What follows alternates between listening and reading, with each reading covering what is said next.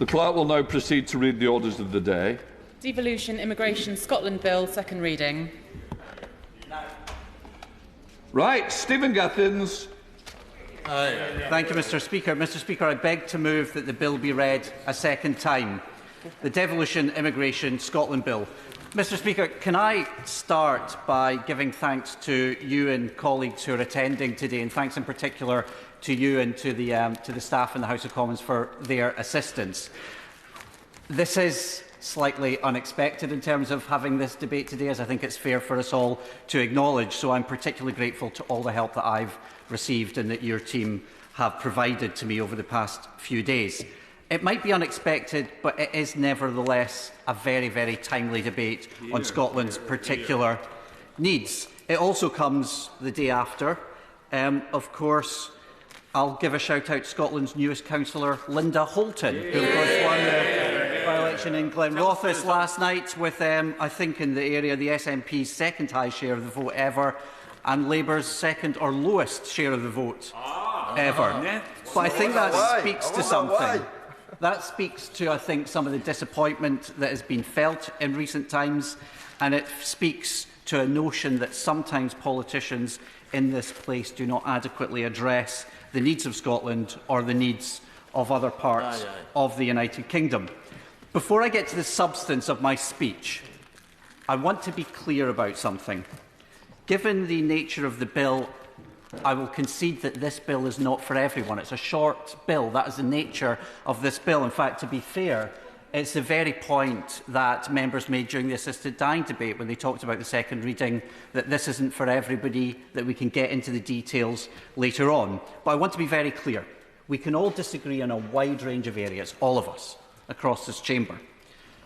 But I'm up to working with colleagues from across the House, and in particular Scottish Labour, to amend this, to find some common ground, and to meet the commitments that Scottish Labour have already made, which are pertinent and relate in particular to this bill. Now, I'm glad that we've got the time. It's valuable time.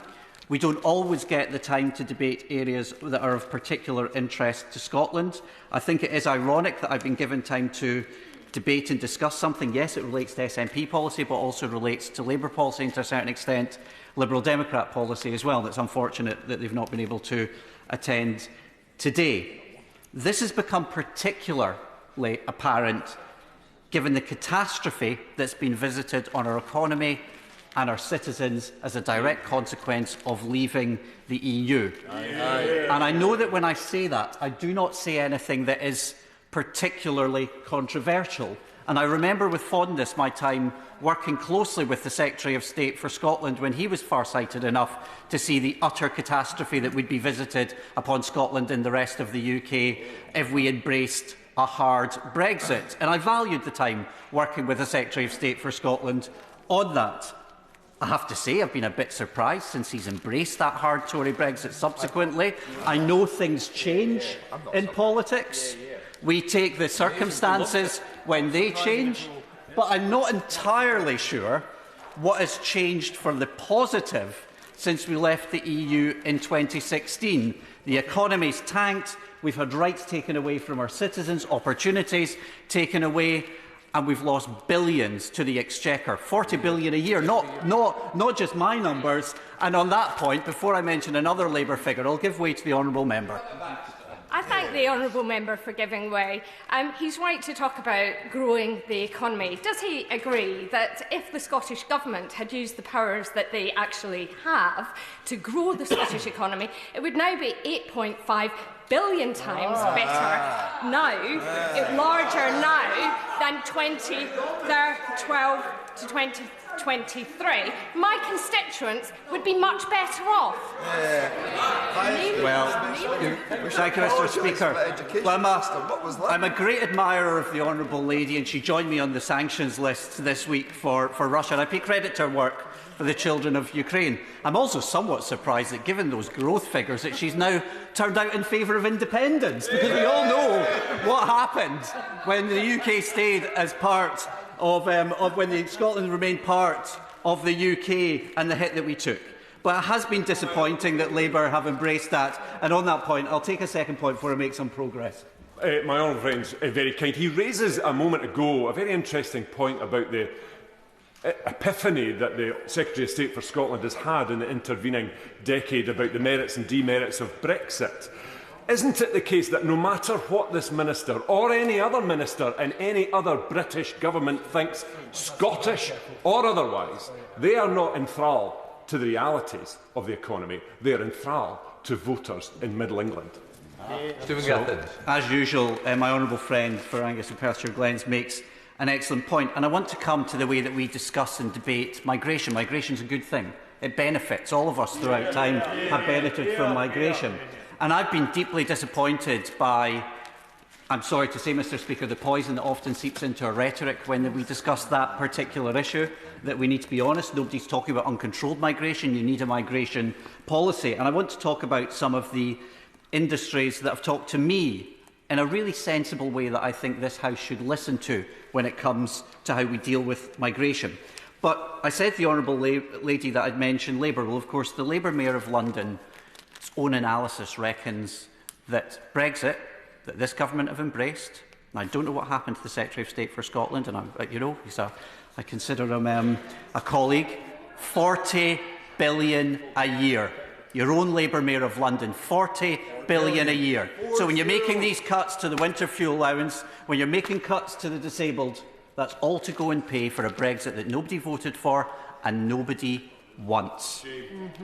Now, on that issue, and in terms of embracing a hard Tory Brexit, I want to come and refer to a former member of this place, Michael Gove. Even before the Brexit vote, the architect, not yet, I'll come to that in a minute, the architect of Brexit could see the damage that was going to be caused to Scotland's economy. And what did the architect say? If in the course of the negotiations the Scottish Parliament wants to play a role in deciding how a visa system could work, much as it works in other parts of the European Economic Area, then that is something we'll look into. Now, I quote him, and he said, the numbers who would come in the future would be decided by the Westminster Parliament and the Holyrood Parliament working together. A commitment that was made by a Conservative minister prior to the Brexit referendum. I remember listening to it on Radio Scotland. Now, I'm loath to quote Michael Gove. Frankly, when the history is written of this place, hence, there can be few politicians who, along with former Prime Minister Johnson, will have caused as much damage, whose legacy will be one of costs of damage and economically, opportunities, and to those of our young people. But in that moment of self-reflection, Mr Gove did say that Scotland needed a particular solution. I also thought I'd quote him, because if I was going to appeal to Scottish Labour today, they appear to have embraced Michael Gove and are now getting prepared to stick him in the House of Lords. Whoa. Make him an unelected bureaucrat for life that he railed against. Now, the Secretary of State's making faces. I'm not sure if he's signed off on that yet or how keen he is on that. But after hearing about these unelected bureaucrats, they're about to stick him in the Lords. And I understand from the Press and Journal, and I believe everything that I read in the Press and Journal, that he's about to become Lord Gove of Tory. Now, I'm not sure what the good people of Tory think of that. I'm not sure what the good people of Tory have done to deserve that. My honourable friend, the member for Aberdeen South, will have a better idea than I do. But I'm not sure they're going to think an awful lot of that. But I say that having embraced a hard Tory Brexit, Scottish Labour, now, here we go. And now, if you can tell me why on earth Labour are putting Michael Gove into the House of Lords, I would gladly give way. Can I just remind the honourable gentleman, less Ewing, please. Joanna Baxter. Thank you, Madam Deputy Speaker, and I thank the honourable gentleman for indulging me a second time. But he references Brexit. Can he clarify for the House why it is that his party spent less campaigning against Brexit than they did on a local by-election campaign in Scotland? The newfound conversion to opposing Brexit might be welcome, but Yes, if that clarification would be helpful. Put your money I'm glad to respond to that. I was Deputy Director of our Remain campaign, and I was delighted when every part of Scotland, not only did every part of Scotland vote overwhelmingly to remain in the EU, every local authority area voted to remain in the EU, even those local authorities that had voted against joining the EU. Point of order, Gareth Snell. Madam Deputy Speaker, could you give me some guidance on how rerunning the Brexit debate from 10 years ago is in any way linked to a single clause bill from the Scottish National Party? That is not a point of order, but if I can say to the honourable member, it's a broad scope of the bill that does allow some broadness in it. There you are. Madam Deputy Speaker, Madam Deputy Speaker, I'm not that surprised that the Labour Party wanted to close down a debate on Brexit. I'm not surprised. And he is, the honourable member is seeking to save his party from their blushes, and I respect him for that, in particular, save his Scottish party from his blushes. But you know why we need to open up that debate. The Treasury will need to tell you why you need to open up that debate and how much money it's costing to our public services. Our young people will need to open up that debate in terms of the opportunities that are costing them. I listened to the member for Welwyn Hatfield yesterday, made a good speech, but what he talked about when we tried to talk about the opportunities for young people through a youth mobility scheme that he endorsed. But what else did he talk about? He talked about the cap on young people. He talked about fewer young people being able to take the opportunities from freedom of movement than he enjoyed and than I enjoyed. What a paucity of ambition from the Labour Party. What a paucity of ambition for our young people who have been left with fewer rights. Now, I expected that from the Conservative Party. Not even in my wildest dreams would I have expected that from a Labour Party. And not only a Labour Party who want to crow about it as well, and crow about a cap on young people. Now, I'll gladly take the honourable member on that. Grateful. It was an interesting debate yesterday, largely conducted in good spirit. I think his speech slightly misjudged the tone in Westminster Hall. But look, what I would say, what I've been doing, and a number of Labour parliamentarians have been doing, are looking for practical steps to move forward in our relationship with the European Union. We've had 15 years of moving backwards under the Conservatives. We've had a speech that seems to be detached from reality. So my job and our job on this bench is to get a stronger deal with the European Union, and the first step, one of the key first steps of that, we think, is a visa-based youth mobility system, and I'm proud of that. I'm glad he is, and the opportunities he will be denying young people going ahead with Labour's plans. I'll also say this. I sat in that debate yesterday, and what I found slightly frustrating, and again, it was another one of those debates, and my honourable friends have sat in these debates as well. Labour member after Labour member after Labour member, because in fairness, there are a number of you, you won the election, standing up and talking about how dreadful Brexit was, how awful it was, the damage it was doing, and please, I'll refer to yesterday, the damage it was doing to our young people, the damage it was doing to our universities, the damage it was doing to our SMEs, the damage it was doing to our security, the damage it was doing to Britain's place in the world. But what's our government doing about it? Nothing. Embracing the hardest of hard Brexits. You could rejoin the customs union, you could reintroduce these freedoms, all to bring benefits to citizens the length and breadth of the UK. Now let me get on to Scottish Labour. I'll give on shortly, but I'll give on a little bit later on. On the point of the customs union, I'd be glad to hear it. I will. Gareth Snell. Thank you, Madam Deputy Speaker. Madam Deputy Speaker, I sat on those benches behind the SNP members during those long, tumultuous days of the Brexit debate. And I remember watching SNP member after SNP member game the system to push us towards a no-deal Brexit in the hope that the government at the time would abandon the plan. There were Labour members who were arguing consistently that we should adopt plans and adopt deals, and every opportunity it was put in front of them, they voted against it because their own narrow grievance politics was more important than a good deal for this country. Do you know, I know he's a born-again Brexiteer and he's also taken the nonsense of Brexiteers. I was one of the signatures. Have a look at the bill that was passed by this House, the bill that was passed that banned a no-deal Brexit that you said that you were pushing on it. Who was one of the co-authors of that bill? I was one of the co-authors of that bill. And I was one of the co-authors because I worked with Labour colleagues, I worked with Liberal Democrat colleagues, I worked with Green colleagues, I worked with SDLP colleagues to stop the no deal that Brexiteers, like the one that he's embraced, like Boris Johnson embraced, and have been so damaging. Now let me move on to Scottish Labour. I think we've heard quite enough nonsense from the honourable member today. And on the point, I mean, when the very author of a no deal, but the very author, and we called it the Ben Burt Act because of the fine work that was done by those members. Order. Can I just remind the honourable gentleman that the bill is an immigration bill, and while I did say that the scope is quite wide, please try and stick to some of the scope of immigration. Steve Gethins. Deputy Speaker, you're quite right, and I was quite keen to knock on the head some of the issues that were raised by the honourable member, but you're quite right. So on that point, let me talk about Scottish Labour's commitment. And I'm going to quote, and I won't always do this, the leader of the Scottish Labour Party. Now, I know the Secretary of State doesn't like talking about him and is frequently disregarded from that, but let me at least give him his place.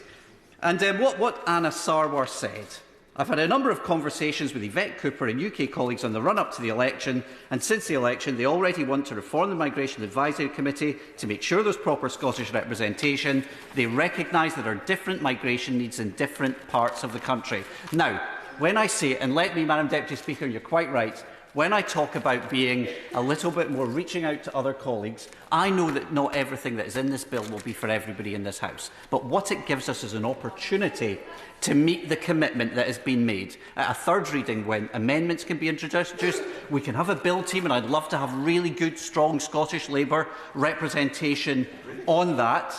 And I'd like to have Conservative representation on that. Well, let's be reflective of who is in the House. That's something I'd like to be generous to the honourable member's party.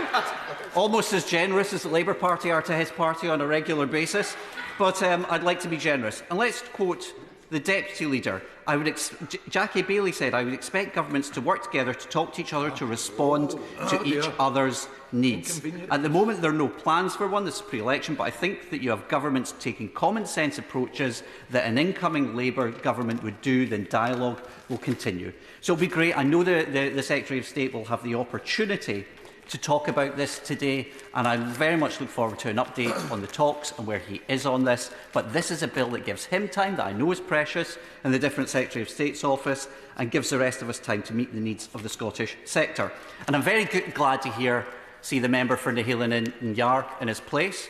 I welcome him. And of course, as he said previously, when it comes to immigration policy, and he's quite right, one size does not fit all. It shouldn't be beyond us to devise ways to attract more people to work and settle here. And I know he's talked about the particular challenges in rural and island communities that he represents, and has talked very effectively about that, and I was glad to get his particular intervention, and I think his productive intervention on that, and I hope that he's able to have some conversations with his honourable friends about that as well.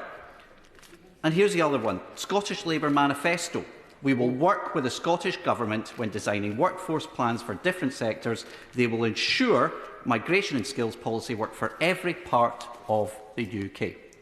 Now, I hope, and I gladly give way to the honourable lady on that. I'm grateful to the honourable gentleman for giving way, and I'm struck by his interest in making sure that young people get the opportunities they deserve, because in a place like East Thanet, far away from Scotland, we are deeply concerned that we have 1 in 10 young people out of education, employment and training. But I wonder what he has to say about the SNP's record on this, when there are 1 in 6 young people out of education, employment and training in Scotland.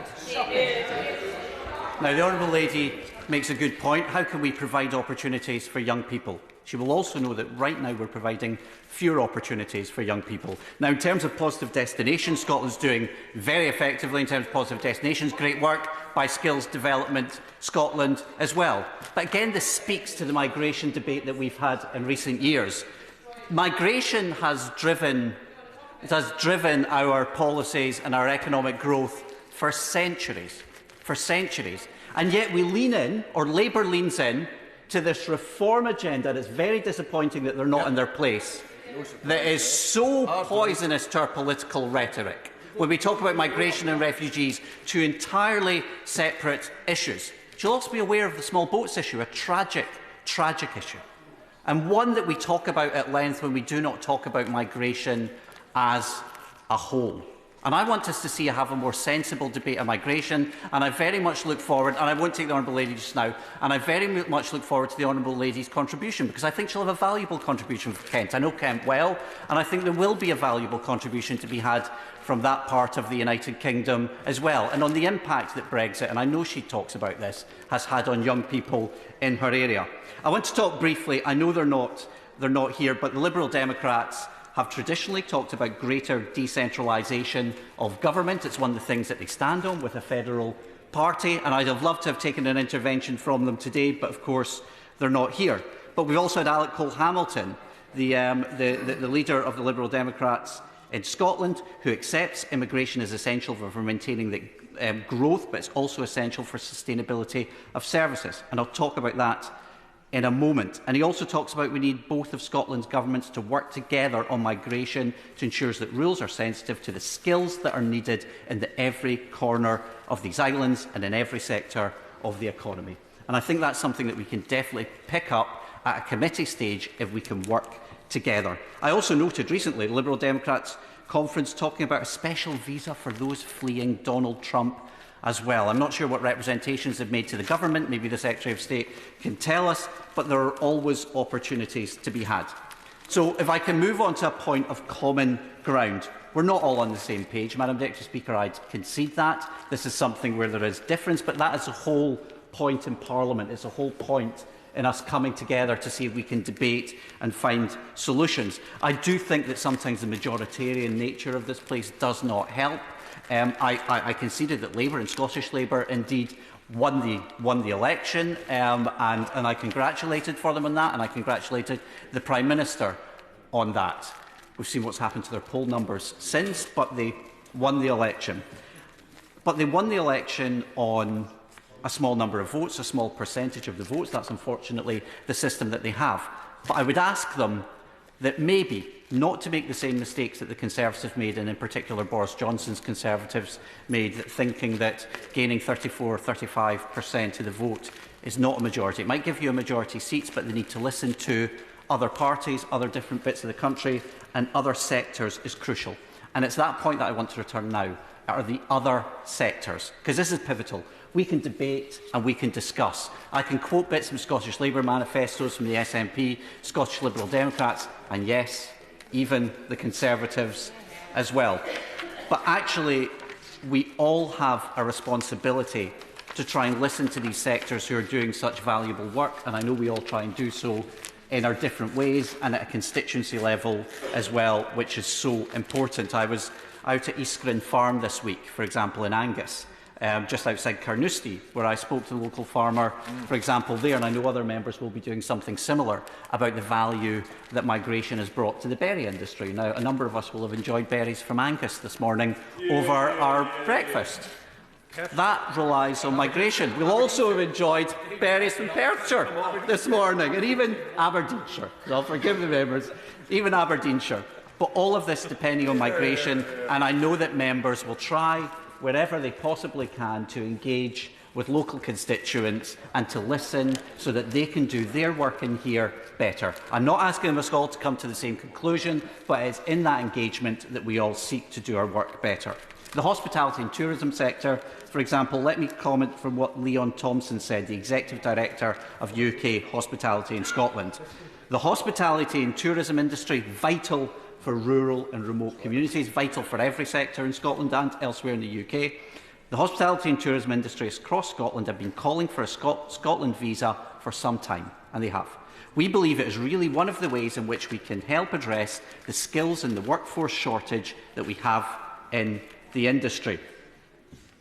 The Scottish Tourism Alliance failure to find tailored solution risks having a further detrimental impact on the economy and opportunities for economic growth, as staff shortages are leading to tourism and hospitality businesses needing to close for longer outside the summer visit season, reduce opening hours and shut down certain services such as food offers in hotels. That's the Scottish Tourism Alliance. Now, regardless of what our own thoughts, we all see straight away the impact that that has on growth.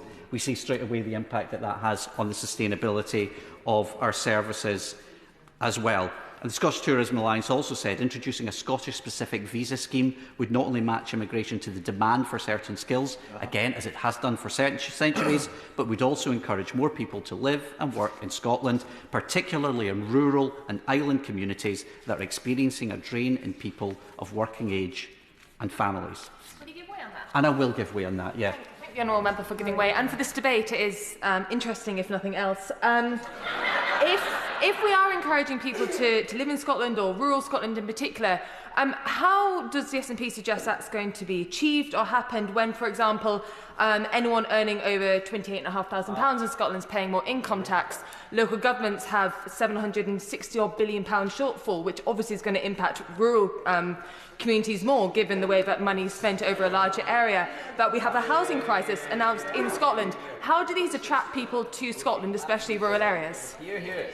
So I'll maybe leave aside some of the honourable lady's sums. I'm not sure she's been leading the Labour briefings, but I think she raises a valuable point on rural areas, and I know her commitment to her own constituency and her own background, and I commend her on that, in the way that she conducts herself in this place, in the way that she makes that case. There are a number of areas there.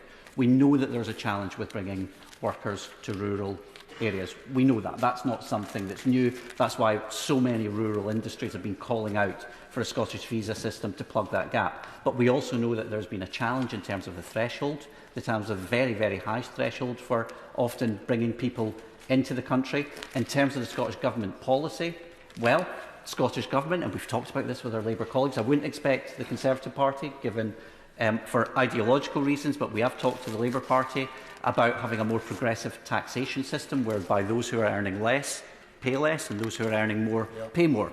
Now, I'm not going to criticise the Honourable Lady because she stood in the manifesto commitment as Conservative and she won her election, but I'm always surprised that the Labour Party don't take the opportunity to endorse that more strongly. And it's also the acknowledgement that 70% of the Scottish Government's budget still comes in the form of a block grant from Westminster.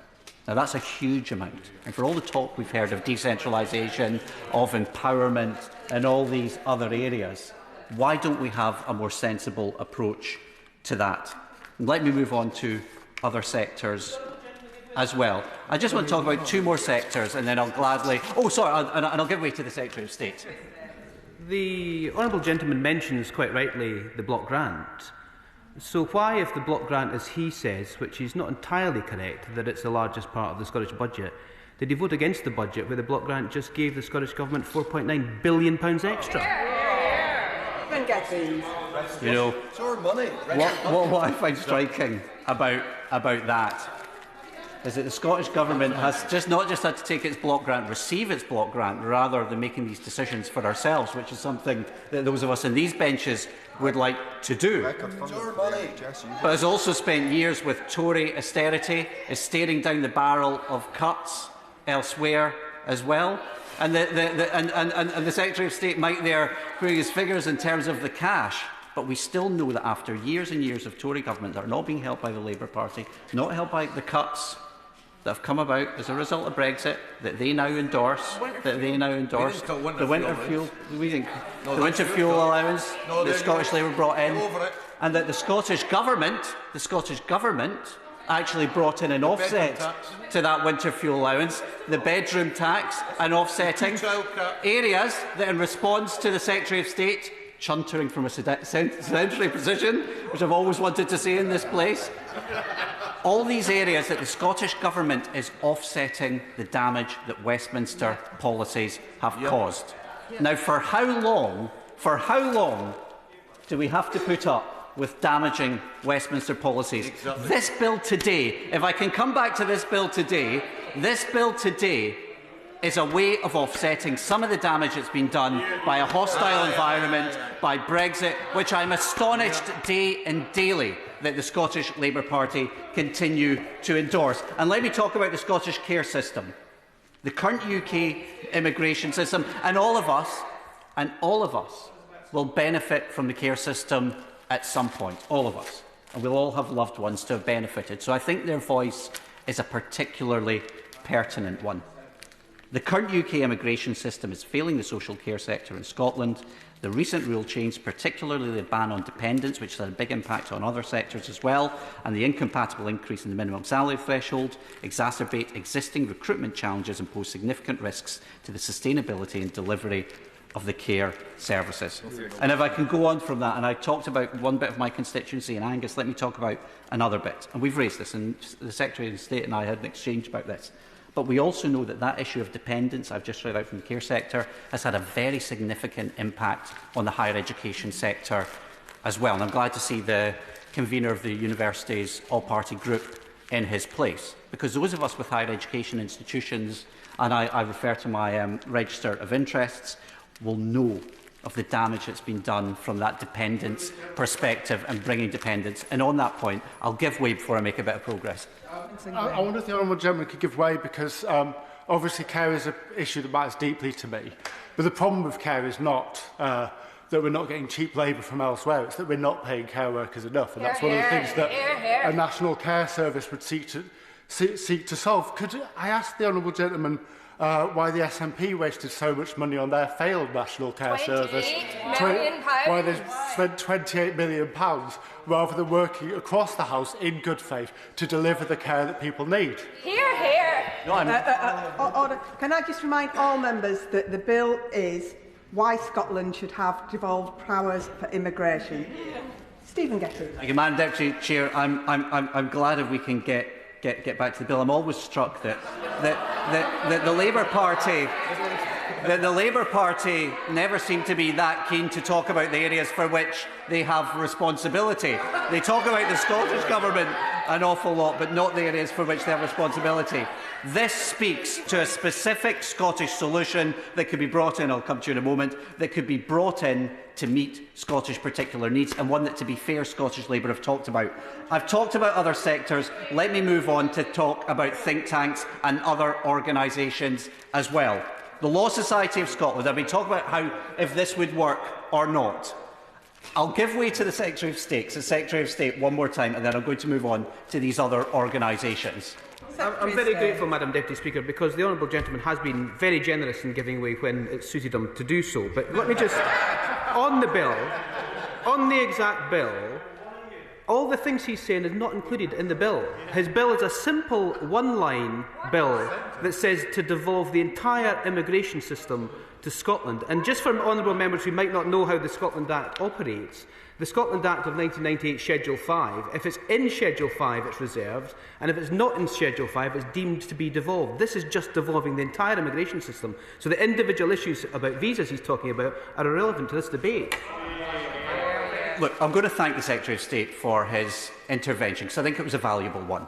I do think it was a valuable one, and he raises a good point. And this is a point that actually, I'm glad he's paying attention now, this was a point that I raised at the very start of the debate, when I said that this is not ideal. It's a short bill that was proposed some time ago, and what I've said is I'm very open to this being amended. I'm really open, and maybe the Secretary of State, I hope we'll vote on this today, and I would ask the Secretary of State to meet with me so that he and I can sit down with his officials and Home Office officials, if they'll listen to him, and bring them in. So I'm glad, and I hope that, and I'm looking to the Secretary of State, and I hope the Secretary of State will make that commitment today to meet with me so that we get something that works for his party, that can work for others, and can hopefully work for the sector as well. I'll take that as a yes to me. So I'm very glad, and thanks for being so productive on this. So, Madam Deputy Speaker, the Honourable Gentleman has to be clear with the House, because the division bell will ring today, or may ring today, in terms of this bill, and therefore he has to be clear to the House the purpose of the bill. If this bill passes, it will merely remove immigration from Schedule 5 of the Scotland Act 1998, which would devolve immigration to the Scottish Government. Yes or no? I'm going to answer this point and then I'll give way. I'm going to answer this point first. First of all, the Honourable Member, Right Honourable Member, has been here for longer than me. He knows that this is... I've been here longer than him. And the member Perth has been there longer than him. Right? I want to tell him what's wrong. this is a second reading today, and one of which I said at the start, and I was keen to, and I've been saying it to the media this morning, and I said it in the letter to Anna Sarwar that I sent, and I copied the Secretary of State into that letter as well. And I wanted to do that and make sure that my letter to Scottish leader, because I'm not sure how often they talk, but that I wanted to make sure that he had seen that letter as well, which talked about us coming together, talking to each other, and on that point I will give way to the very experienced member for Perth. I'm very grateful to my honourable friend for giving way. I mean, I know most of them are new to Parliament and the procedures and the workings of this House, but the Secretary of State is not. He will know from experience when it comes to private members' bills that they're practically rewritten and drafted in committee. What my honourable friend is asking is that we get to take this through to committee where this is worked out. Surely, even the Secretary of State, who has been in this House since 2010, I believe, understands how these things work. Before I call the honourable member back in, can I just remind the honourable member that interventions are on the member in charge who's speaking, Stephen Gethins. Thanks, Madam Deputy Speaker. And now we've clarified that point of reference, and I look forward to the vote today that the Secretary of State is committed to, and I look forward to meeting with him as well, so that we can work together, because I think that is the right thing to do, and we'll have to make concessions. Look, when he talks about what we'd see, of course we want to see devolution of immigration. We want to see independence. And we differ from other members in this chamber. We accept that. We have differences. We're voted on with different manifestos. But it's not beyond the wit of man. And actually, to be fair, it's something that the member from the Hillier and Yar has already referenced. It's not beyond the wit of man to try and find a bit of common ground. Now, let me talk about some of the think tanks and other organisations and what they've said, because I'm keen to let other members have the opportunity to speak today. Hear, hear. Bespoke visa schemes for Scotland.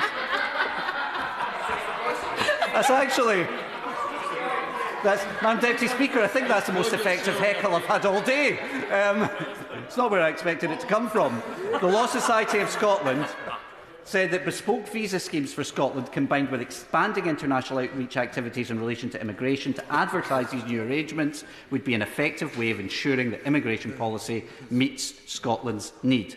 Prosper, formerly the SCDI supports greater flexibilities on immigration for Scotland to respond to its distinct demographic and employment needs. Other countries, and I know this is something that the member for Perthshire South has worked on very, very hard, successfully operate regional migration schemes which target the specific needs of their economies, and the SCDI believes that there is a workable option for a more differentiation in the UK's system.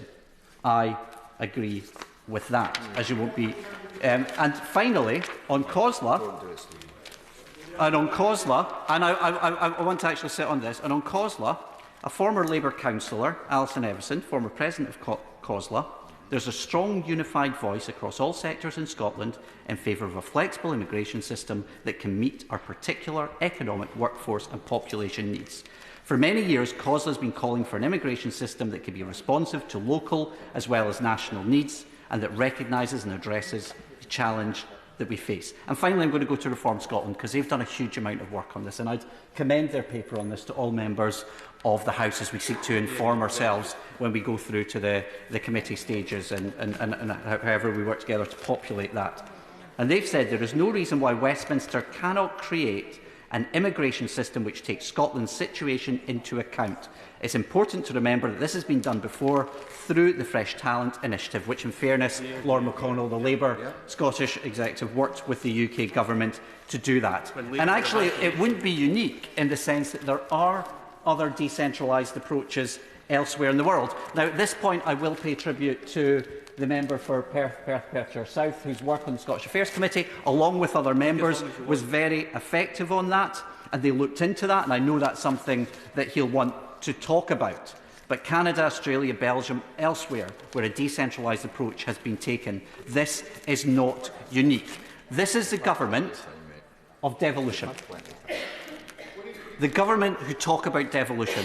Devolution, of course, as Donald Dewar told us, was a process, not a final destination. This strikes me as being the next process and has happened elsewhere. I want to finalise going to the different conversations on migration as well. And I think a number of members want to come in, but my honourable friend wanted to come in earlier on. I didn't take her, so I'm glad to take her now. My honourable friend is making a really important case about the unique needs that there are in Scotland and the way that our demography differs. But just to go back to the economic point, the founding mission of this Labour government is about growing the economy. Can the Honourable Member explain to us, if you increase migration, what is the impact on the economy of bringing more people in to do more jobs in your economy? So, I'm not an economist, but any economist will tell you that the impact of that is growth. Absolutely. It's positive. You don't understand that. Now, in the aftermath of leaving the EU, we saw a surge in migration under Boris Johnson's government. And this is something that these members have talked about to criticise a Conservative government, and I do that. But what struck me in terms of that migration debate was that at the same time that you saw a surge in migration to grow the economy, and I'm not saying I was against that, we were seeing a reduction in the rights that we ourselves enjoyed as UK citizens. The devaluation of the British passport. I may no longer wish to keyhold a British passport. That might not be something that I want, but its devaluation has impacted on each and every one of us in terms of the loss of those rights. And on that point, before I finalise, I'll take one more point from the gentleman. I know he's been trying to get in. Thank you. I'm very grateful for the honourable member to give way. I was really interested to hear what he said about various experts talking about regional migration policies. Unfortunately, my constituency suffered from a regional migration policy in living memory. And the Isle of Sheppey was separated from mainland migration during both wars in the last century. It has left lasting impacts on Sheppey, deep, profound socio-economic damage to Sheppey, because it was managed in a way that actually meant that people couldn't get on and off the island, we couldn't get the workers we needed onto the island, and it's left it a deep legacy of distrust between the mainland and the island and the rest of Great Britain. This is something that we do not want to replicate across the whole of the United Kingdom, and I think this is something that this is why I oppose this bill. So I'll say to the honourable member, I know the Isle of Sheppey, I know Kent very well. It's a fine, the Garden of England, the Kingdom of Kent. It's a fine county. It's a fine, and I know the Isle of Sheppey, and some of the challenges that the honourable member talks to, and he's right to raise them, and he's representing his constituents very effectively in doing so. And I'm grateful not only for the raising this issue, but also the way in which he's raised this issue. Kent's a fine place. I'm trying to answer your colleague's point. Kent's not Scotland.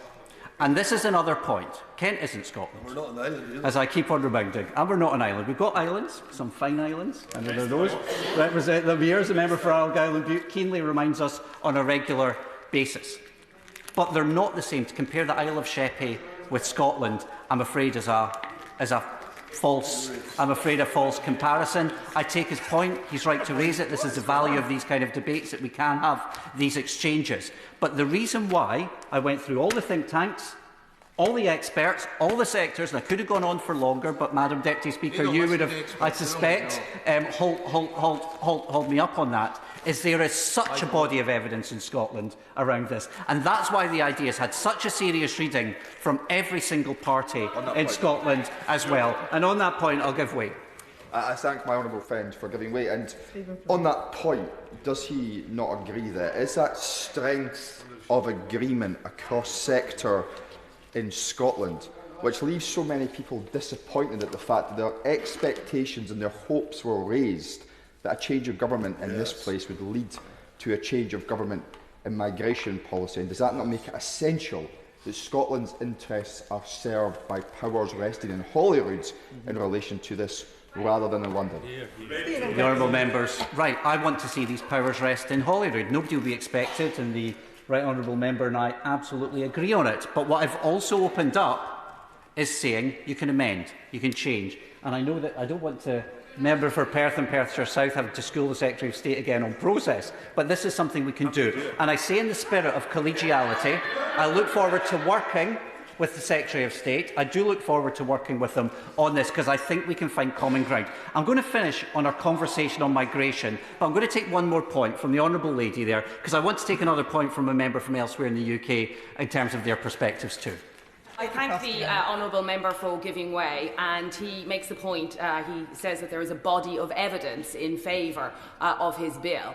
But I want to point him to another body of evidence, and that is the fact that you have that the honourable member has 100,000 children in Scotland who do not have a home to call their own. Yeah. And at the same time, we have children in schools in Scotland where we've got the widest poverty-related attainment gap ever. Yeah. That is the body of evidence that we need to look to. Yeah. And does he agree that his party would be better off looking at addressing these issues to attract workers to Scotland rather than creating more red tape for businesses? Stephen Gethins. Thank you. I have to say I'm a bit struck that when they're bringing in their cuts to the disabled that have grown, that will push more children in Scotland into poverty, a Westminster policy that's driving Scottish child poverty, at the same time when you have UN reports talking about the benefits of the Scottish child payment. If the Scottish child payment was brought in across the UK, it would take tens of thousands of children, including those in our own constituency, out of poverty.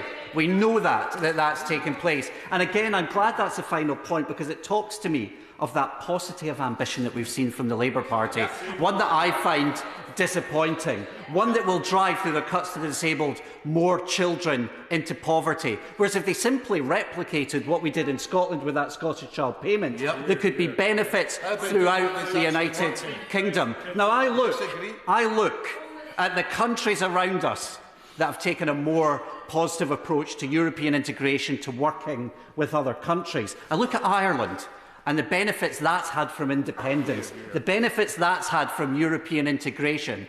Whereas under previous governments we saw unfairness, we are now seeing that gap being reduced because of the wide range of powers that they've had. A country that previously suffered from emigration, now benefiting from immigration. That's ambition.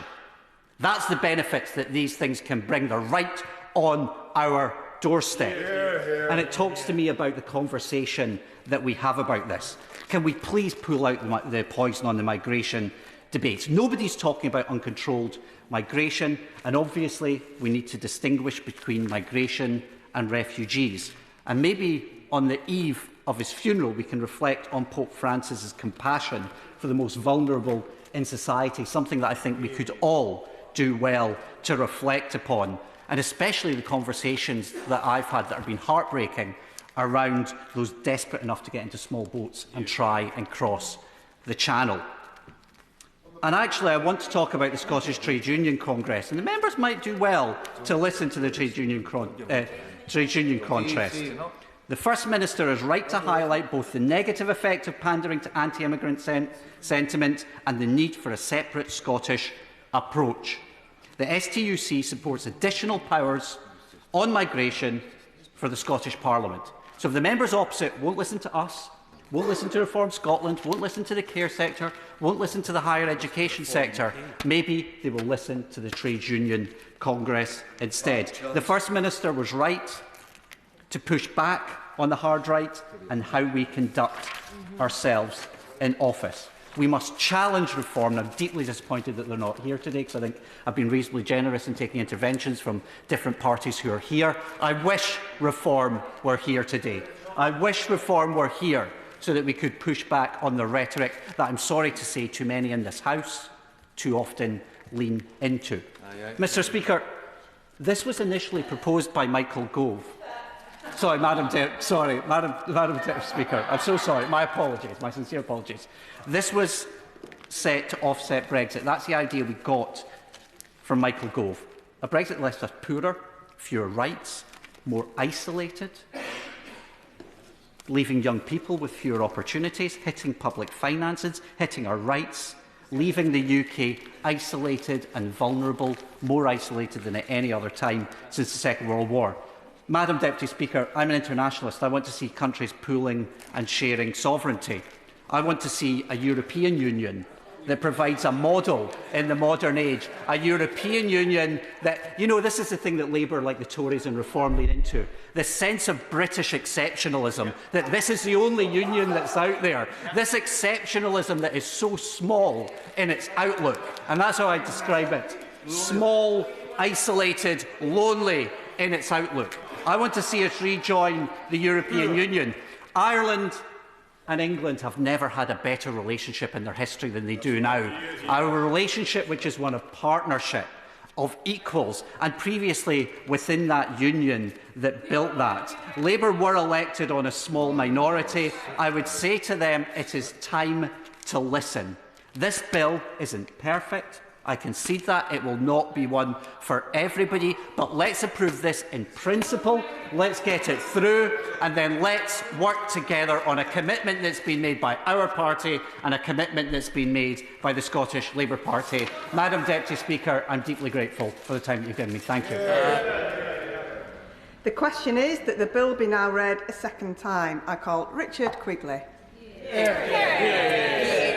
you, Madam Deputy Speaker. I wasn't just finishing my speech, I was reminding myself of something. Thank you, Madam Deputy Speaker, and I thank the honourable member for Arbroath and Broughty Ferry. Although my children say that's 50 minutes we'll never get back. Even though I rise today representing a constituency that lies some 488 miles from Scotland, much of what I hear from Scottish colleagues on both sides of this House resonates deeply with me as a member of an island constituency. While this bill may focus on matters far from my own constituency of the Isle of Wight West, it has given me a chance to reflect on some fond memories of Scotland, whether it was searching for dolphins around Nairn, regularly visiting Edinburgh, or my trip to Faslane to learn about nuclear submarines. And I have a very fond memory of my visit to Largs to work with the Scottish office of the Ellen MacArthur Cancer Trust, an organisation that does fantastic and vital work with children rebuilding their confidence after their battle with cancer. Their dedication is a powerful reminder that, no matter the distance between our communities, we share common challenges and often shared solutions. During these visits to Scotland, I've always been struck by the warmth and generosity and hospitality of the people I've met, whether in Inverness, Edinburgh or smaller towns in between. It's a hospitality that reflects something deeper than just kindness. It speaks to a strong sense of community, openness, pride in welcoming others. And it's precisely that spirit that should be at the heart of any conversation about immigration. Immigration, when done right, should strengthen communities, not divide them. It should reflect the same values I've seen across Scotland and my own community on the Isle of Wight. A desire to offer opportunity, build belonging, and contribute to something greater than ourselves. When I speak to my honourable friends representing Eileen and or North Ayrshire and Arran, I hear echoes of my own community, and I apologise for mangling that, of the own community of the Isle of Wight, despite the geographical separation. Like them, we are bound by the challenges of geography, dependent on ferry services, you all expected that, to get to work or school, to receive vital goods and supplies and to access healthcare and essential public services. And like them, we too have been let down time and time again by broken promises, underinvestment and poor planning by the previous government, so I wouldn't want to leave you out. Madam Deputy Speaker, members in this House will know I've had more than a few choice words about the current ferry situation on the Isle of Wight. But even I must admit, when compared to the so-called Scottish ferry fiasco, even our situation feels slightly less dire. For those unfamiliar, back in 2015, the Scottish Government awarded a contract worth £97 million to Ferguson Marine to build 2 new ferries for Kelmac. These ferries were meant to modernise the fleet, improve reliability and serve island routes like Arran and the Western Isles. They were supposed to be... Indeed, I will. I'm grateful my friend for giving way. Isn't what he's just listed an example of the incompetence and failings by the SNP? That, frankly, motions like this and bills like this are simply designed to disguise and pull the wool over the eyes of people in Scotland. I thank my honourable friend for his intervention, and you might not be surprised to hear I'm coming to that point. Indeed, I'll give way when I've made some further progress. They were supposed to be operational by 2018, but here we are in 2025 and neither ferry has set sail. Thank you. But we don't generally care to explain why, if the ferries are such a catastrophe, if they are so bad, why I, as a Member of Parliament with more ferries probably than any other constituency in the UK put together, have been re-elected in 2017, 2019 and 2024 with the largest SNP majority in Scotland. If they're that bad, why do the people who use the ferries vote SNP? Richard Quigley. I think I thank the honourable gentleman for his intervention, and I'm sure his constituents will be able to explain why. The project has been plagued by delay after delay. The cost has soared to over £360 million, and islanders have been left without the reliable transport they were promised. One vessel is now years behind schedule, and the other may not set sail until 2026, and that's not 24-hour clock, that's 2026 the year. I'll give way shortly, I haven't made some more progress. Madam Deputy Speaker, this isn't just a failure of infrastructure, this is a failure of leadership, accountability, and most importantly, a failure of respect for island communities who rely on these lifeline services. And now the SNP asks us to entrust them with even greater powers over immigration. Never once, while scanning the horizon for dolphins off the coast of Nairn, did I once think Scotland should have its own separate immigration laws that will solve everything. I thank the member for giving way. Somehow you've managed to bring ferries into a debate about a Scottish visa. That's beyond me. But can I ask the member? Can I ask the member to, instead of focusing on the issues that he sees in Scotland with regard to capital projects, why doesn't he talk about some of the capital project failures in England as well? Before I call the honourable gentleman, can I remind all members this is a debate about why Scotland should have devolved powers for immigration. Richard Quigley. Thank you. Again, I thank the honourable member for his intervention. I think the Madam Deputy Speaker is quite right to keep us on track. The bill also fails to account for its impact on the broader UK internal market. If Scotland to be granted the power to admit migrants under its own criteria, we're left with a host of unanswered questions. What's the mechanism?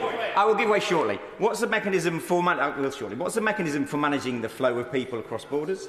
How will we prevent an influx of people moving to other parts of the UK without proper oversight? And I will give way to my honourable gentleman. I thank the honourable member, who up until about 2 minutes ago was one of the few over there that I had any time for.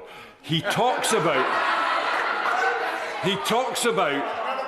what a catastrophe it would be if Scotland could control who came to work on our shores, who came to invest in our economy, if we could do that unilaterally. Ironically, forgetting that is exactly the encumbrance that Scotland exists under now. We get what England says we can get. It's a disgrace, and he's trying to defend it. Defend it now. Richard Quigley. I would say my honourable friend for his calm and measured intervention, as usual. And I do believe there was a referendum that we're all fully aware of the result.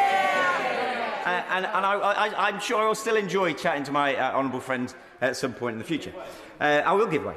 Oliver Ryan. Thank you very much, Madam Speaker. On the point my honourable friend made earlier, and I'm sorry to interrupt the excellent speech that he's making, he talked about the flow of people across the border, and what this two-line bill hasn't set out are any controls or mechanisms by which that could be measured, which and there was mention of Ireland earlier, have a slight fear that this turns into a debate around a soft and hard border and what this means for the UK. And I find this very divisive. Does he agree with me? I thank my honourable friend for his intervention, and indeed I do. For example, will there be immigration checks at the border? What happens when someone granted immigration status in Scotland seeks work in Newcastle, Manchester or London? Will employers in these cities suddenly be tasked with verifying whether an individual is subject to Scottish immigration rules? These aren't just theoretical concerns. They are real logistical and administrative challenges.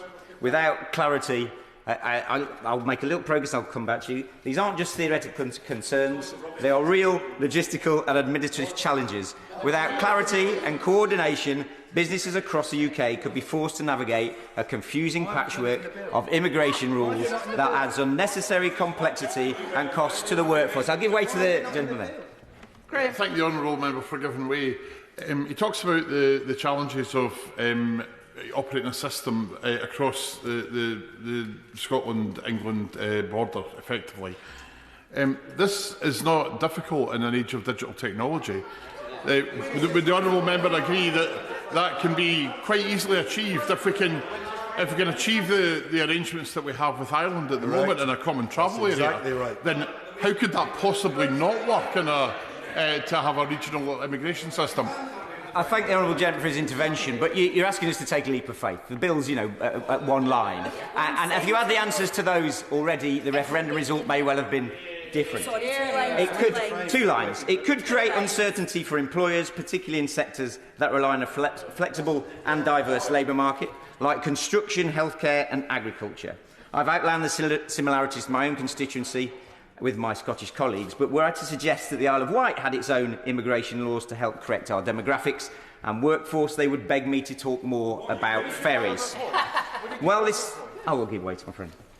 I thank my honourable friend from the Isle of Wight West for his excellent speech, but also that very pertinent point about there are parts of the United Kingdom outside of Scotland that also are suffering with demographic challenges, one of which is Stoke-on-Trent. But to suggest that Stoke-on-Trent should be able to issue its own vision or its own immigration policy to solve that is for the birds. So would he, given that the last government left record high numbers of inward migration to this country, does he agree with me that part of this is about how you make it more attractive to work in those places, not simply rewriting the system for your own benefits? I thank the honourable friend for that point and agree with him entirely. While this bill clearly seeks to help and support employers in Scotland with workforce issues, consideration must also be given to employers in England who don't want an extra layer of bureaucracy added to their recruitment processes. Moreover, this bill doesn't explain how a devolved system would integrate with the existing national framework.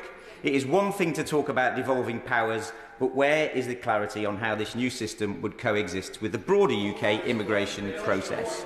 Without these answers, we risk creating more confusion than solutions, with businesses, local governments and migrants caught alike in a web of complexity. Thank you, and I thank my honourable friend for giving way on that point.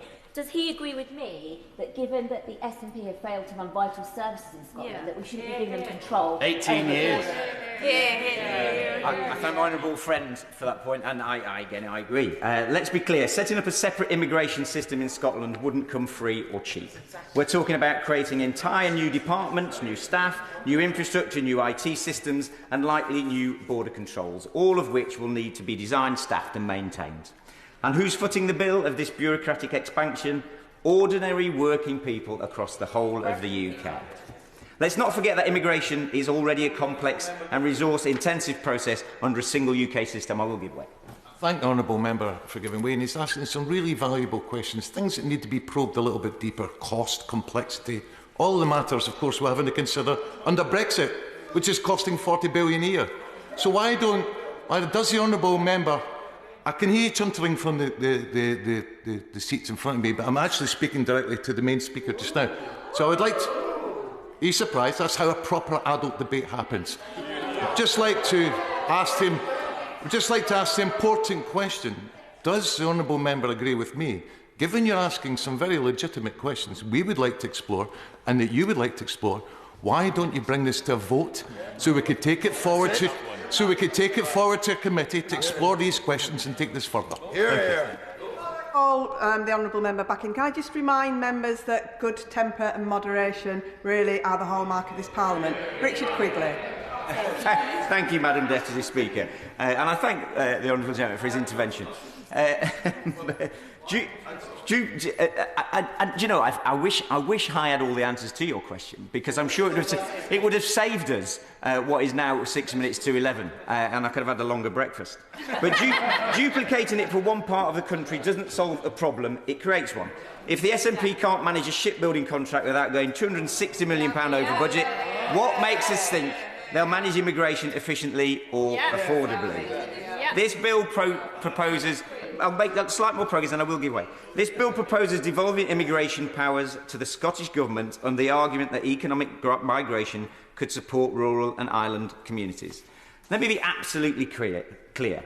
I agree that migration, when done properly, can be a lifeline. It can bring new energy to struggling areas, provide vital workers and enrich our communities. Yeah. But this bill, Madam Deputy Speaker, with all the goodwill in the world, fails to offer the security, the clarity or the accountability needed to actually deliver those outcomes, and I will give way.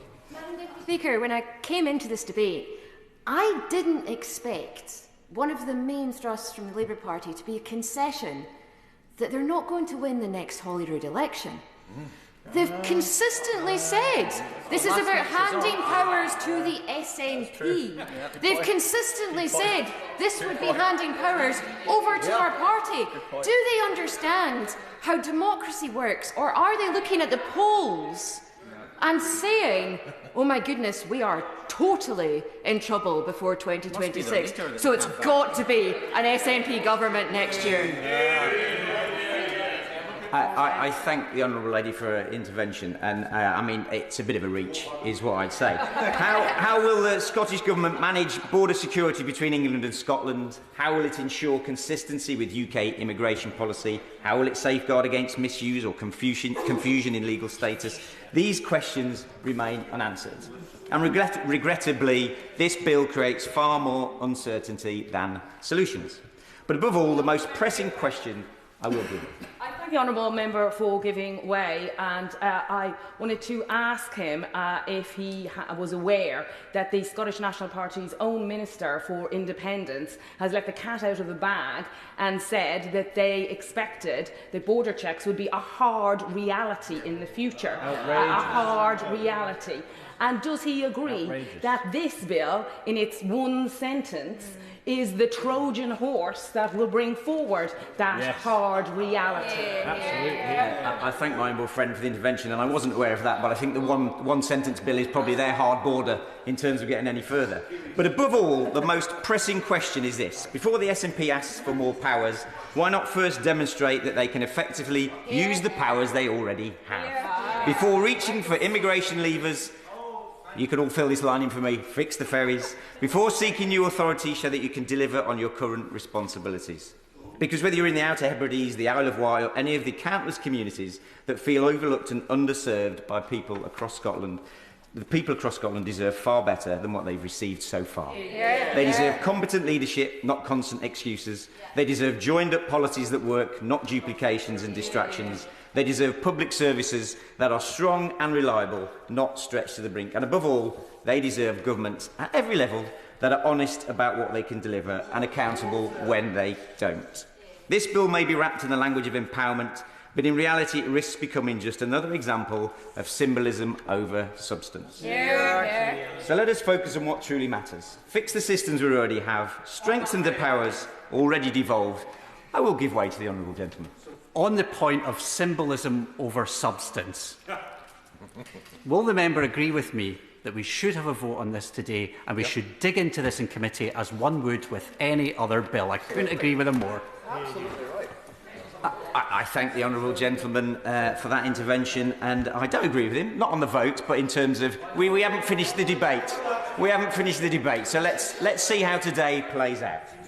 So let us focus on what truly matters. Fix the systems we already have, strengthen the powers already devolved, deliver on the promises already made, because people aren't asking for grand gestures, they're asking for real change. Thank you, Madam Deputy. Pete Wishart. Thank you ever so much, Madam Deputy Speaker, and can I wholeheartedly congratulate my honourable friend for introducing this vital and critical bill this morning, and can I also commend him for the diplomatic and charming way that he always introduces these debates to the House, and I think that he was very generous in taking so many points of view this morning.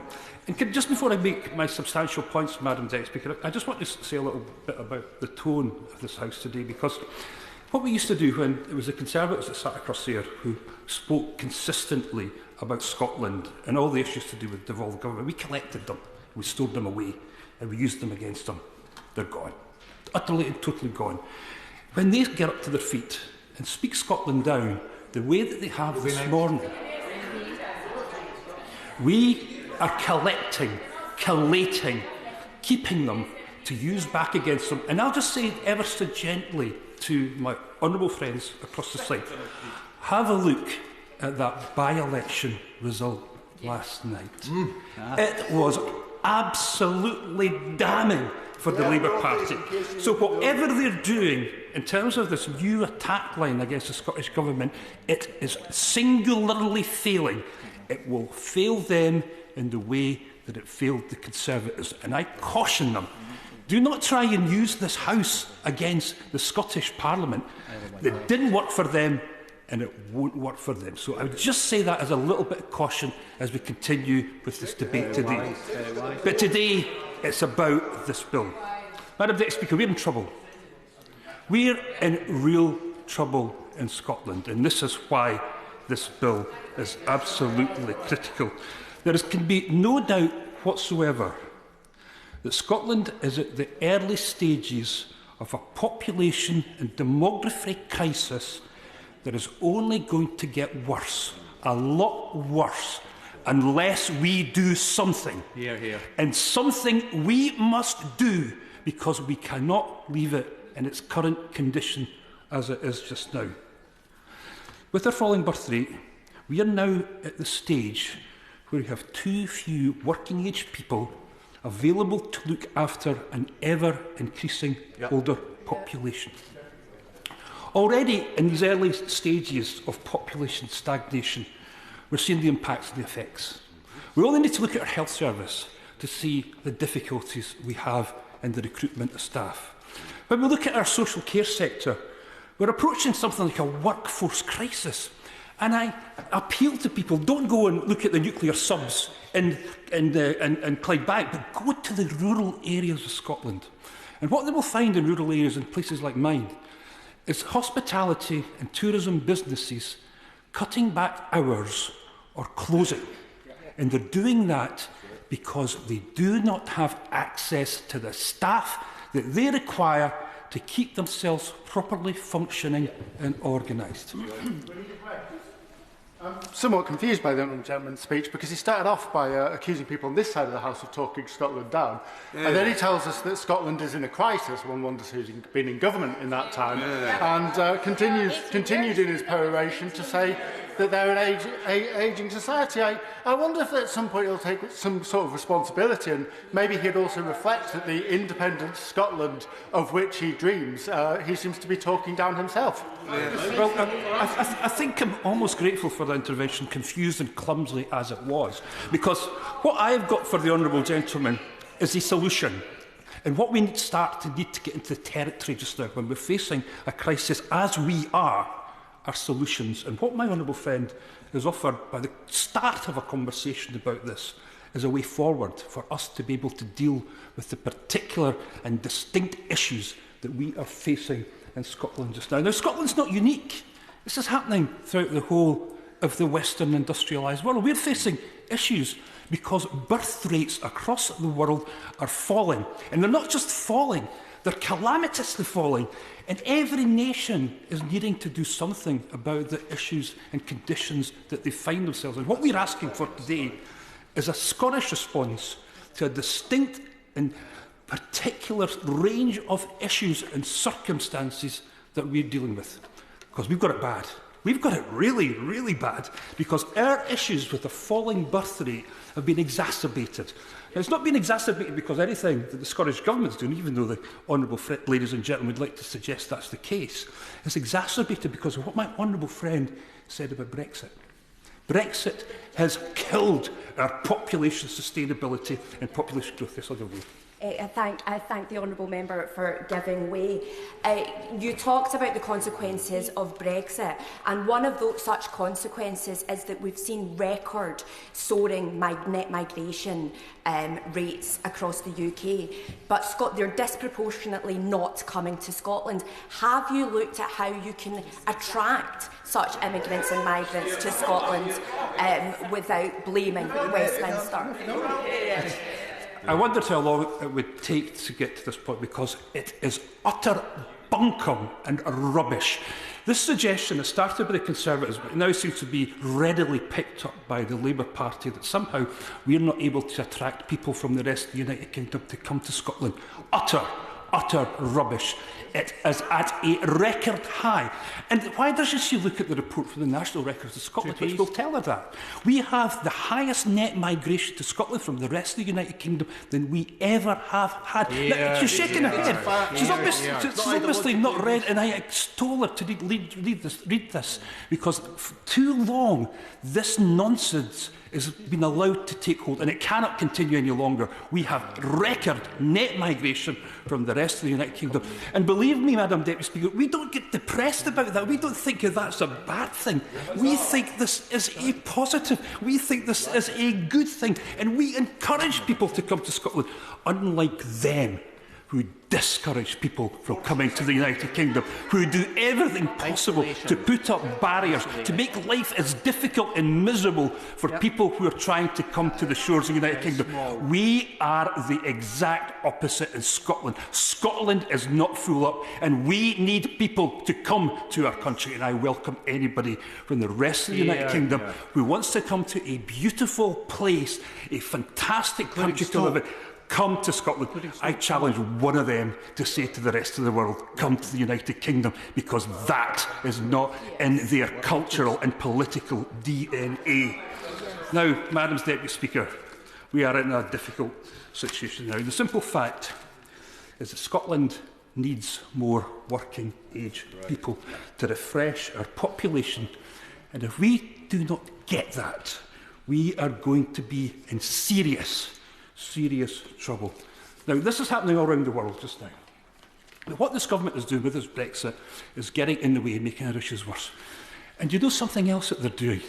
They are, with their falling birth rate, they are actually trying to suppress our birth rate by the social engineering use of the benefits system to deny benefits to working class parties who are seeking to have large families, at the very point where we should be doing everything to encourage more children.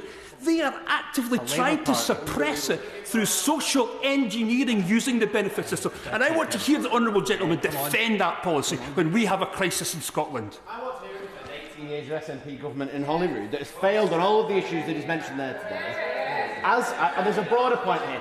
There is a broader point here about nationalism, which is we've got to keep the circus on the road, we've got to keep telling people online, and this is the latest in a string of things that keeps people from talking about the SNP failure.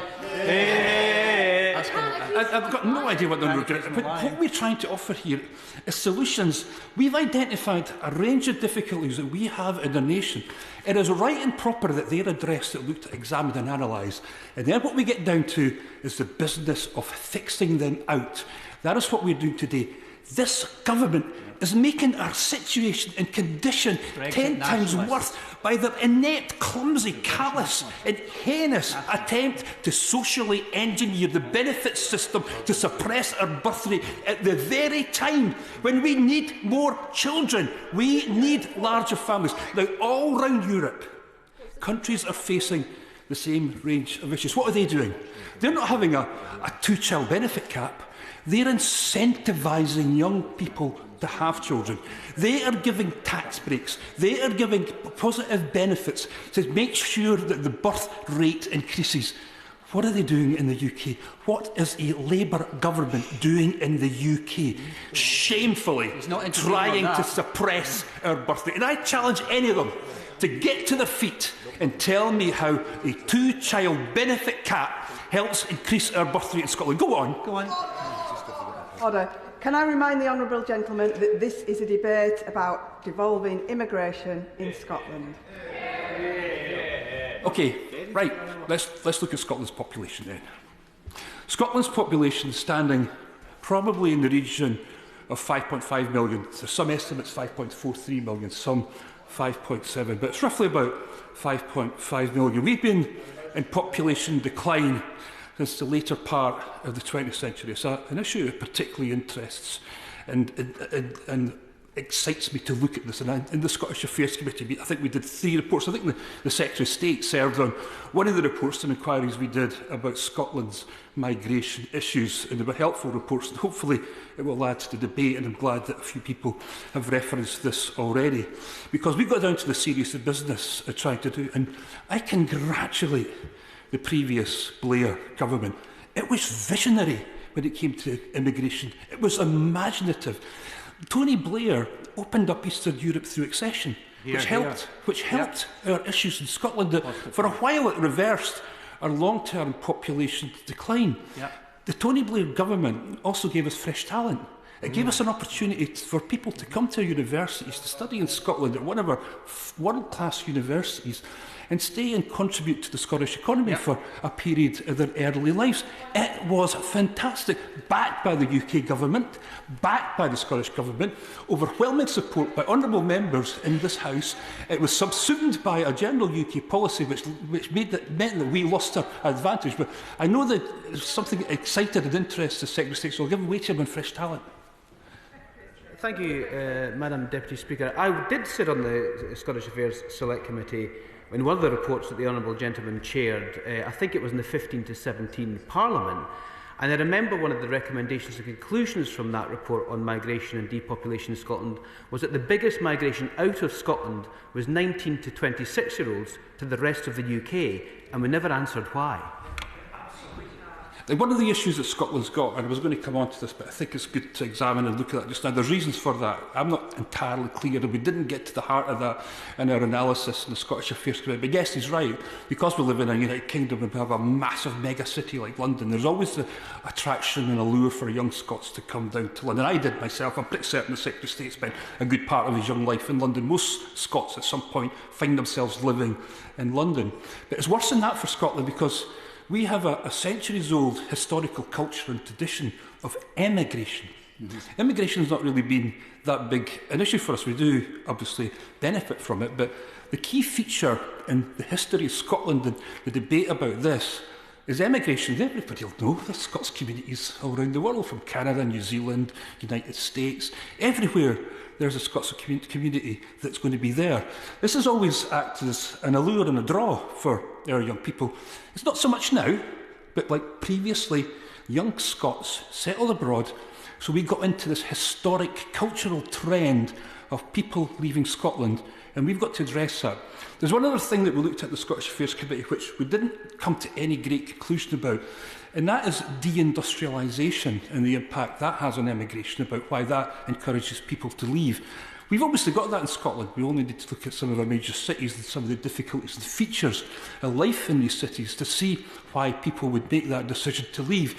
So what we're wrestling with are the problems that UK governments, successive UK governments, have bequeathed Scotland, whether that's through a Brexit policy or whether it's through things like the two-child benefit cap, mixed with a historical attitude towards immigration and deindustrialisation.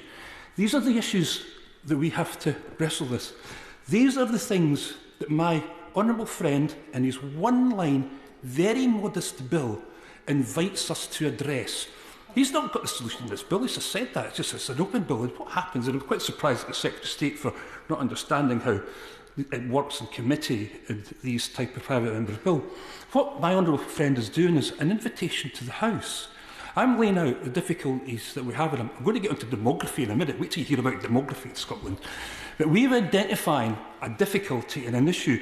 What my honourable friend is saying, help us. Work together. We have a real problem in Scotland. Why don't we... There's some fantastic contributions to be made across there. Real depth and analysis. People who understand how to look at critical questions and come up with solutions. Help us. Help us deal with this so that we can address the range of issues that we got. Because believe me, Madam Deputy Speaker, if we don't start to address them, we are going to be in really, really serious trouble. I'll give way to the Honourable Lady, of course. I've been listening with great interest to the honourable gentleman's comments, and there are other countries and ways of doing this without having full devolution for a lot of the reasons that my honourable friend from the Isle of Wight West laid out. And you've had an offer, the Scottish Government had an offer from the Home Secretary to work with the Scottish Government, as was highlighted earlier, to try and find, to work with the Migration Advisory Committee to provide some of these solutions. Full devolution would be expensive and time-consuming and would not deliver. See, this is helpful. This is what I think that my honourable friend was hoping for, was positive contributions such as this. Now, if there's a solution that could address our demography, population issues through the Migration Advisory Council, and I'm very much aware of the work it does, and I commend some of the work it does. In my view, like what it's done in terms of some of the occupations that's listed for Scotland is not nearly enough. It doesn't even touch the sides of our difficulties. But if she's got thinking about how that could be beefed up, how that could be made effective, how that could be made more useful, we are all ears. Come on, the committee, help us design, and that's the thing that we need.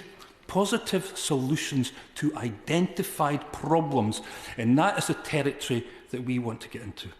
So we've got long-term population decline in Scotland, and when I first started getting engaged in this debate in the early 2000s, beginning of the century, there was a real fear at that point that Scotland, for the first time since the 19th century, would drop below the iconic 5 million mark for its population. There was a real fear that that was going to happen. That was only reversed because of the imagination of the previous Labour government and its generosity when it came to immigration policy, something that this would never even think about across there. The vision of Tony Blair about how Europe would work and about how the single market would develop helped Scotland, and it helped us address some of the issues. Imagine leaving that. Of course I will.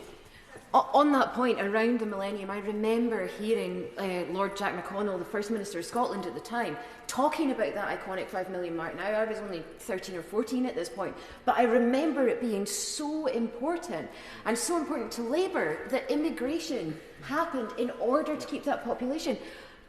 Why does he think that Labour have changed their position so drastically in a relatively short space of time? Why is immigration now apparently bad? I don't know, and that is such a good and profound question. I don't know why they've got themselves into this situation. I suspect it's because of the reform members who are not here today. I suspect it's some sort of fear of them, and they're probably right to be frightened. I think I saw an opinion poll where they're actually behind reform across the United Kingdom. And I think what they think, not to their credit, but probably which will only exacerbate the problem, they think if they somehow pander to the agenda of reform, that's going to help them beat them. Nothing could delight them more than going on to the agenda of reform. That's why in Scotland we take them on and we tackle. And that was why I was so pleased and impressed by the First Minister of Scotland this week, who put together a summit to take on these very challenges. And I was delighted that the leader of Scottish Labour attended that summit and took it seriously. Because these are the sort of things that you do when you have the challenge from the right. You do not go on to their agenda. That is what they want.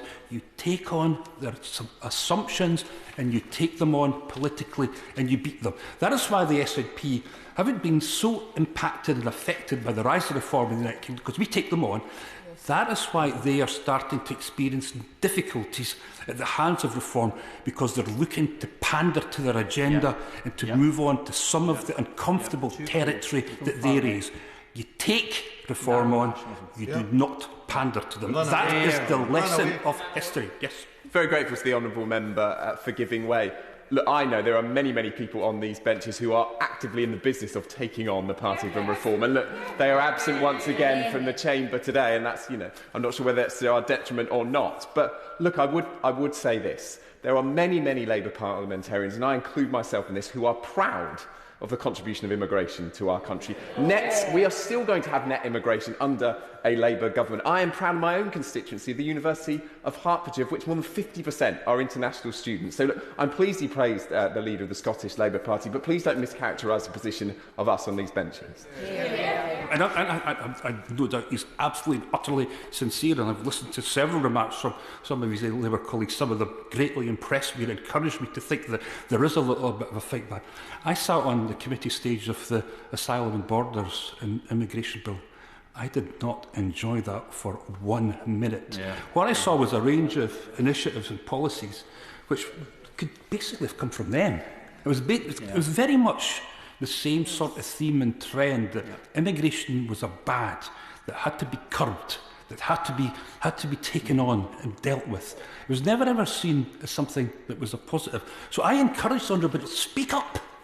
Do more of this. Encourage your colleagues to speak out clearly on these issues, because that is what we did. We are in a political crisis, and we are at a juncture in our political culture and history, and we need brave gentlemen like him to stand up there and take it on. And do not listen to his front bench. The Home Secretary has got a particular issue and track record on this, and then he needs to challenge her in the Home Office. Yes, I'll give way. I'm grateful to the Honourable Member for giving way. He's spoken at great length about the benefits of immigration, and for myself, I'm married to an Eastern European immigrant, so I'm very well aware of the benefits of immigration and feel that they've had a massive benefit to this country.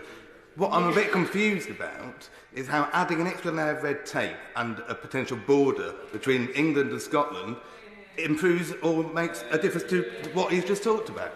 Yeah. I was going to reserve that for the later part of my speech, but I'll just get to the point, given that the Honourable Gentleman tempts me to get onto this territory. He's obviously looking for some sort of answers and solutions about how this works. I'll try to explain to him as best as I possibly can about our plans and intentions and where I think this should eventually go. When I was chairing the Scottish Affairs Committee, we were lucky enough to go to Quebec, and we looked at their statewide immigration system. It was fantastic. Go to Montreal, have a look around at the construction. It is a boom city. And it's able to do that because what the Quebec State Parliament has been able to get from the federal government is control over immigration. So what they're able to do is to appeal to Francophile Europe to come to Quebec and think about settling there. They're able then to attract specific skills that is lacking in their state, and it has led to such incredible growth in Quebec. We're in charge of their immigration system. Now, that works in Canada. Are we trying to suggest that the most, what do they call it, the most powerful devolved parliament in the world couldn't come up with a system which is similar or even more effective than what we saw in Canada? This is what we can do if we have the imagination. Now, the Honourable Gentleman has asked how would this work. I think I heard somebody talk about border guards and passport controls between Scotland and England. But what happened in the last 10 years is that Scotland acquired significant new powers over taxation. Now, we'll have a debate about taxation at some other point. But the thing is, we have got them. And what that allowed us to do was to set up Revenue Scotland.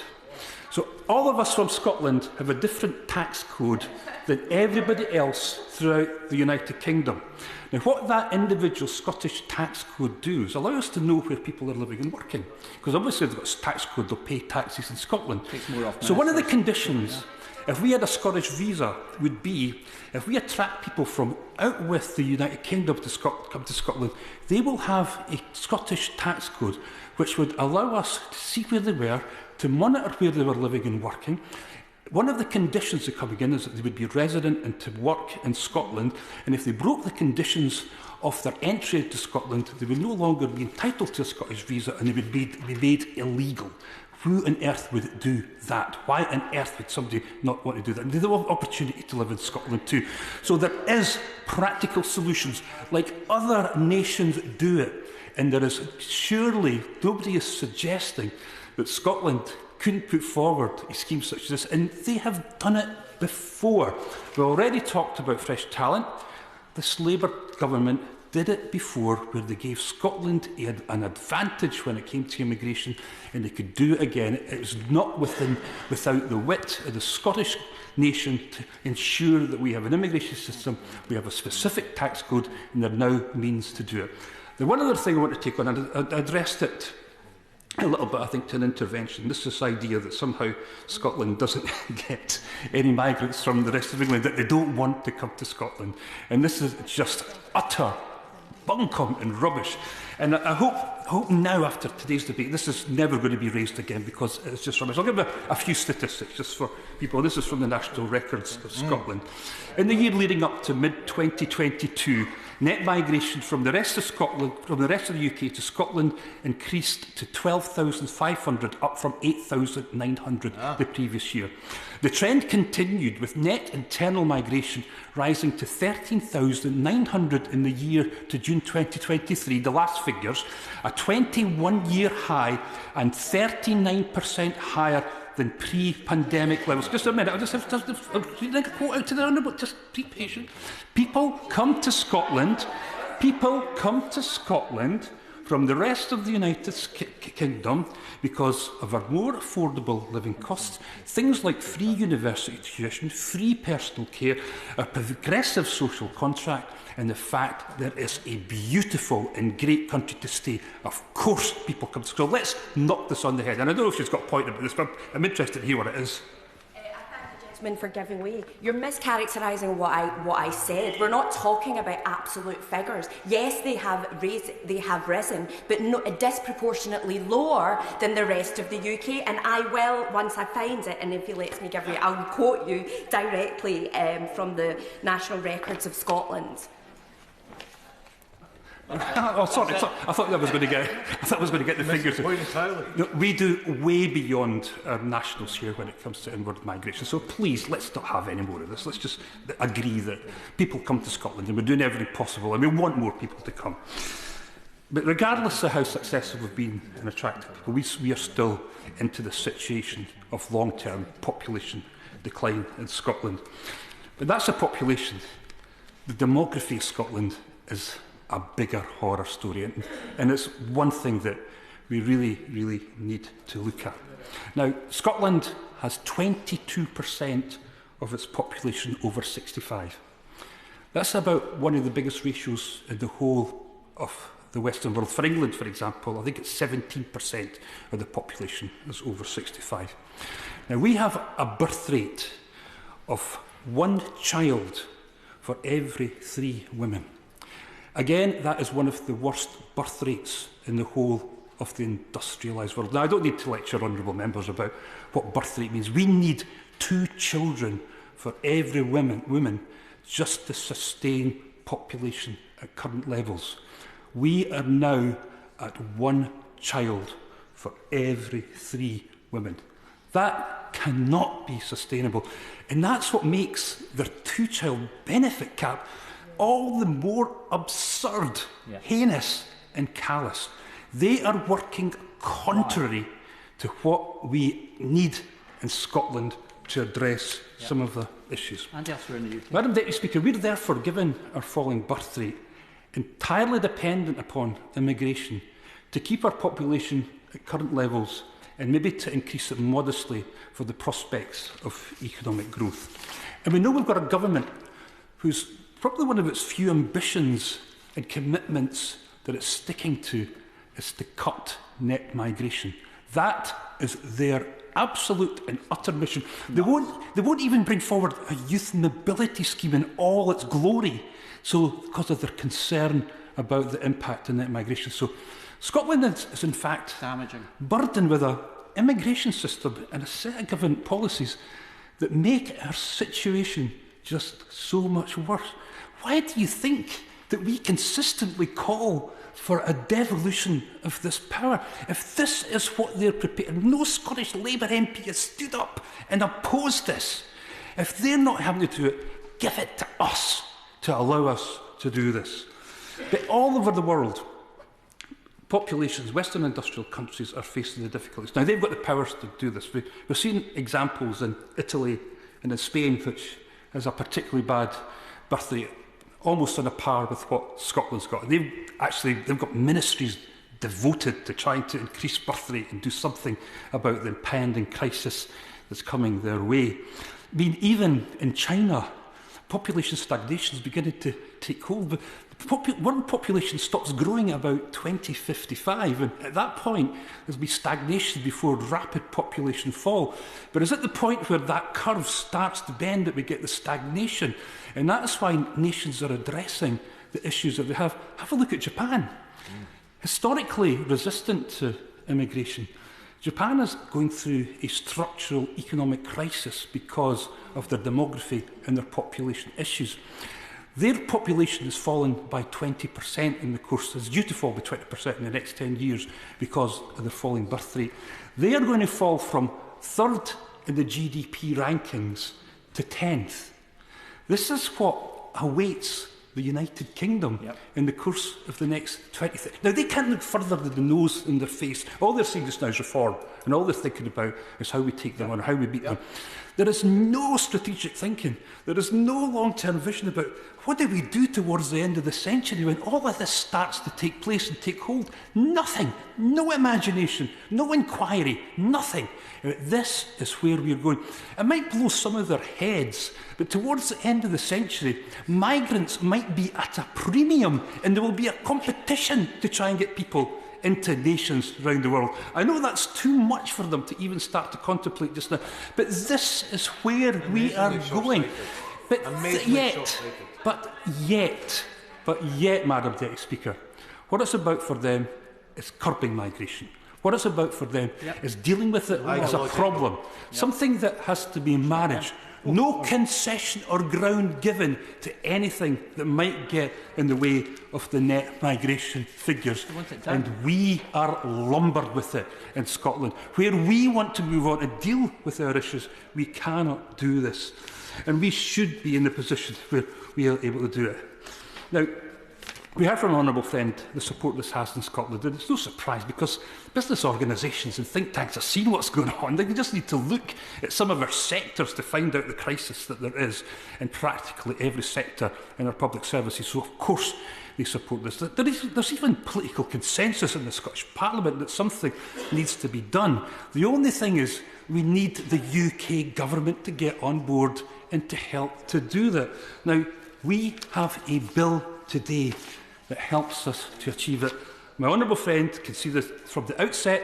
It's not a perfect bill, it's a one-line bill, but the invitation is to get it to committee, get the honourable lady, the honourable gentleman from Isle of Wight, colleagues from the Conservative Party, the Liberal Democrats are not here.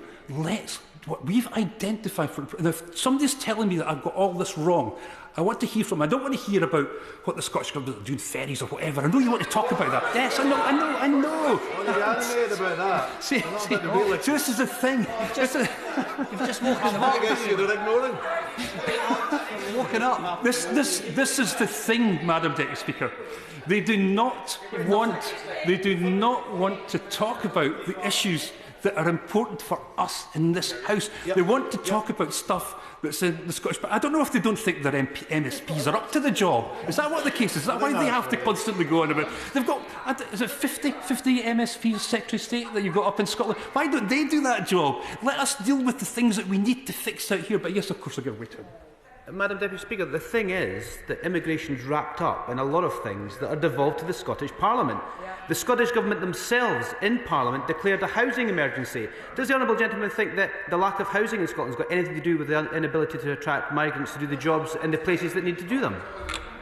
What I entrust to the, and I say ever so candidly to us, because I think we're going to have quite a few debates like this in the course of the next few years, that's a matter for the Scottish Parliament to resolve. Now, the honourable gentleman's party is trying to be the government of Scotland next year. They've maybe got imaginative solutions, and what we'll be able to do in the course of the next year is to test his proposals and policies against what we're doing. Now, if people in Scotland are attracted to the Secretary of State's policies and proposals, they'll vote them in.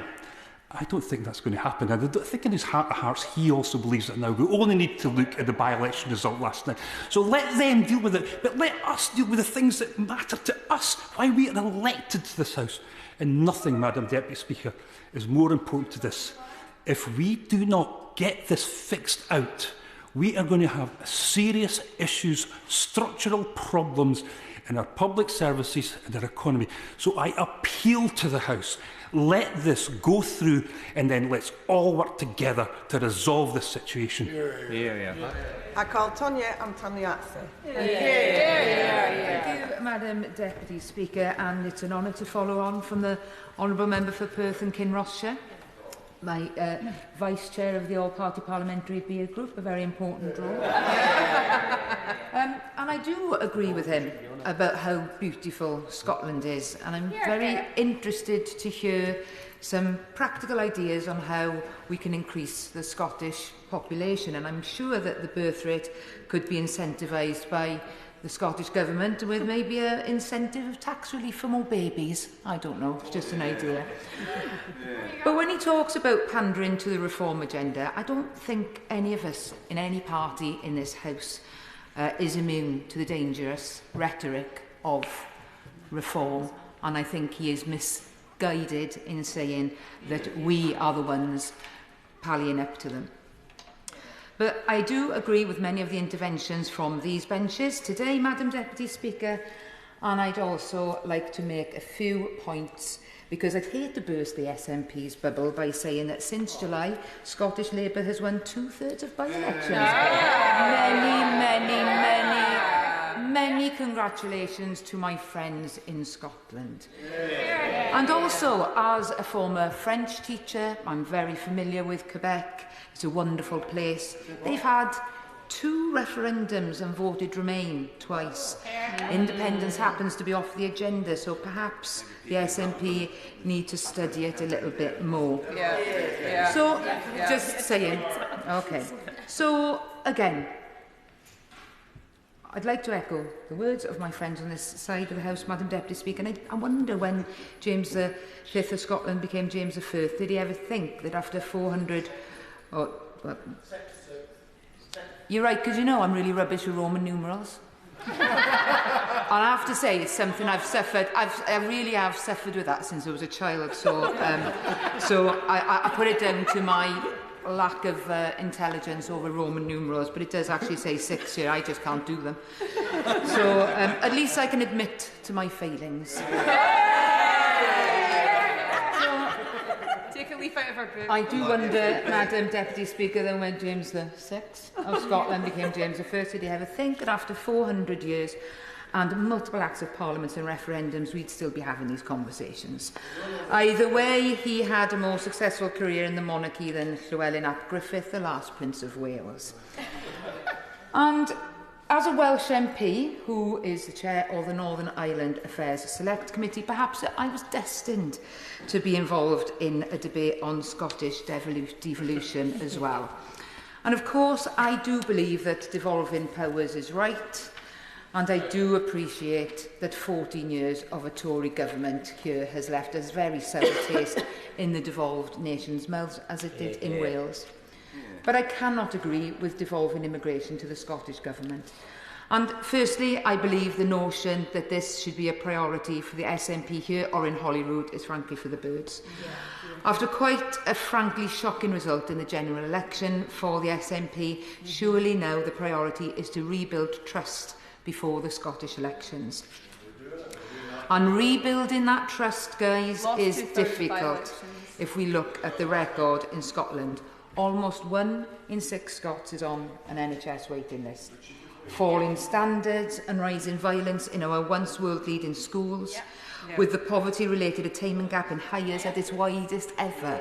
And you know how much I care about that. And thousands, I will, I'm very grateful to the honourable member for Gower for giving way.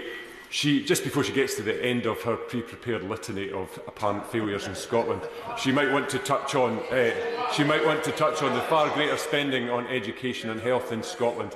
But just to get clarity on this, in this, grotesque thing that is the United Kingdom, can she give me just one, because I know she's super smart.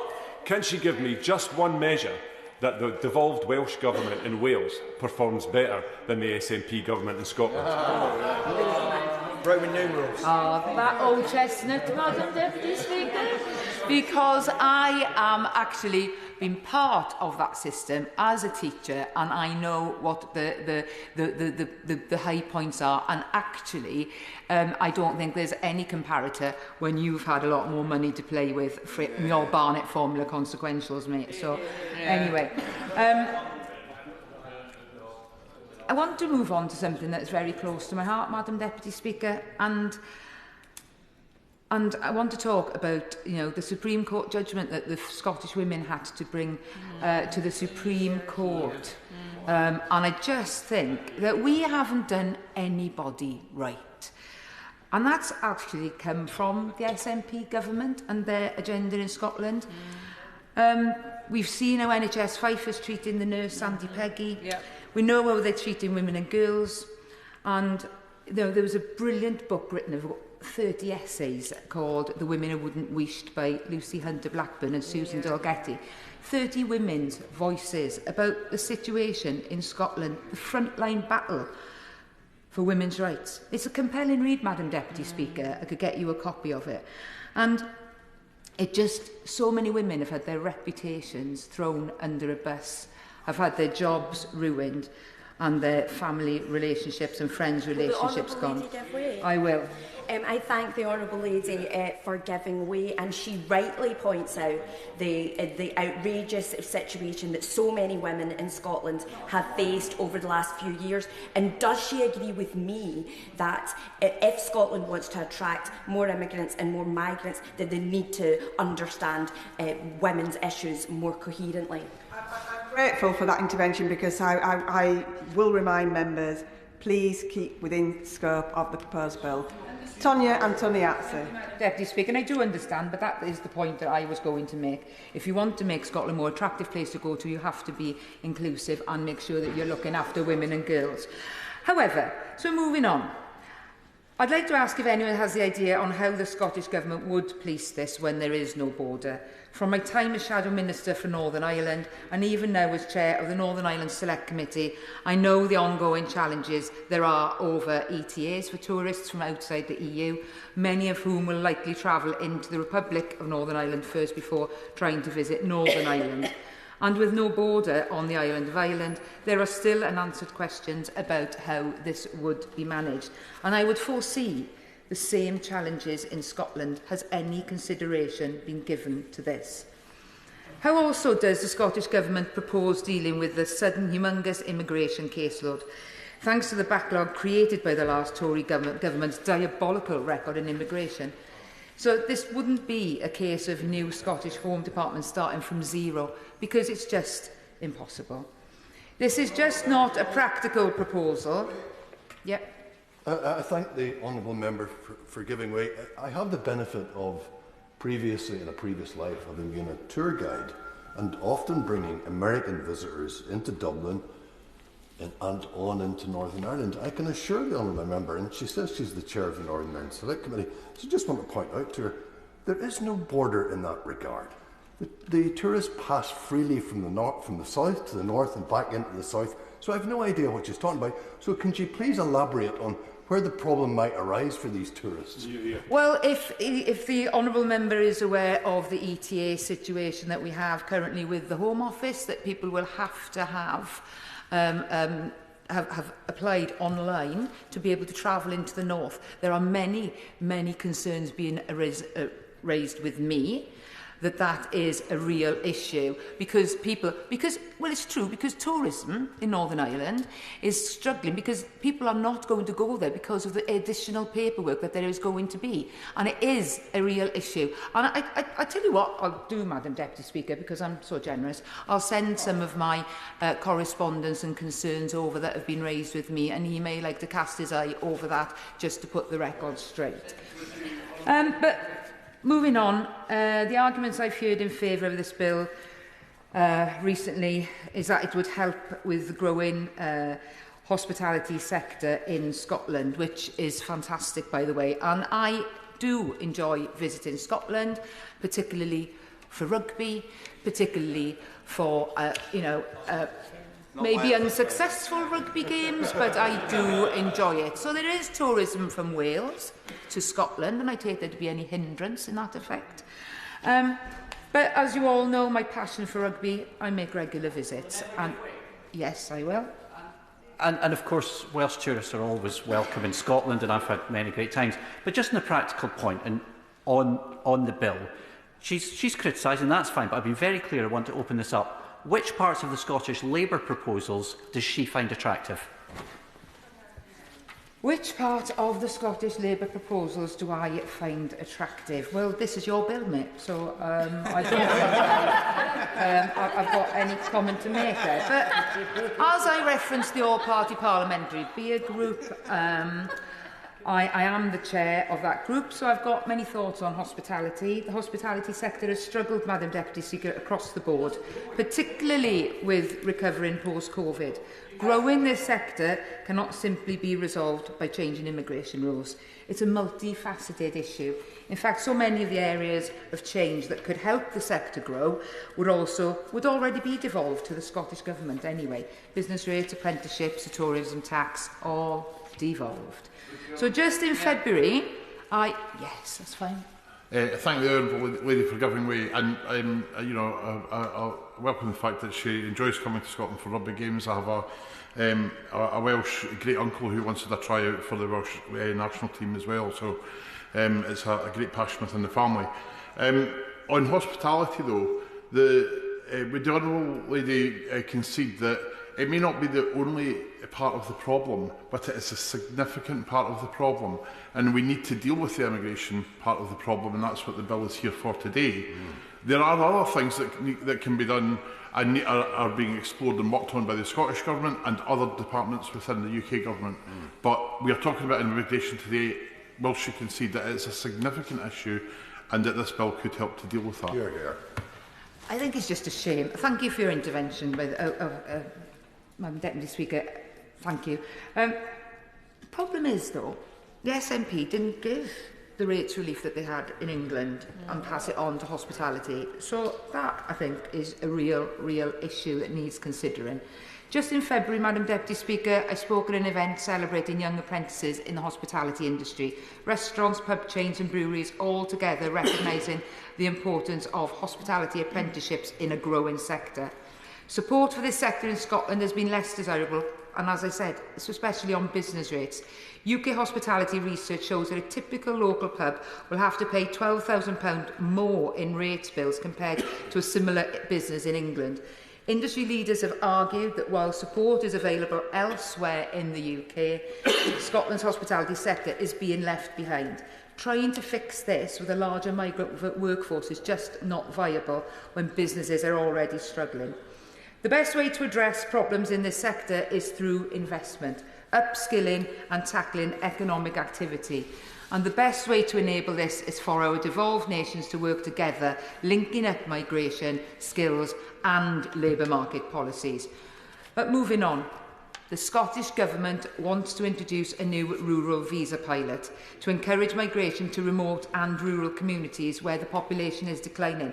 And is it any wonder that over 1,400 bus routes have been lost between 2006 and 7 and 2023-24, including 190 in the last year alone. And a pilot that removed peak rail prices has been scrapped, meaning a total rise in rail fares of between 20 and 200%. It is simply not fair to encourage people to live in these rural communities, which are beautiful, when the infrastructure they need to function isn't there. And look, Madam Deputy Speaker, I don't want to be accused of being anti-change. I'm definitely not that person. Devolution is a process and not an event. I am not saying here today that the devolution package should never change, and I don't believe my party is saying that today, and they have got a lot to say. What I do think, though, is not now, not this time, Madam Deputy Speaker. Any changes deserve a careful, thought-out and scrutinised process. Would this bill benefit the people of Scotland now? And, Madam Deputy Speaker, the answer is no. I call Shadow Minister Andrew Bowie. Very much, Madam Deputy Speaker. It's a pleasure to rise to speak in this debate today, and I must thank the honourable gentleman for bringing this debate. It is a shame that only 6 Scottish Labour MPs have seen fit to to turn up and debate, given their majority when it comes to Scottish constituencies. But I'll move on to the Scottish Labour position on this bill in due course. I'll have you know that 40% of Scottish Conservative MPs have turned up to this debate today, in comparison to only 16% of Scottish Labour MPs, which I'd say is a roaring success. Look, I must start from first principles, Madam Deputy Speaker. Devolution of immigration and asylum is a non-starter. It is frankly an absurd idea, it is an unworkable idea, and the Conservative Party are resolutely opposed to it. And frankly, if we were in government, we would have the courage of our convictions to vote against this bill, voting it down today. But the weak approach of the Labour Party to this bill, in avoiding a vote, in trying to talk this bill out, should shame the Secretary of State and indeed the government and the Scottish Labour Party. Because whatever your view on the proposal, on this bill, members should have a vote. Members should be forced to say what their position on this actually is. But we all know why, Madam Deputy Speaker, we all know why there's not going to be a vote today, and it's because the branch office in Edinburgh might like certain elements of this bill, but London Labour says no, and 'twas always thus. I'm proud to say that the Conservative Party opposed this bill, but the Labour Party, the Scottish Labour Party, are scared to do anything that might damage their SNP light approach to politics and Scotland. Supine in opposition in Holyrood and absent from the field in government. They should have the courage of their convictions to vote against this bill today, despite how uncomfortable it might make certain members opposite. But turning to the bill, Madam Deputy Speaker, the idea that immigration and asylum matters should be devolved to Scotland simply should not be countenanced. Always a pleasure to give way to the honourable gentleman. I'd like to thank the Minister, and I'll start on a positive note that I think we should take this to a vote. I take his point. Why does he think that Michael Gove backed this bill? And actually, when Labour stick him in the Lords, Lord Gove could take it through the Lords. Does he agree? Michael, soon to be Lord Gove of Tory, is answerable for his own opinions on whether or not immigration powers should be devolved to Scotland. I would not be in any way surprised if his views on that issue in particular have changed, and indeed his views on certain other issues have changed over the years. We should not enable regional immigration policies within the United Kingdom. Second, there is absolutely no case for a special immigration policy for Scotland out with the United Kingdom's legislative framework. And thirdly, the Scottish Government under the SNP over the last 18 years have demonstrated a level of incompetence unparalleled and unprecedented, which ought to preclude consideration of granting greater powers over, frankly, anything. We all know there is such a thing as Scottish exceptionalism. Well, the only exceptionalism the Scottish Government have demonstrated has been the exceptional reverse Midas touch to almost every single area over which they have responsibility. Education, health, transport infrastructure. I could go on, of course. Just before he gets into his usual Scottish Government stuff, he's told us what he doesn't like about this bill that the Honourable Friend's got and the solution. So how would the Scottish Conservatives resolve our population demography crisis and the fact that we have a shrinking working age workforce in Scotland? What would they do? Farms in his own patch. The right honourable gentleman would have some patience. I will come to that as we move on. I don't intend to detain the House for quite as long as the honourable gentleman did, giving his remarks. But I will come to what the Scottish Conservative proposals would be to address what we are facing, which is a demographic challenge north of the border. But there is no case for devolving immigration to Scotland. Doing so would be unproductive at best, and under the SNP's record in Holyrood, likely to be disastrous. The devolution of immigration policies in Scotland would be incoherent within a United Kingdom and indeed wholly impractical. Now, we've heard arguments today that Scotland is more reliant on immigration than elsewhere in the UK. In many sectors such as healthcare, adult social care, construction and agriculture, the UK benefits from, some might argue, and relies too heavily upon imported labour. The Migration Advisory Committee, however, has found that the labour market needs are similar across the UK, and there is no case of Scottish exceptionalism in this regard. There is no case for a Scotland-specific immigration system. But let's talk about attracting skilled labour to Scotland. Let's start by looking at one of Scotland's most successful industries, the oil and gas industry. This is an industry that we should be championing the world-class workforce, the leading supply chain and the opportunities for growth for good, well-paid jobs and for our prosperity. Now, I'm representing a constituency in a region which is seeing real decline in terms of the number of people living and working there as a direct result of years of hostile rhetoric towards this energy industry from the Scottish National Party? Or is it not still the policy of the SNP to have a presumption against oil and gas? It was the SNP that was in coalition with the extremist Scottish Green Party, and with this Labour government it looks like they might be getting their way. Refusal to grant new licences, cutting the investment allowances and signalling that the North Sea is closed for business is driving industry and indeed people away, and opportunities for well-paid jobs are drying up. If the Scottish Government, if the Scottish National Party are serious about attracting a talented and productive workforce to Scotland, they should start by rethinking their policies towards our homegrown energy industry and start backing Scottish workers and Scottish businesses. A Scottish Government publication from last year admits they need an immigration system that supports our higher education sector. Goodness me, Madam Deputy Speaker, under the SNP, universities, students, staff have not been supported. They have been utterly hung out to dry. Dundee University is in dire financial straits, shedding 600 jobs to make emergency savings. My own former university, Aberdeen, has resorted to a hiring freeze in an attempt to fill a £15 million shortfall. The University of Edinburgh echoes these warnings, saying they need to reduce costs by £140 million. Yes. I thank the honourable member. And you're correct to raise the dire situation Dundee University is in. £35 million deficit, £12.5 billion of which is a direct result of Conservative policies that meant there was a restriction on immigration visas for dependents. We saw an 84% drop the year that came in.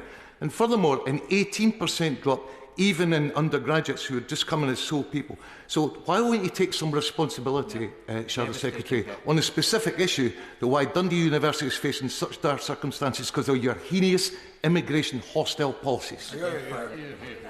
For that intervention. Goodness me, talk about taking responsibility. It was only a few weeks ago that the SNP's Education Minister refused to take any responsibility for the situation facing higher education in Scotland, claiming that there was no direct link between the failed funding model that Scottish universities rely on north of the border, which has made them far over-reliant on foreign students paying exorbitant fees to keep their doors open rather than funding them properly from the Scottish Government's own budget. They fail to mention that, Madam Deputy Speaker. They always fail to mention when they talk about immigration in the context of higher education, that this funding model designed by the Scottish National Party has obliged and necessitated our higher education institutions to be so reliant on stratospheric fees to keep the doors open and research ongoing. No contrition, no responsibility. That's the Scottish National Party. Yes. I thank the honourable member once again for being generous and giving way. Just to point out very clear, this isn't just affecting Dundee or indeed Scotland.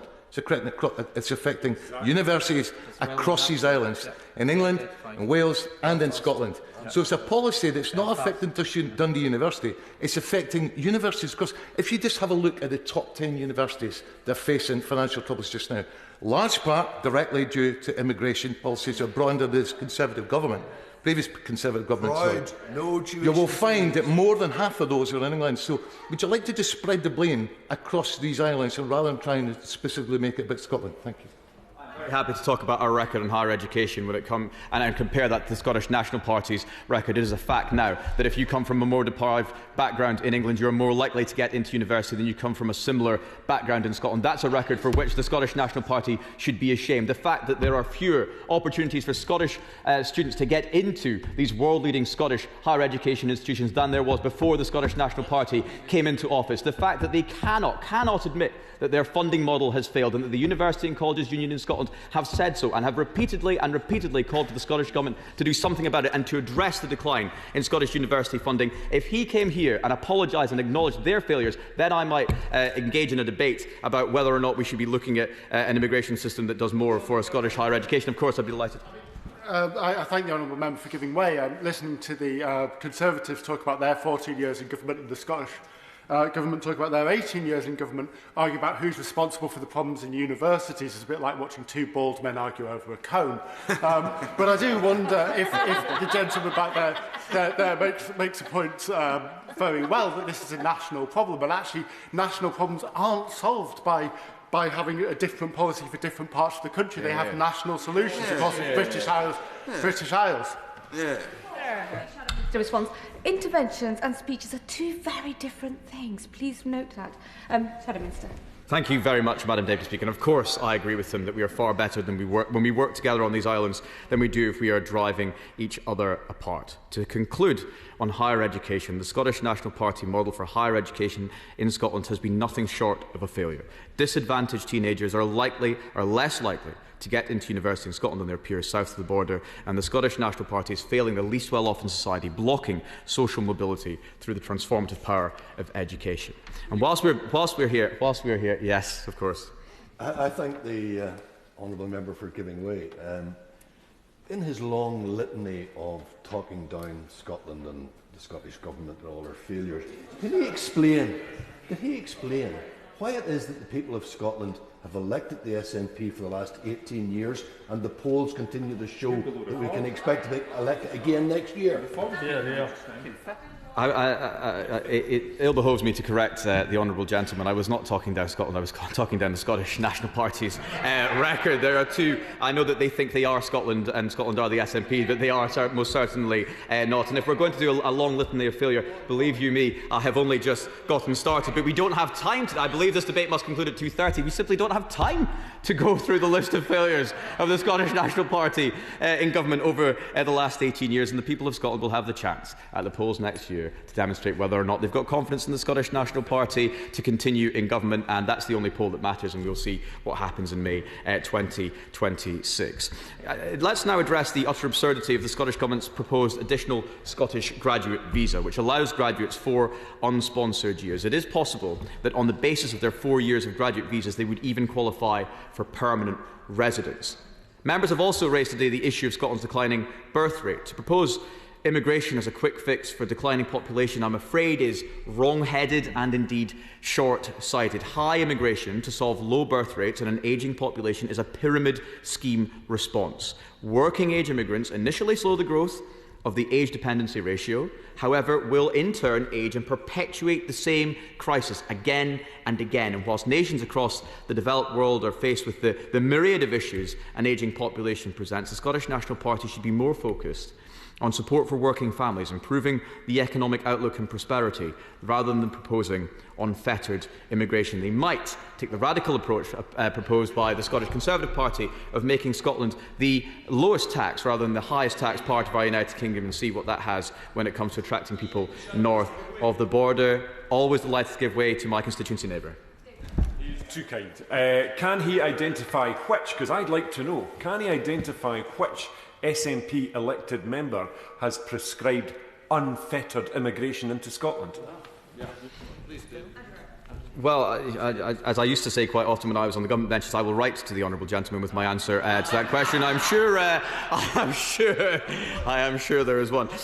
The idea that in a country as geographically small and compact as our own, that immigrants to Scotland would not seek job opportunities in other areas of the UK, should they so wish or should be attractive, is for the birds. I mean, are we talking about border posts at Berwick or papers to be checked on the Caledonian Sleeper? And the proposal, this from a party founded over 90 years ago now, with the sole aim of achieving separation of Scotland from the rest of the UK, that still can't tell us what currency should be used in that separate Scotland, could design a scheme so foolproof, so clever and so intuitive that there was nobody who would be able to take advantage of it, is absolutely absurd, and nobody takes that seriously.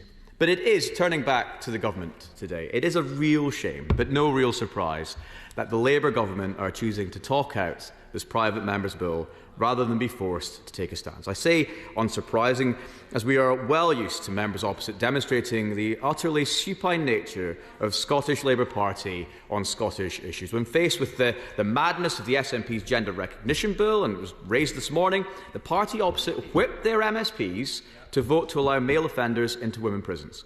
When the leader of his party in Scotland pays lip service to the plight facing oil and gas workers in the north east of Scotland as a direct result of the government's damaging policies, their MPs stay silent. They refuse to stand up for women in Scotland. They refuse to stand up for working people in Scotland. Time and again they refuse to do the right thing. And devolving immigration policy to the Scottish Government is clearly not the right thing, and they should have the courage of their convictions to say so. As set out this morning, there is no case for devolution of immigration. This is an invented exceptionalism. Scotland is no more dependent on immigration than the rest of the United Kingdom, and the purported crises, funding for universities, rural workforce and declining birth rate, are not solvable by this supposed silver bullet. It is a lazy solution to a series of complex issues which the SNP and Holyrood have neglected to resolve with their power already in their hands. Yes. I'd like to thank the Shadow Minister for his generosity. I was very keen to outline the Scottish hospitality sector, the care sector, the tourism sector, Reform Scotland. I could have gone on. If he won't, does he think that they are wrong? We all think Michael Gove's wrong in a number of things. He clearly thinks he's wrong in this. Does he think all those sectoral organisations are wrong? I thank the honourable gentleman for his intervention. When I speak to the Scottish hospitality sector, representing indeed a part of the country very reliant on tourism for its economic prosperity, it's not immigration that they raise as their biggest concern. It's been the failure of the Scottish National Party, the Scottish Government, to pass on the rates relief that is applied to hospitality businesses across the rest of the United Kingdom. That is the biggest issue facing hospitality and tourism in Scotland right now, and he would do well to raise that with his colleagues in the Parliament north of the border who have power over that particular rate of tax. Parcelling out reserve powers to their government will solve none of the problems that have been raised in this debate, and as I said, the Labour Party should have the backbone to say so. A month ago, in the Statutory Instrument Committee on the devolution of operation of some Social Security Scotland competencies, ensuring that there be no duplication with DWP, I said then that in relation to the devolution of these powers to the Scottish Government, that we had created additional barriers, burdens and borders where there were none before. And we added absolutely no benefit whatsoever for those receiving payments either north or south of the border in doing so. By the way, Madam Deputy Speaker, Social Security Scotland, for example, has cost more than £650 million to establish thus far. So a lesson should be learnt by the Labour government. Just as many Labour members believed in 1997 that devolution would kill nationalism stone dead, too many UK politicians of all parties, and mine own included, believed that giving ever more power to the Scottish Government would appease the Scottish National Party's desire for independence. It won't. That is the reason they were founded, and it's a perfectly rational and respectable position to hold. But the desire to break Scotland away from the United Kingdom will not be diminished by devolving ever more powers to Holyrood. Far too often, far too little thought has been given to the impact of devolution on the specific policies or functions on which people rely. Is the complex, expensive and duplicative and bureaucratic quagmire of Social Security Scotland working with the DWP in Scotland, for example, really to the benefit of those in receipt of benefits? We must ensure that we do not have devolution for devolution's sake. What must be decided is whether the devolution of a certain power or powers to the Scottish Parliament will or will not have a beneficial impact on the lives of the people and businesses in Scotland. And if the answer is no, the answer must be no, and the government should have the courage of their convictions to say so. The government could have demonstrated that they understood this. It really could. It could have forced a division and voted down this flawed bill and this fanciful bill that we have in front of us today. Madam Deputy Speaker, there is no case whatsoever for the devolution of immigration and asylum policy to Scotland. But even if there were, this would not be practicable. It is not viable. Instead of the SNP coming up with madcap schemes to sow more division and create more difference across our one nation, they ought to spend more time and money on proposals to invest in Scotland's underfunded universities, tackle violence in the classrooms, bring down NHS waiting lists and reduce drugs deaths, to desperately build needed new roads and bridges, to improve community policing and make our neighbourhoods safer. But we see where their priorities lie. Madam Deputy Speaker, it's not just that these plans are unviable, would be grossly inefficient and are completely unnecessary.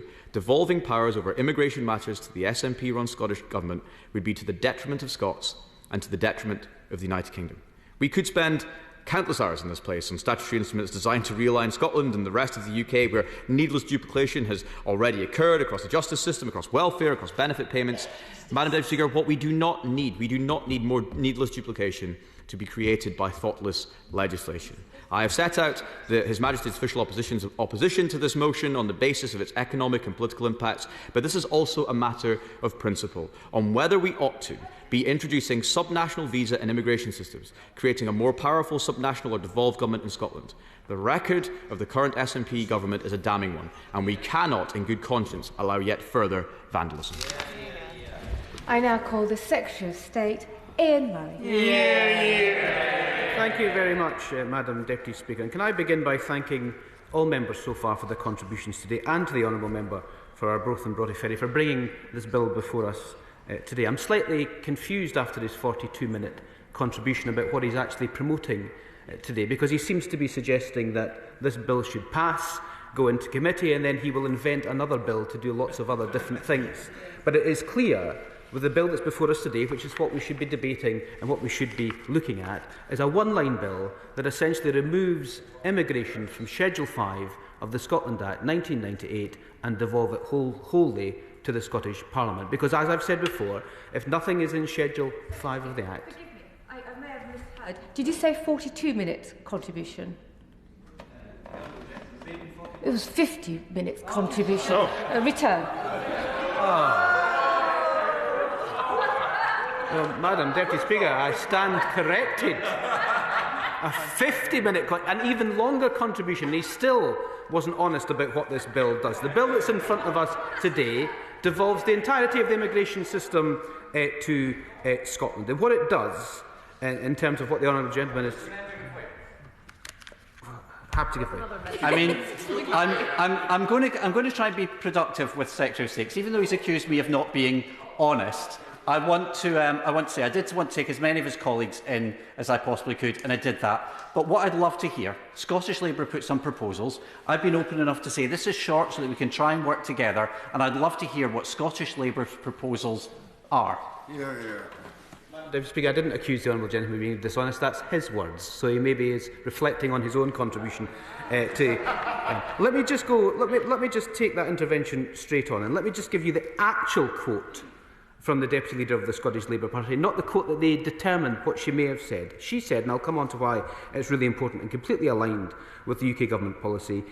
The quote from the Deputy Leader of the Scottish Labour Party was, "There would be dialogue and discussion, but we need to recognise that growing homegrown talent is the most important thing. At the moment, there are no plans for a Scottish visa. But if you have governments taking common sense approaches to skill shortages that an incoming Labour government would do, then that helps resolve the problem." That is what she said in terms of those issues, and that is what we are currently working on. Let me just conclude with my opening remarks, just to say, in terms of the clarity around the Scotland Act, and I said this earlier, the Schedule 5 of the Scotland Act works. If it is in the Scotland Act and mentioned in Schedule 5, it is reserved. If it is not, it is deemed to be devolved. So what this bill will do is devolve immigration to the Scottish Government and the Scottish Parliament. And the reason that I make that point so strongly at the start is because it leads into all the other arguments we've heard from our honourable friends from across the House today about what a border requirement may be required at Berwick between Scotland and England. Happy to give way. I thank my honourable friend for giving way, because I too have read the very short sentence that's on this bill. And it doesn't talk just about immigration. It says, including asylum and the status and capacity of persons in the United Kingdom who are not British citizens.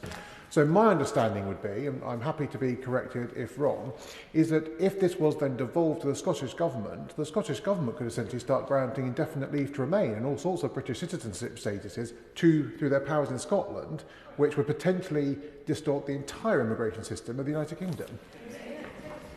Well, and the consequence of that is you require checks in both directions. And as the Minister for Independence, did you know that the Scottish Government had a Minister for Independence has quite clearly said that there will be instances, as we've heard before, of requiring a hard border in those particular cases. Ministers, incidentally, that have just awarded themselves a £20,000 pay rise, certainly not on the basis of their performance. Madam Deputy Speaker, firstly, it is important to acknowledge the complexities of immigration as a cross-cutting policy area. And I know they don't want to talk about it as a cross-cutting policy area because much of the policy areas around immigration are indeed devolved to the Scottish Government. It's not simply about numbers, but also covers issues of social cohesion, as we've heard already this morning, economic stability and indeed public services. Ensuring that we have a fair and properly managed immigration system that takes account of these complexities is a priority for this government. We have made clear that the immigration system we have inherited is not working, and indeed the previous government, the government that the Shadow Secretary of State served in, said that the immigration system in the UK was broken. Under the previous government, between 2019 and 2024, net migration almost quadrupled, heavily driven by a big increase in overseas recruitment. Now, I do have the net migration figures here because that's been a key part of this debate. And for the year end of 2023, the net migration figures for the United Kingdom was 906,000. Now, if there was a pure population share of that net migration going to Scotland, then the migration to Scotland would be somewhere in the region of 80 to 85,000. Indeed, it was below 60,000. So a huge number of net migrants coming to the UK are not going to Scotland. And the big question has to be why that is the case. And we've had a huge tirade from the Honourable gentleman about Brexit and the consequences of that. But even with those lower figures with regards to net migration, they are still higher than they were before the UK left the European Union. So the big questions have to be asked about why people are not going to Scotland to be able to work and to live. I'm very happy to give way. And I'm grateful, and I'm grateful for the constructive way in which the Secretary of State's approaching it. I'm not sure you can blame us for Tory migration policy, but just two simple questions. Does he think we should be driving down migration? Because that's not what we're hearing. Does he think we should be driving it down? And does he think, because we're talking about the health of the economy, that Brexit that he and I stood up against has been a net benefit for the economy? I've said already that net migration has to come down. That's the Prime Minister and this government's view, because it's too high. And the reason it has to come down, and this goes right to the heart of some of the big issues in Scotland at the moment, this Scottish Government don't want to talk about it, and this SNP Government don't want to talk about it. Nearly 1 in 6 young people in Scotland are neither in education, employment or training. We have shipyards in Scotland that build the very best ships in the world, employing Filipino and South African welders. Those South African and Filipino welders look from the top of those ships into some of the poorest communities in Scotland and the United Kingdom, where there's a huge number of young people not in employment, education or training, and we need to do something about that. And that's why net migration has to come down, and workforce planning and skills is a much more important way to make sure we can tackle skill shortages, because we've been leaving businesses reliant on workers from abroad and unable to find the skills they need in the UK, and that's the record of the previous Conservative government.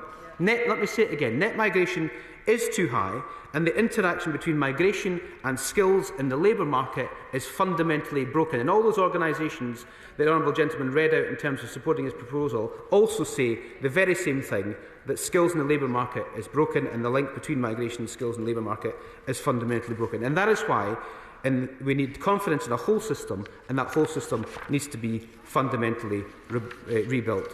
And that is the UK Government's focus. And we'll face these challenges head-on by delivering on our missions in Scotland, kick-starting economic growth. A disaster under the Scottish Government. If Scotland had grown at the same level as even Manchester, the Scottish Government, the Scottish economy would be billions, tens of billions of pounds larger. If the city of Glasgow and the region of Glasgow had grown at the same level as the Manchester, it would be £7 billion higher. So kick-starting economic growth is a key driver of this government. Making Britain a clean energy superpower, of which Scotland will play a key part in that, and of course tackling poverty. And I set out my department's priorities in Scotland during a recent speech at the University of Edinburgh. Given the relevance of today's subject matter, let me draw on some of the points that I made then, today in this House. Happy to give way. Carefully to the Secretary of State. And I hope he's going to get into the territory about how we address some of the issues that we have. One of the things I pointed to was our poor birth rate in Scotland. Only one child for every 3 women.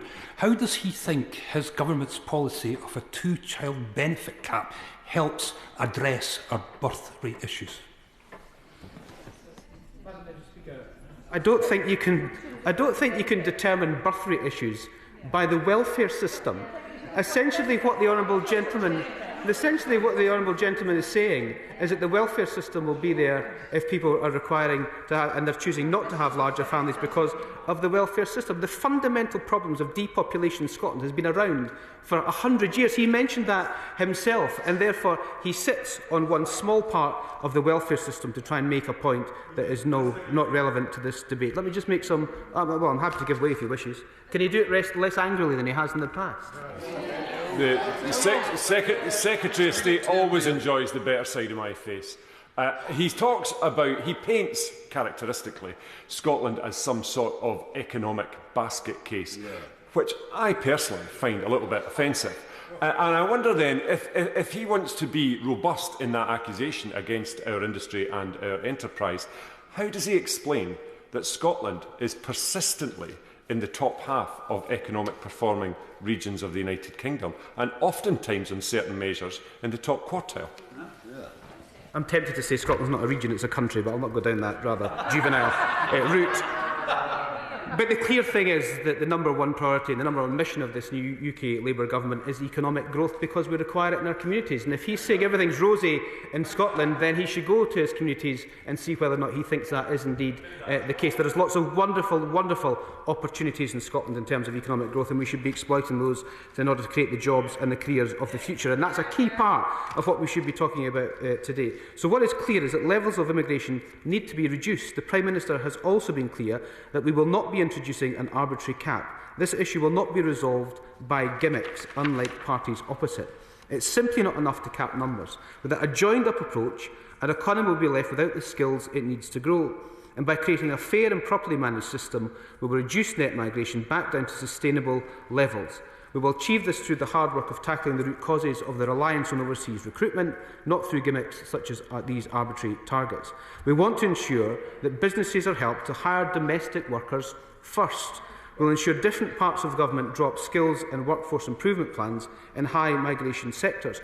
And then the Honourable Gentleman, when he introduced his bill, challenged the Labour government on what we were actually doing. So let me just read the manifesto to him, because actually it reflects much of the things that he said in terms of what he was asking for, but that's not what his bill actually wants to try and achieve. The manifesto said we will strengthen the Migration Advisory Committee, establish a framework for joint working with skills bodies across the United Kingdom, the Industrial Strategy Council and the Department for Work and Pension. The needs of our economy are different across the regions and nations of the UK, and different sectors have different needs.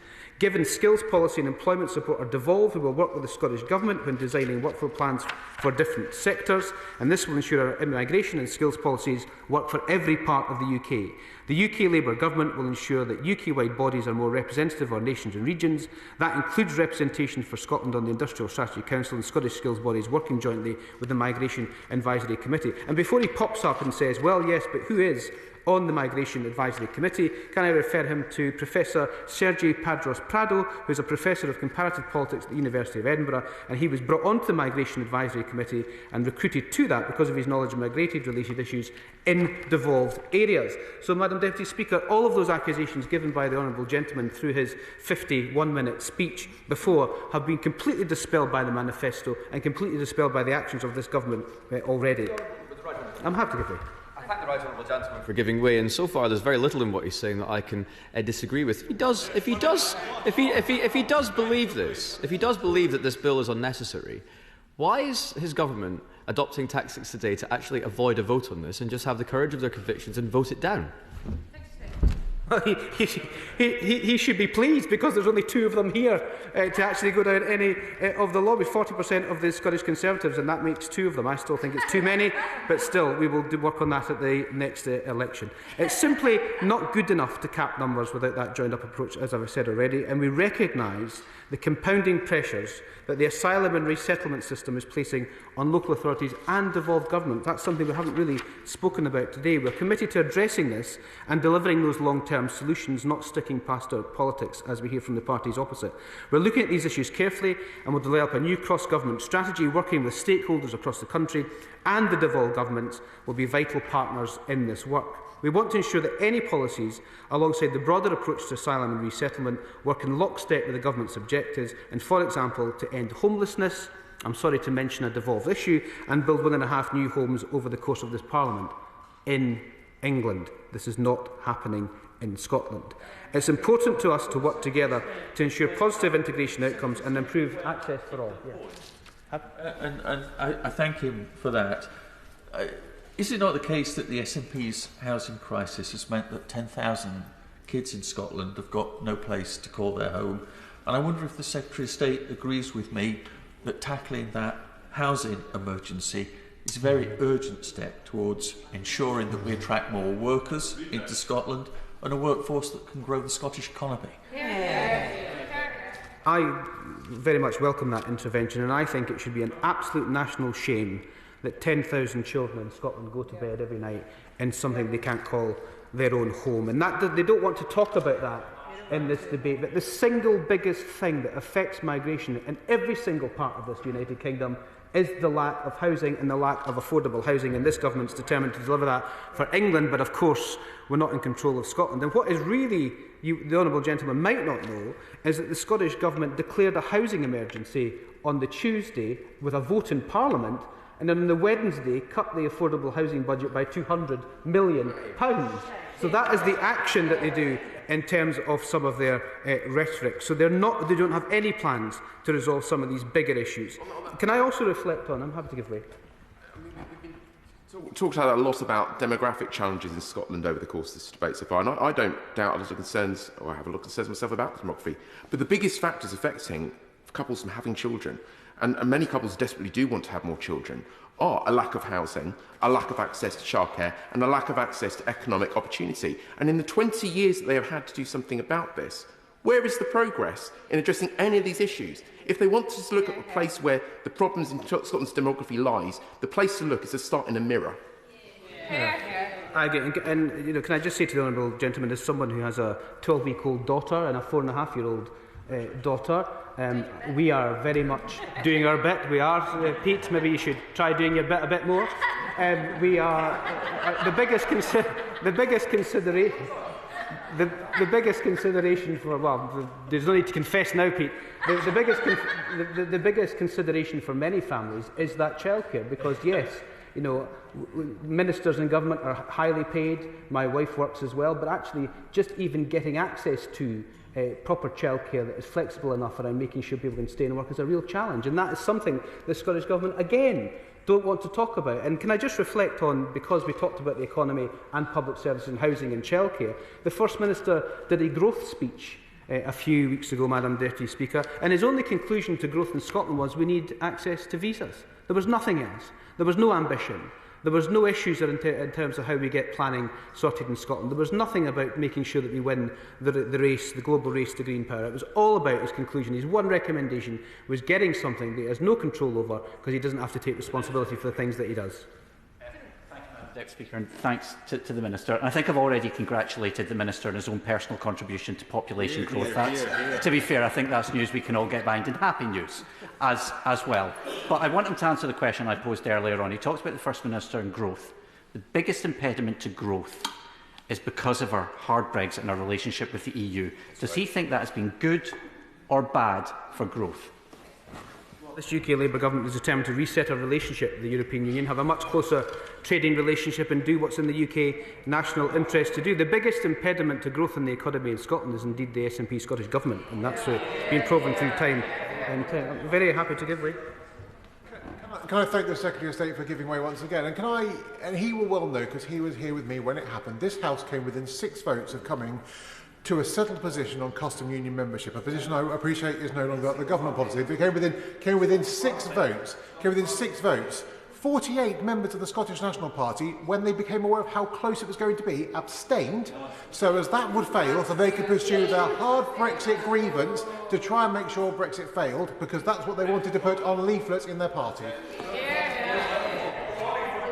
Madam Deputy Speaker, we shouldn't rerun the Brexit debate in this House, but it is worth just acknowledging that the bill itself is written in a different way in which the honourable gentleman wants to deliver.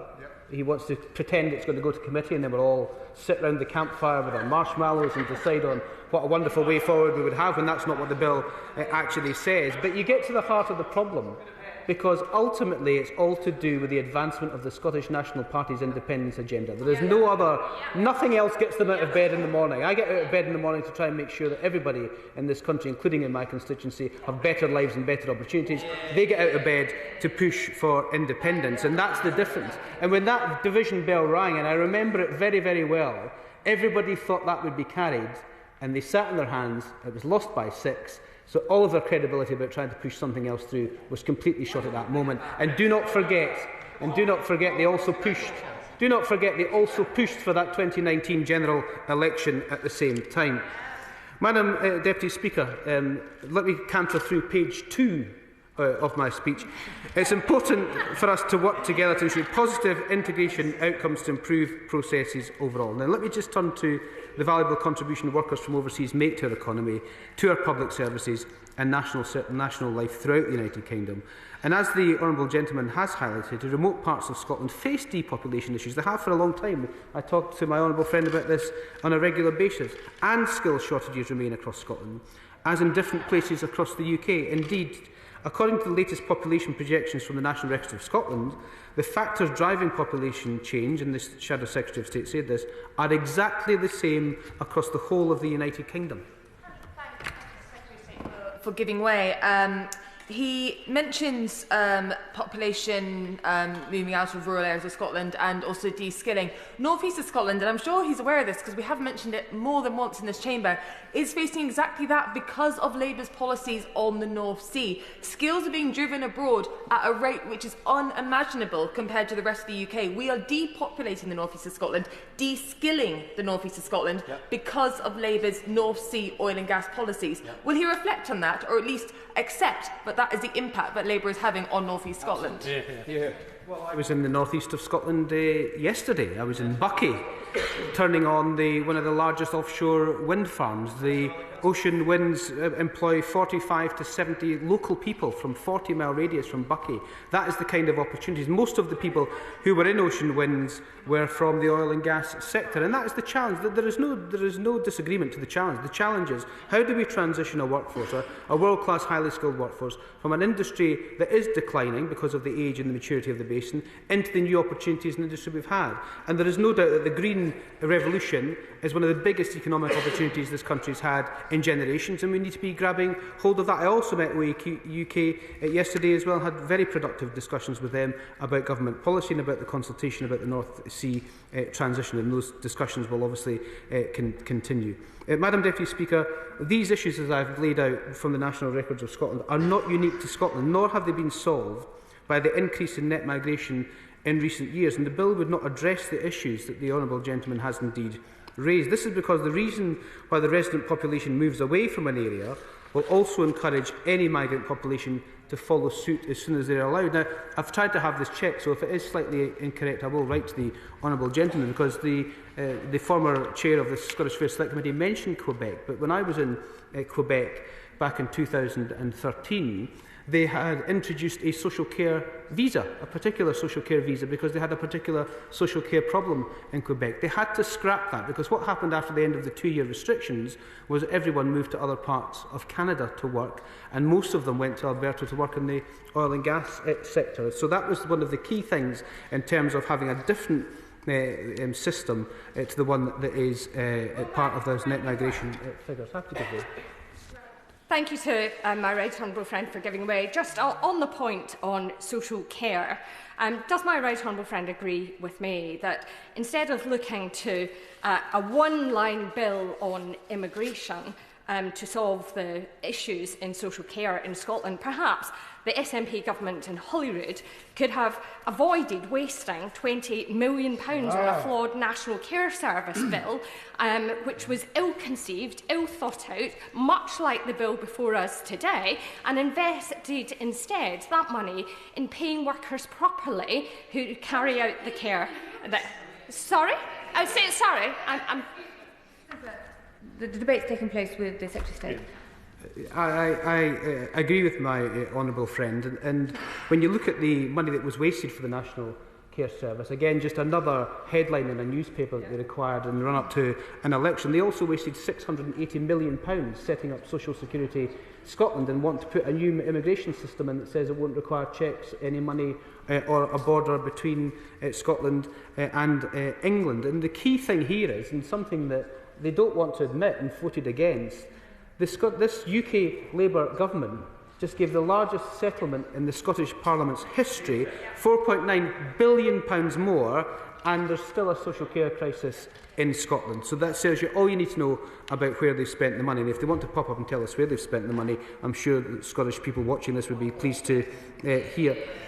Therefore, Madam Deputy Speaker, it is important to address the underlying issues in a sustainable way, and investigate other levers to encourage people to stay, such as boosting attractive job opportunities, affordable housing that we've discussed, local services, transport links, connectivity and suitable local infrastructure.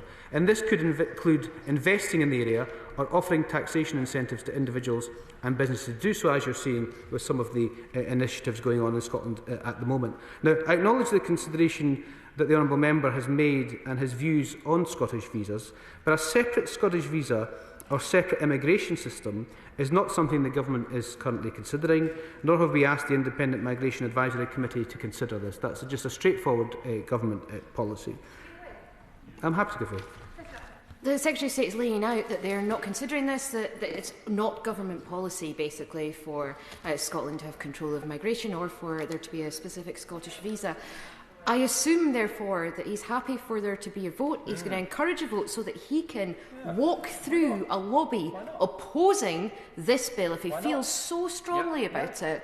Why is he not pushing for there to be a vote?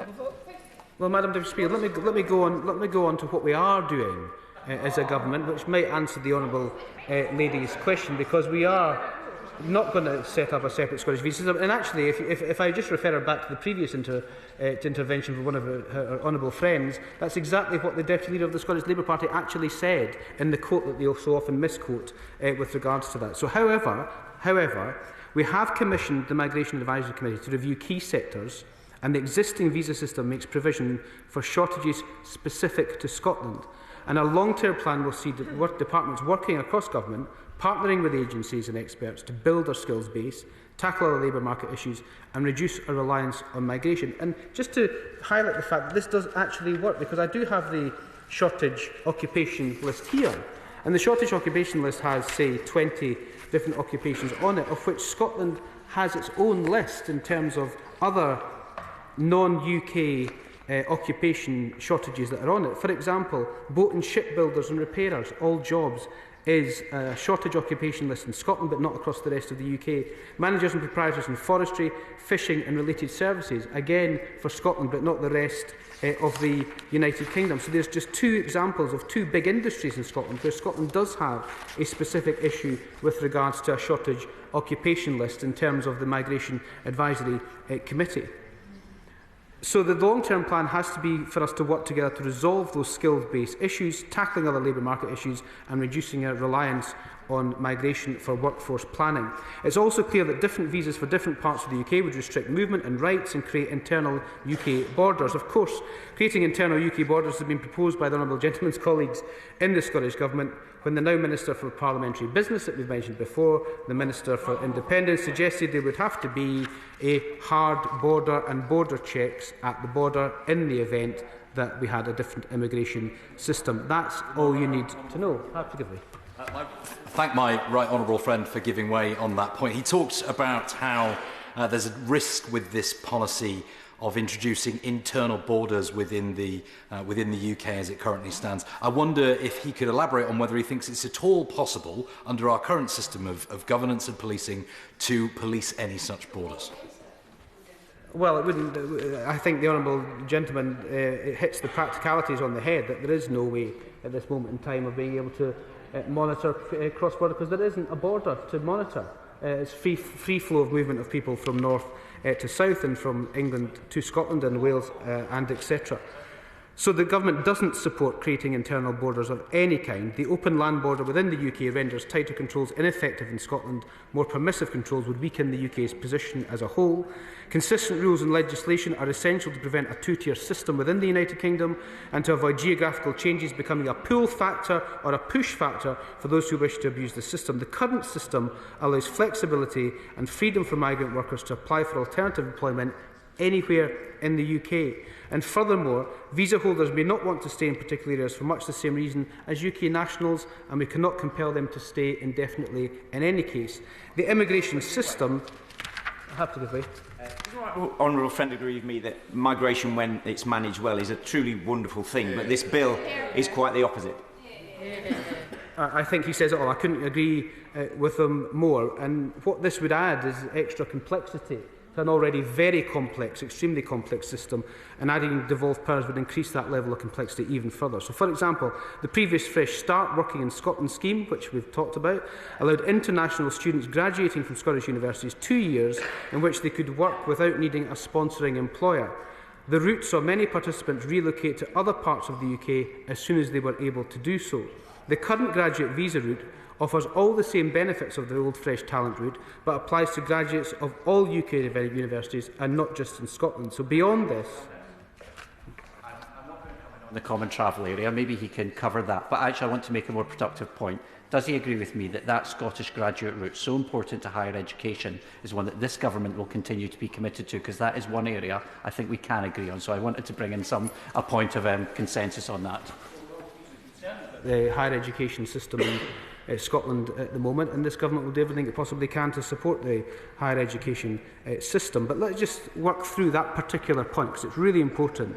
The main reason and the main driver for Scottish universities being in the place that they are at the moment is because the funding model that they have been forced into having, which caps Scottish students from going to university, means that they are completely and utterly underfunded. So their business model has had to reach into international waters to bring in much greater numbers of international students to balance the books. That model is completely broken if those international students lower in numbers for a whole host of economic and other reasons. So you end up in a situation whereby the whole financial issue is completely and utterly broken. And the kind of sums of money that we're talking about at Edinburgh University aren't in deficit. I think it's really important to say that. They will be if they don't take action. £140 million, and that is a direct result of Scottish Government's funding of higher education.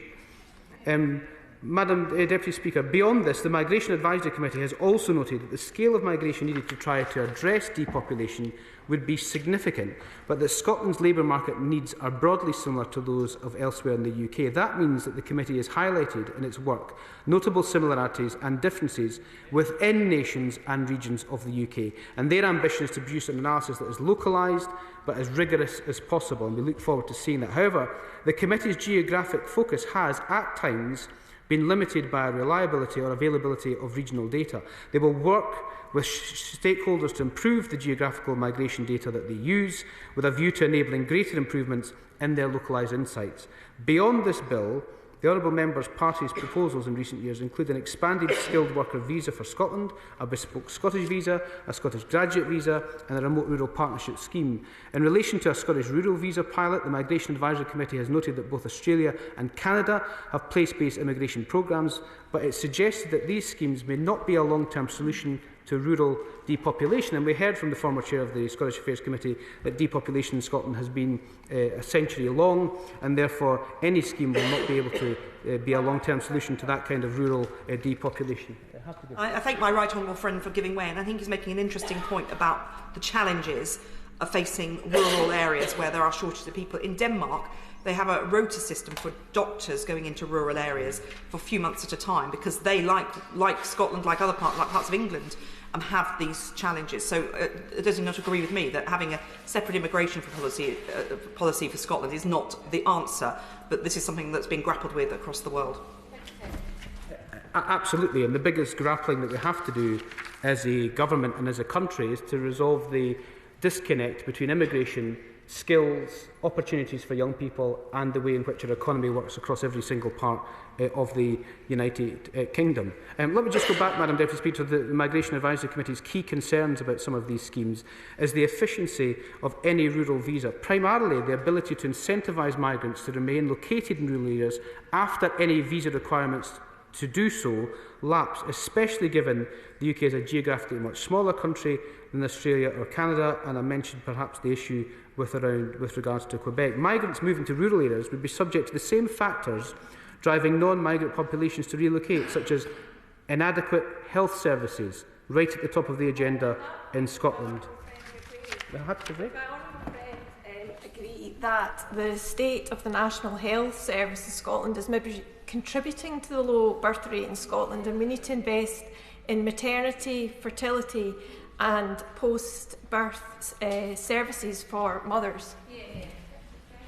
Madam Deputy Speaker, it gives me no pleasure to say this, but I do take great pride in the fact that this Labour government concentrated on getting the NHS back on its feet after the election, and for 6 months in a row, 6 winter months in a row, waiting lists have fallen, and in Scotland they have not, despite having a record settlement from the UK Labour government, and despite £4.9 billion extra. The NHS is broken in Scotland because it does not have a government that's solely focused on making sure that the health of its nation is a top priority. Madam Deputy Speaker, I know they don't like us speaking about the Scottish Government, but the Migration Advisory Committee that they've talked about a lot in this chamber already is actually addressing these issues. They challenged me to tell them what this government was doing in relation to this bill and migration in the Scottish context, and I'm giving them what the Migration Advisory Committee is saying in terms of some of the responses that they have given to this bill. We don't, you don't want to talk about it, but I'll continue to talk about it until health in this country improves. And I have to say, when one in 7 of my constituents are on NHS waiting lists, I'll continue talking about it until they switch these lights off for the honourable gentleman. Madam Deputy Speaker, the non-migrant populations would have the same problems as the rest of us have in terms of inadequate health services, the declared housing emergency, a broader lack of investment in skills and training or economic opportunities for young people. And one element in common among all these proposals is they are designed to provide a means to avoid or lower the salary requirements which applies to skilled worker visas. The Migration Advisory Committee has repeatedly advised against salary variations, as they could create frictions for workers moving around the UK and could risk institutionalising areas as low wage.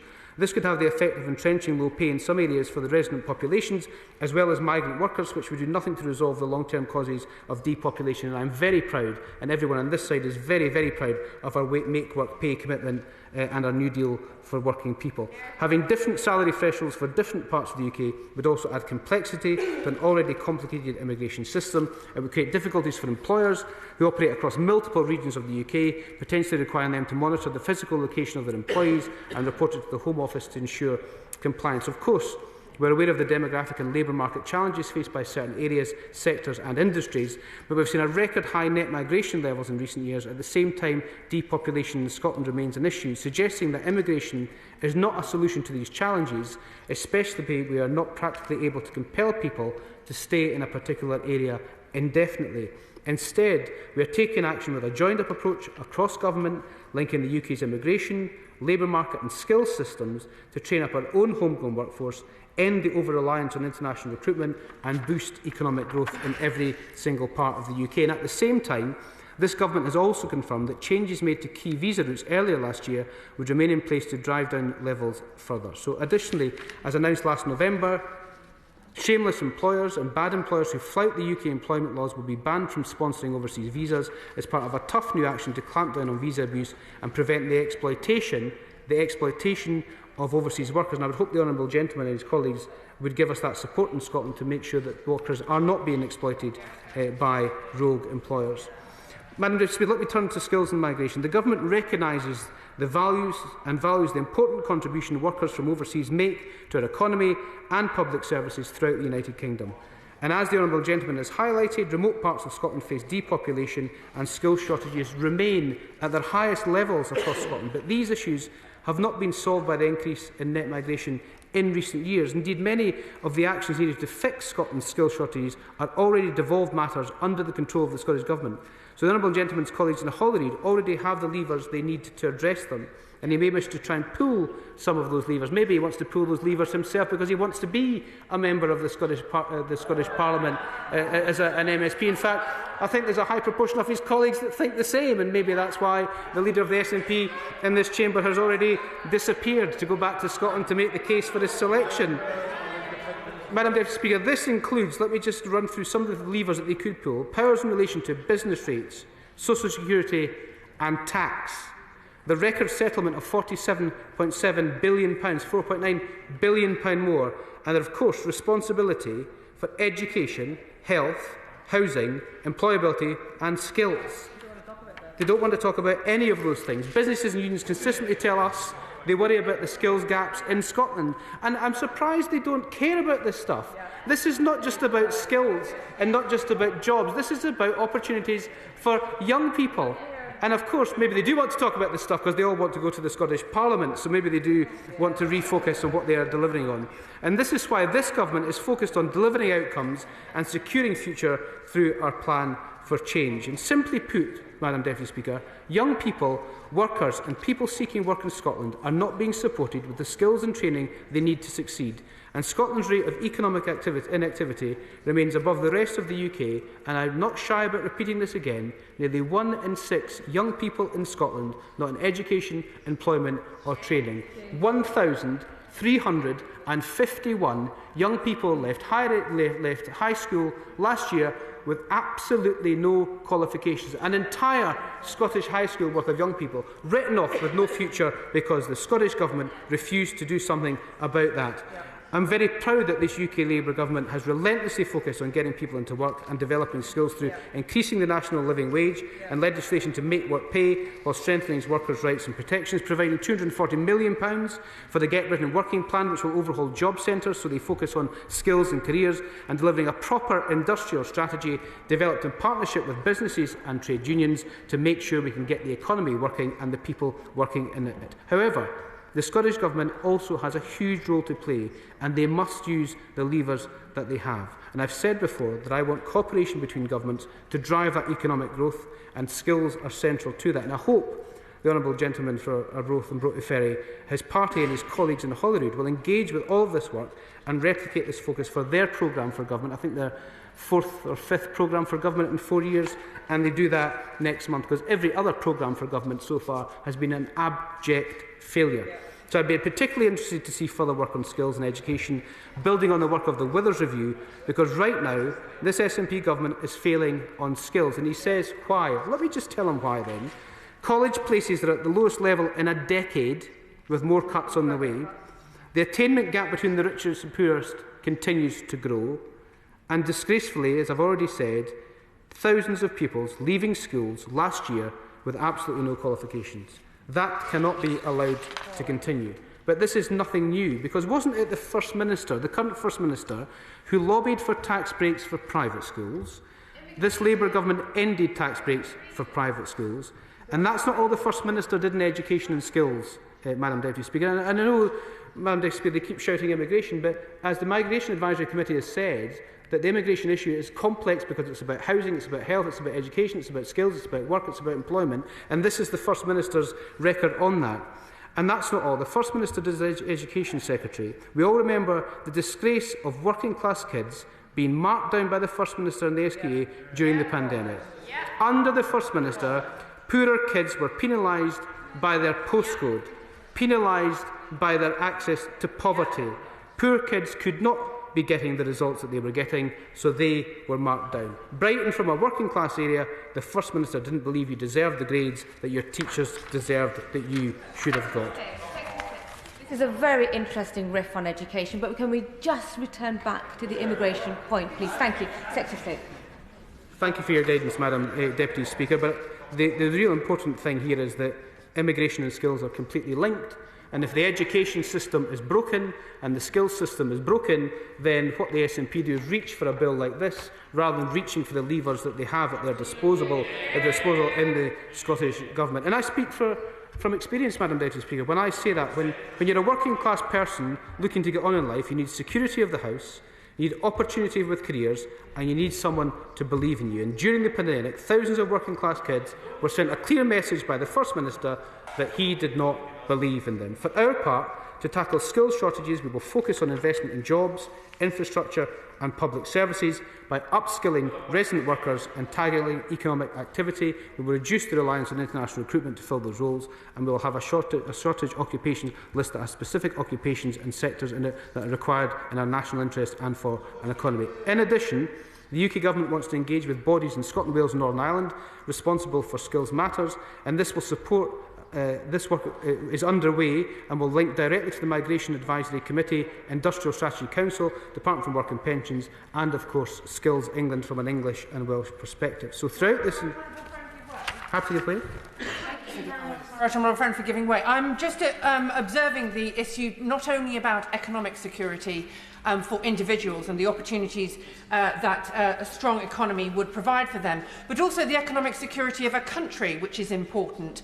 And what I would like to remark upon is the opposition of the party opposite to Great British Energy, which they voted against, and indeed nuclear power, which both are vital to our energy security and our economic security. If they're opposed to those issues, Madam Deputy Speaker, how can we be sure that they would have a competence to deliver equivalent on immigration policy? Well, Madam Deputy Speaker, it astounds me that the leader of the Scottish National Party in this place has GB Energy headquartered in his own constituency and voted against it. They voted against the £4.9 billion extra in the budget, and they stand against nuclear power. And I think that those three examples show why Scotland needs a new direction at the election next year. Very happy to. Does the honourable member also agree with me that in that list of things that they're opposed to, there's also an opposition to jobs being created in that constituency? Secretary of State? Well, the key thing in terms of GB Energy and indeed the green revolution that's going on in terms of the entire globe is that my ambition is not for Scotland just to play a part of that. My ambition is for Scotland to win that global race and is well placed to do so as having first mover advantage. But the things that this government have done, setting that mission, clean power by 2030, setting up and capitalising GB Energy, having the National Wealth Fund, is all part of making sure we can have Scotland winning that global race and creating the jobs of the future. I'm going for my giving way. It seems to be fair that this is about creating jobs in Scotland, but it's for form checkers and passport checkers at the border between England and Scotland, rather than anything particularly useful. Does my honourable friend agree? Secretary of State.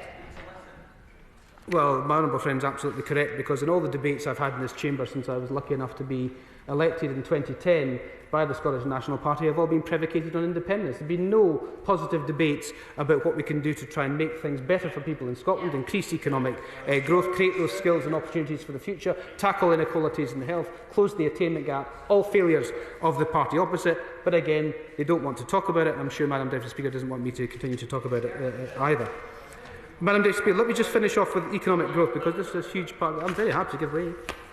Just on the thanks to the Secretary of State for giving way. The point he makes about the oil and gas sector, I think, is a very pertinent one. The Arbroath, relatively recently, the First Minister of Scotland and a representative of the UK Government jointly met with Haventus there to support the investment there with joint efforts from both governments, so that was very welcome. But to support that, we need a thriving service sector and hospitality sector.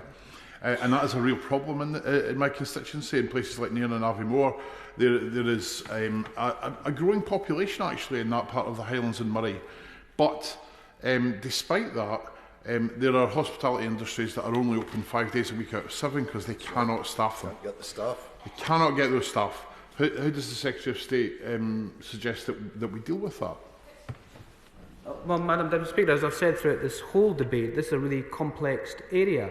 But the way you can't deal with that is just pull on one lever with a separate immigration system. The way you deal with that is you provide proper pay in the workplace, which is what we've done through our New Deal for working people. What you do is you provide housing so that people can live in and afford to live in. You provide connectivity so people can move around. And what you could do, a very practical thing that the Scottish Government could have done, was pass on the full rates relief that the English businesses and hospitality had, that wasn't passed on to Scottish hospitality businesses, and indeed they still refuse to, despite this government legislating for 40% reduction in perpetuity. I thank the Secretary of State for giving way, and I'm sure my colleague, my neighbouring MP would agree with me. The difficulty in my constituency is not this issue about proper pay or housing. The issue, if you would just listen for a moment, the issue is that we are at full employment. 2.3% of the population between 16 and 64. That, by any definition, is full employment. We can't get the staff. That's the issue, and you're ducking the question. Can you please answer it? Well, Madam Deputy Speaker, let's just do a little bit of mathematics then. There's 2.3% of the population unemployed in his constituency, and nearly 1 in 6 young people across Scotland are neither in education, employment or training. That is nearly 100,000 young people alone. So the question has to be, why are those young people not seeking out those jobs in his and his honourable friend's constituency? So what he wants to do is to say to those young people, you stay not in employment, education or training, and we'll pull a separate immigration lever to get people to work in poorly paid industries, rather than boosting pay, boosting careers, boosting progression and boosting the places that people want to live and want to work. Madam Deputy Speaker, Scotland has a proud industrial past, and indeed we all know that from history, and it can have a bright industrial future which delivers jobs and wealth for families for generations to come. For too long, Scottish workers have missed out on work, and now I worry a new generation will miss out on the skills required to take up those new opportunities. So while the Scotland Office will seek to work in cooperation with the Scottish Government, I'm afraid today's debate is just another example of the SNP demanding more powers to distract from their own failures when they do not have responsibility for it. UK visas are tied to locations already. An international student at Edinburgh University isn't commuting from Somerset. The question then becomes why, at a time when the previous government presided over record levels of high immigration, isn't Scotland a more attractive place for people who are coming to the UK to work or to study? And I'd suggest, Madam Deputy Speaker, it's down to 20 years of SNP failure and policy delivery. Thank you to my right honourable friend for giving way. Does he agree with me that if we want to attract people to Scotland, to work in Scotland, in our great nation, is it important that he continues the work that he has been doing to promote businesses and services globally in brand Scotland? Yeah.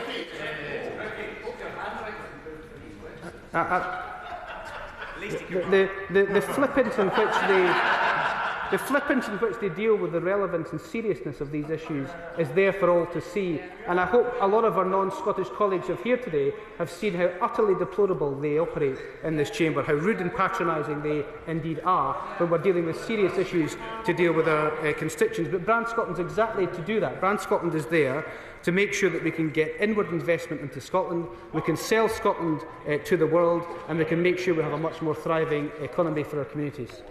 I thank the Secretary of State for being exceedingly generous with his time.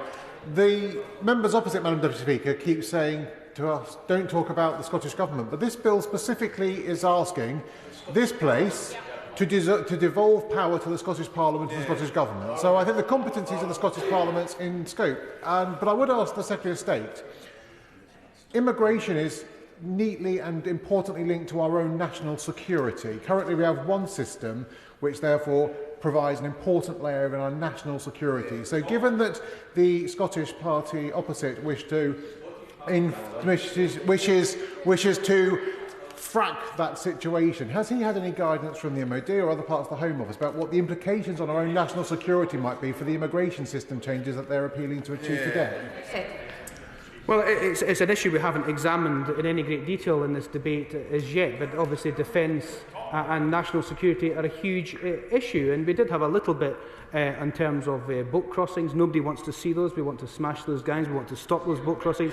One person crossing by boat is one too many because they're putting their lives and the lives of others in danger, and that has to stop. So there is a huge defence and national security issue to this too, because it's being run by criminal gangs that are in Europe and on the streets of our constituents all over the country. But the key thing here is that the difference in the question that you've just posed, the honourable gentleman has just, my honourable friend has just posed to me, is not contained in the bill.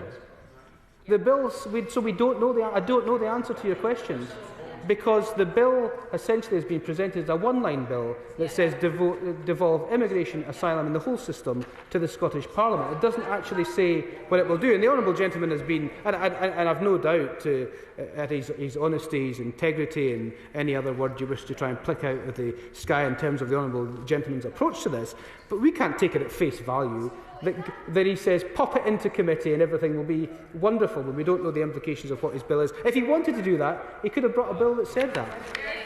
He doesn't understand the process. And I'm grateful for the Secretary of State's characteristically kind words about me. I am grateful. On that point, then I'm very happy to take the guidance and engage with civil servants, engage with the MOD, so either vote it out or don't vote it out, but let's engage with it. This is the most that the Secretary of State for Scotland has had to speak, I think, in any debate since he was elected. So why will he not use it positively? Well, I think I have used it positively. I've spent a long time, Madam Deputy Speaker, talking about our skills agenda, our Make Work Pay, GB Energy, the National Wealth Fund, economic growth, Brand Scotland, all of these things very positive and delivered in the first few months of this new Labour government. And if they had the same focus on delivering for the people of Scotland and the Scottish government as we have done here, they'd be in a much better place. Thank you very much. Throughout the course of this debate, any number of challenges on practicality and principle have been raised against this bill, during the course of which we've repeatedly had members opposite chanting out, "We'll put it to a vote then." I think the reality is, every time they say that, the words that everyone else in here in this chamber hears is, "We don't have any answers to the questions and the points that you are raising." Put it to a vote is purely symbolism, and not a serious use of this House's time. Absolutely, and I hope my honourable friend would say that this particular contribution at the Government Dispatch Box is a very good use of this government's time. Thank you very much indeed. I hope Hansard heard that. Madam Deputy Speaker, I did say that the attractiveness of a place for Scotland to live and work is down to policy delivery. And let me just take one policy in particular, because I'm happy to give way. Thank you to the Minister for giving way. Much like the Shadow Secretary of State on the benches opposite, on Sunday I'll be running the London Marathon. And I mention that because you don't run marathons by making excuses, and yet on the other benches we hear about skills, growth, health and universities, and the excuse is either the immigration policy or it's the lack of devolution. If there's always an excuse for your failure, you won't achieve anything. And I think that's why we need to have a serious debate about how we're going to get more people in Scotland. Thank you. I'm not sure, just a moment, I'm not sure the member highlighting his own prowess in running the London Marathon is appropriate to the bill, but I do wish him well. Secretary of State. Madam Deputy Speaker, we all wish him well, and I hope wishing him well, Madam Deputy Speaker, goes as far as perhaps going onto his Just Giving page and throwing him a few quid as well. I mean, my record for 26 miles is based on how fast I can drive the car, not how far I can run. I know you'll find that difficult to believe, but that is indeed the case.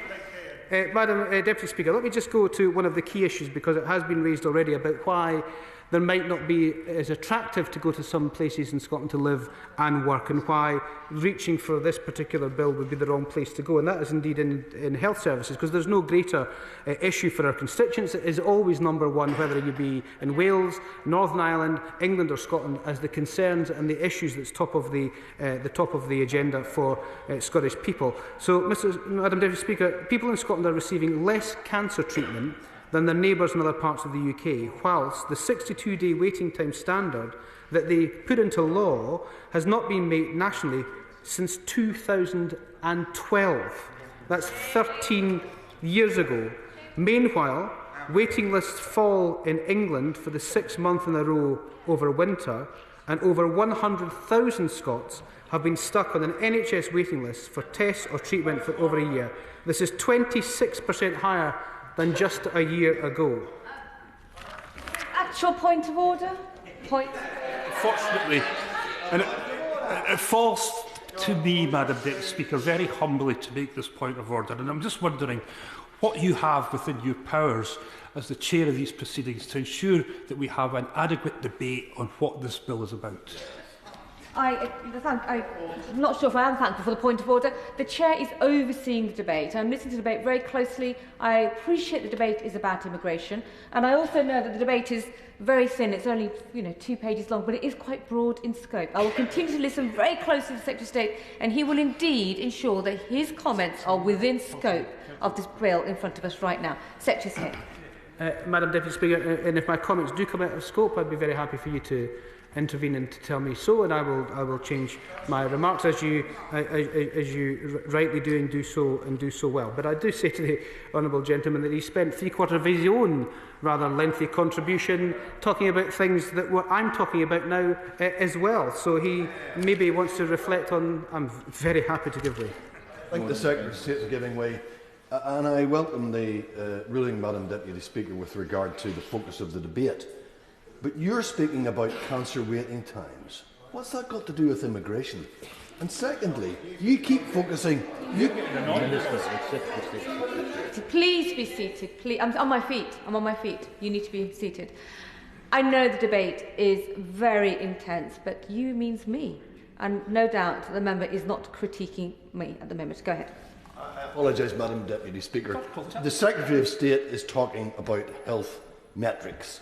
We will see about some of those health metrics over the next few months in terms of the validity with regard to England. But there are many, many, many other metrics in health and social care.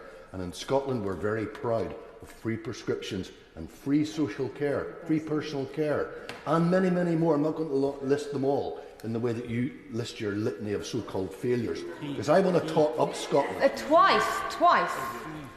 You refers to the chair. I think that's the end of that intervention. Secretary of State.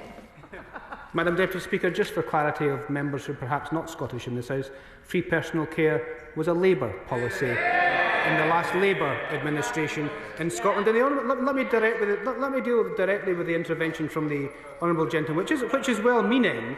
But the reason we're talking about health is because it's about birth rate, and we've heard already the lack of services and the lack of support in terms of maternity and paternity and those kinds of issues pre and post birth are a key part of whether or not people are determined to have more children. By attracting people to Scotland, do you think people may have in the back of their minds, do they want to go to Scotland and sit on a waiting list with 1 in 7 of their fellow Scots, or do they want to live elsewhere when waiting lists are going down? Do they want to be having a Scottish Government who passes a bill for a 60-day waiting time and never meets it in 13 years?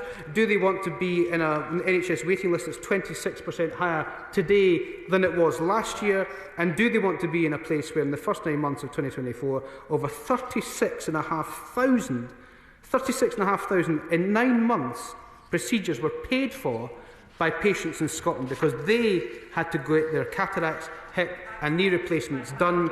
They even had to pay for rounds of chemotherapy because their choice was pay or pain. That's the choice that his Scottish Government's given to those particular patients. There is now a 2-tier NHS in Scotland, one for those who can pay and those who have to wait in pain. And despite that dismal backlog and Scots being forced to go private, almost 50,000 fewer operations are carried out a year compared to before the pandemic. Now, I don't know if the honourable gentleman now wants to intervene and say if I've answered his question about why he thinks health is relevant to this debate. Perhaps not. But meanwhile, the bodies responsible for community health and social care, a sector with a fair proportion of international workers, facing a funding gap in Scotland of £457 million. Councils slashed to the bone, and they're responsible for social care services. Outsourcing of social care services and driving down wages is the only thing that councils have been left with because of their constant underfunding of social care and the Scottish Government. Madam Deputy Speaker, let me be slightly more positive, and the honourable gentleman might want to reflect on this too. And I will make no apology for highlighting the impact of the SNP's record in Scotland as I've done in the areas they are responsible for. They don't really want to talk about it, but they never want to talk about the powers they do have and always the powers that they don't. But let me just talk about something that's happened when we've been working together in the spirit of cooperation. Let me share an example where Scotland's 2 governments worked together on an issue of immigration. Last August, Madam Deputy Speaker, 19 female Afghan medical students barred by the Taliban in Afghanistan from completing their medical university studies, arrived in Scotland to train to become doctors. Previously, these women were confined to their home and unable to contribute to their societies through a medical career. Many feared not just their career, but their lives. They felt their lives were in danger and they lived in fear of the Taliban. The UK Government's Scotland office proposed student visas as an alternative route to using the Afghan Citizens Resettlement Scheme, and the Scottish Government confirmed it would introduce legislation to amend student funding regulations to ensure that the women could attend Scottish medical schools and they could complete their studies. It was a tremendous effort of cooperation between both the UK and Scottish governments, brokered by the wonderful Linda Norgrove Foundation. Now, Linda Norgrove, you may know, Madam Deputy Speaker, was an aid worker from the Western Isles, of my honourable friend's constituency. The foundation was set up by Linda Norgrove's parents, John and Lorna, in memory of their daughter, who was kidnapped and subsequently died during a failed rescue attempt in Afghanistan in October 2010. The foundation aims to support women and children affected by war in Afghanistan. It's raised more than £3 million since the charity's establishment in 2010, which has been spent on a wide range of projects, from literacy programmes to the calligraphy classes.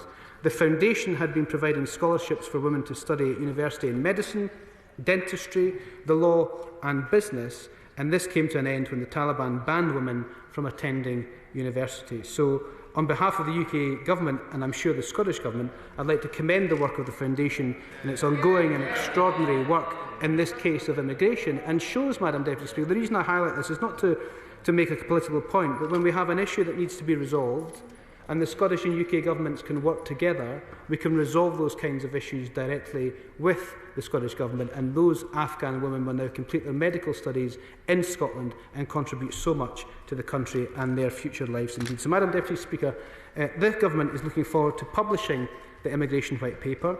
We will reduce immigration and will work to provide Scotland with the economic growth, jobs and opportunities that it deserves and needs. We'll continue to work with the Scottish Government on delivering for Scotland. We've reset that relationship, but we will also respect the devolution settlement.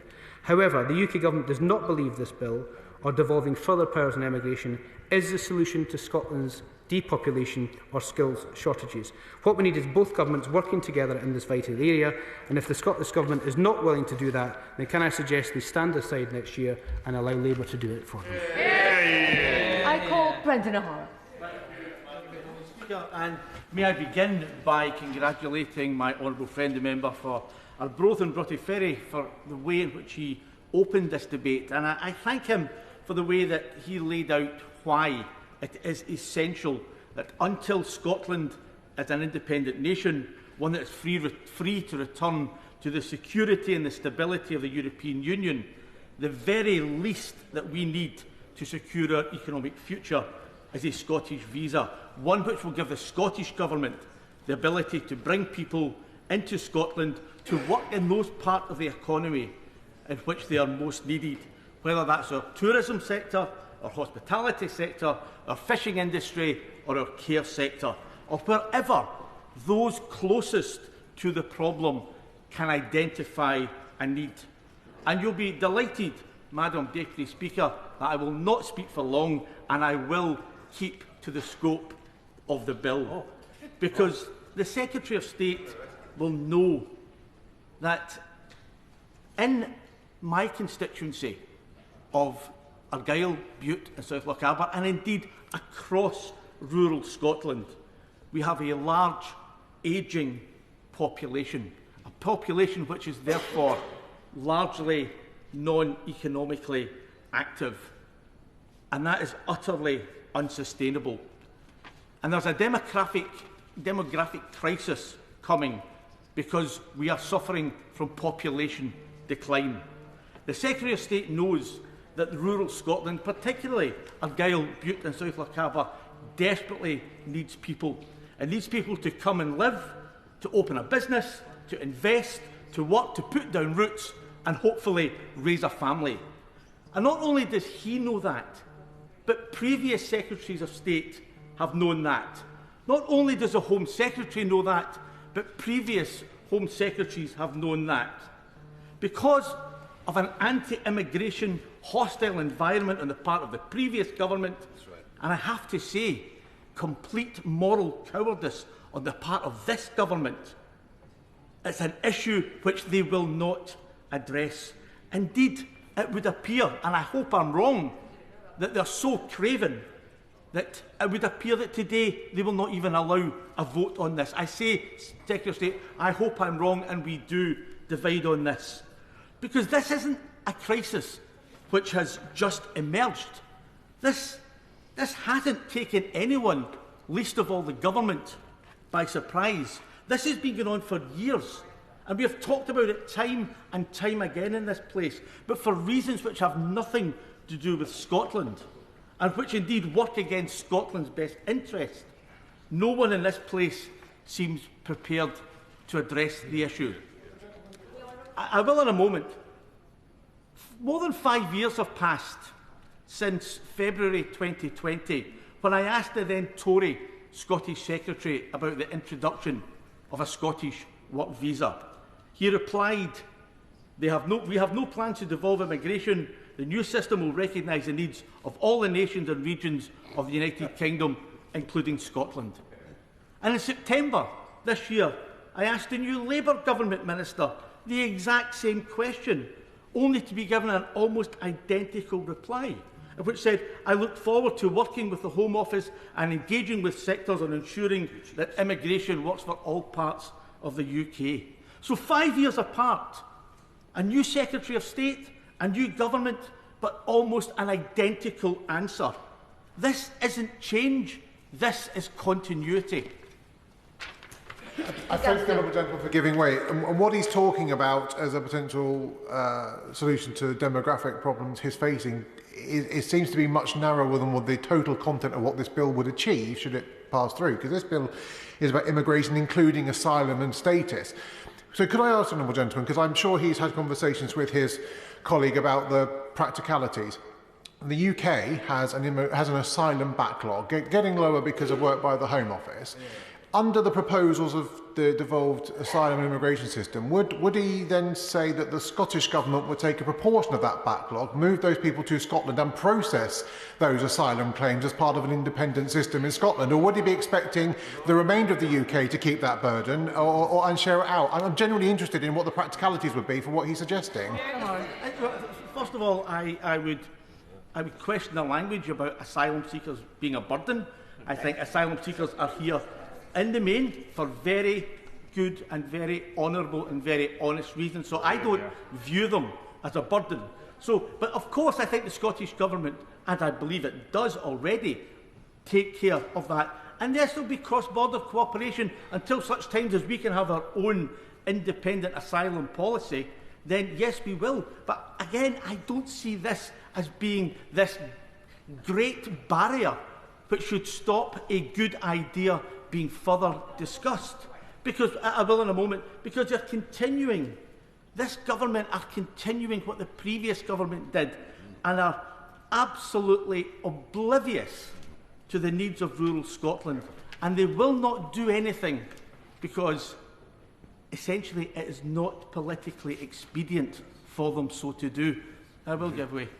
Honourable Gentleman for giving way, and he skirted over the idea of the cost of doing this, and the burden isn't the individuals, but there is a huge cost to the UK Home Office of delivering the system and helping people through that system, and everything from detention, management, detention centres if that's necessary at airports and elsewhere, the setting up the processing of the claims, the greeting and receiving of people when they sadly arrive on boats in that case and through other routes. There is the management of the borders. All of these things are costs, and that is a burden to the taxpayer. It's just it's a fact of life that it does cost the taxpayer, and I'm wondering where the Honourable Gentleman thinks that the money is going to come from and what they're going to cut in Scotland to fund this. As long as we are unfortunately part of the United Kingdom, then the United Kingdom government will have a responsibility and will have a role to play. But where we can, and what we should be doing, is we should be allowing asylum seekers to work, to be contributors to the economy, because the current system is a complete and absolute nonsense. And I think that what we should also be doing is we should be looking very, very closely at how we treat those vulnerable individuals, because I don't think we should be taking any lectures from that previous government and from this government on how we treat the most vulnerable people. Now, I will make some progress, because I did say I would stick to Scotland. But what I would say finally to the Honourable Lady is, or the Right Honourable Lady, is that I don't think that it is beyond the wit of everyone in this place to come to an equitable solution. I don't think that throwing up these smokescreens at second reading, as a smokescreen at a second reading debate is a useful thing to do. And I think that what we should be doing is, let's pass this bill, let's take it into committee, and let's get down, let's dig in to that minutiae. Because until and unless we do, then this House will just continue to bat this away, and it's not a sustainable position. So, of course, I don't need to remind the Secretary of State for Scotland that Scotland voted overwhelmingly to remain in the European Union. And we did that, I believe, because we recognised the enormous benefits that membership of the European Union brought to Scotland. And one of the greatest benefits it brought was freedom of movement. That ability for our people to move freely across Europe and for Europeans to come here. And there was hardly a cafe, a hotel, a guest house or a pub in Argyll and Bute and South Lochaber which did not have a young European, more often than not several young Europeans working in them. They filled essential seasonal gaps in the local labour market. They allowed businesses to remain open and serve the needs of visiting tourists. But that's all gone. And once thriving businesses are now struggling to find the staff that they've depended on. And many hitherto successful 7-day-a-week businesses are now operating at 3, 4, sometimes 5 days a week. Not because the visitors have gone, but because they simply cannot get the staff. And of course, the added bonus was that when these bright, young, ambitious Europeans came, they often decided to stay. Or they would return later to raise a family and set up home in Scotland. And indeed, it was a cornerstone of Argyll and Bute Council's plan for economic regeneration. That whole plan was predicated on continuing to have access to EU nationals and to be able to attract them into the area, but through no fault of our own. And as I said, despite voting overwhelmingly to remain in the European Union, the insanity of Brexit has taken that away from them. And I would argue that the UK government, having taken that away from them, now has a responsibility to provide a solution, particularly to help those areas suffering from depopulation and those rural areas to discover. I have rarely in my life been more popular. I'll take the gentleman there. I thank the honourable member for giving way. And given that the SNP decided to withdraw an amendment on this very policy from the Borders Bill earlier this year, I wonder if the honourable member will agree with me that this bill today is just a cheap stunt with very little meaningful attempt to make Scotland a more attractive place to live and work. Well, I'm hearing from my honourable friend from Perth and South Perthshire, and if he can't respond to the honourable gentleman, then allow me to. What amendment? What are you talking about? He has no idea of what the honourable gentleman is talking about, Madam Deputy Speaker. So I'll return to the point that if the UK government, having taken that away from the communities in the rural parts of Scotland, they now have a responsibility to provide a solution. And if they won't do it, for ideological reasons, then the least they can do is allow the Scottish Government to do it. Because we cannot go on this way. And I'm not surprised. I'm not surprised that all we've heard from the Labour Party is lining up to kick the Scottish Government, to kick the SNP. And, you know, that's politics. And do you know what? To be fair, you've as well taken every opportunity to do it, because they probably won't last for long. But the reality is that by 2047, the proportion of people, working-age people in Scotland, is going to be smaller than it is now. The number of people of pensionable age is expected to rise. And that's a huge, huge threat, not just to our economy, but to our ability to provide public services. And of course, there is no magic bullet. Nobody said that this is a magic bullet.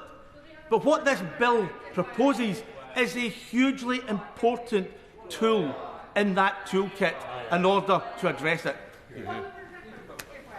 Joanna Baxter, Josh Burton, which one will it be? Joanna Baxter, there we go. Thank you very much, Madam Deputy Speaker, and thank you to the honourable gentleman for giving way. He talks about the... Sorry? He talks about the needs of his constituents, which I think is worthy and notable. Can he explain to the House then why he opposes the nuclear deterrent, which is based in his constituency, which is the second biggest employer in Scotland, which would provide jobs? So that would go some way to addressing the points that he makes. Let me, Madam Deputy Speaker, to veer ever so slightly from my promise to remain within scope of the bill in order to answer the Honourable Lady's question.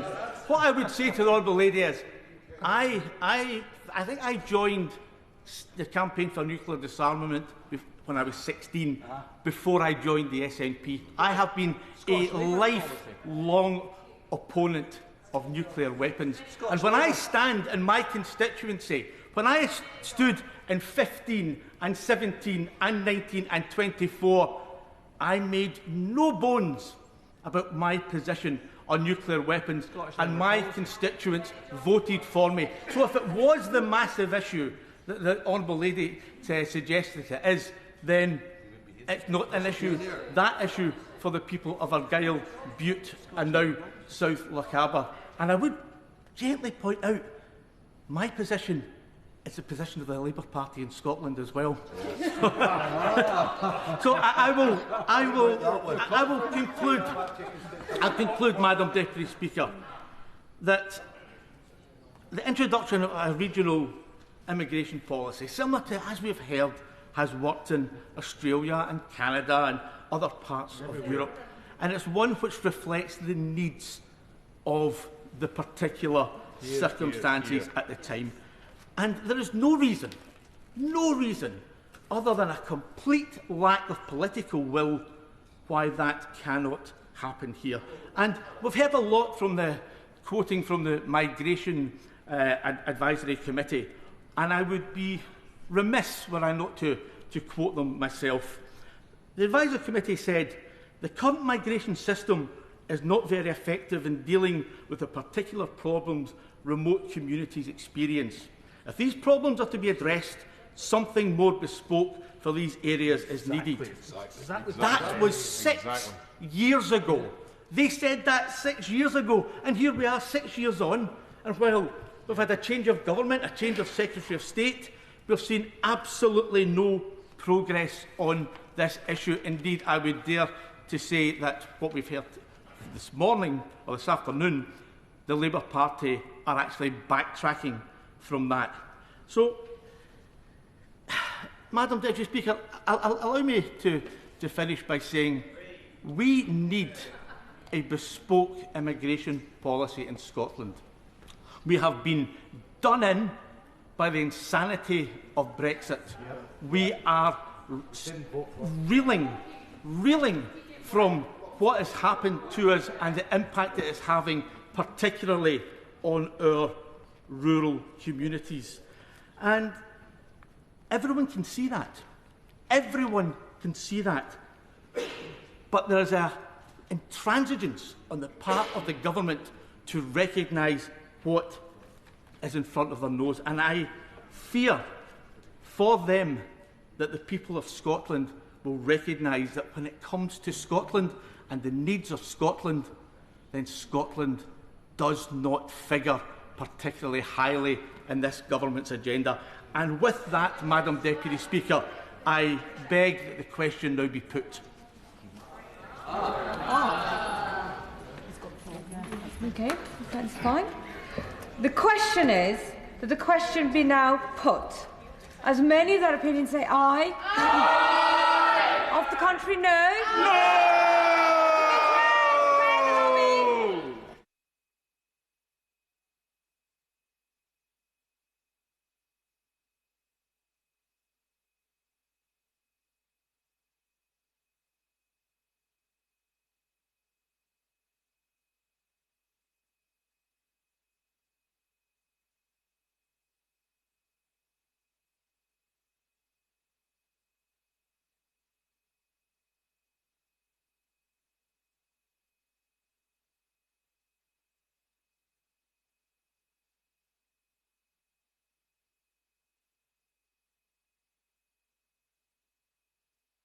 Not now. The question is, as on the order paper, as many that opinion say aye. Aye. Of the contrary, no. No. The tellers for the ayes are Kirsty Blackburn and Brendan O'Hara. The tellers for the noes are Kate Durden and Vicky Foxcross.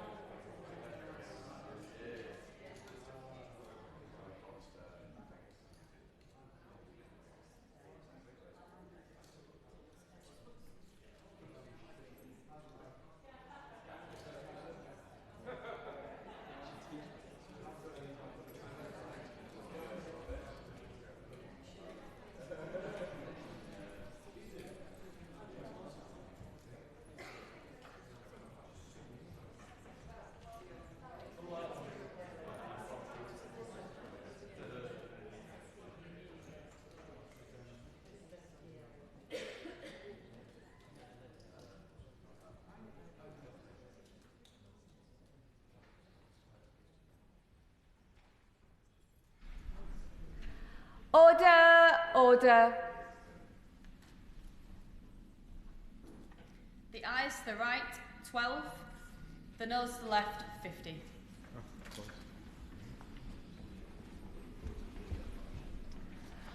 The ayes to the right, 12. The noes to the left, 50. So the noes have it. The noes have it. Unlock.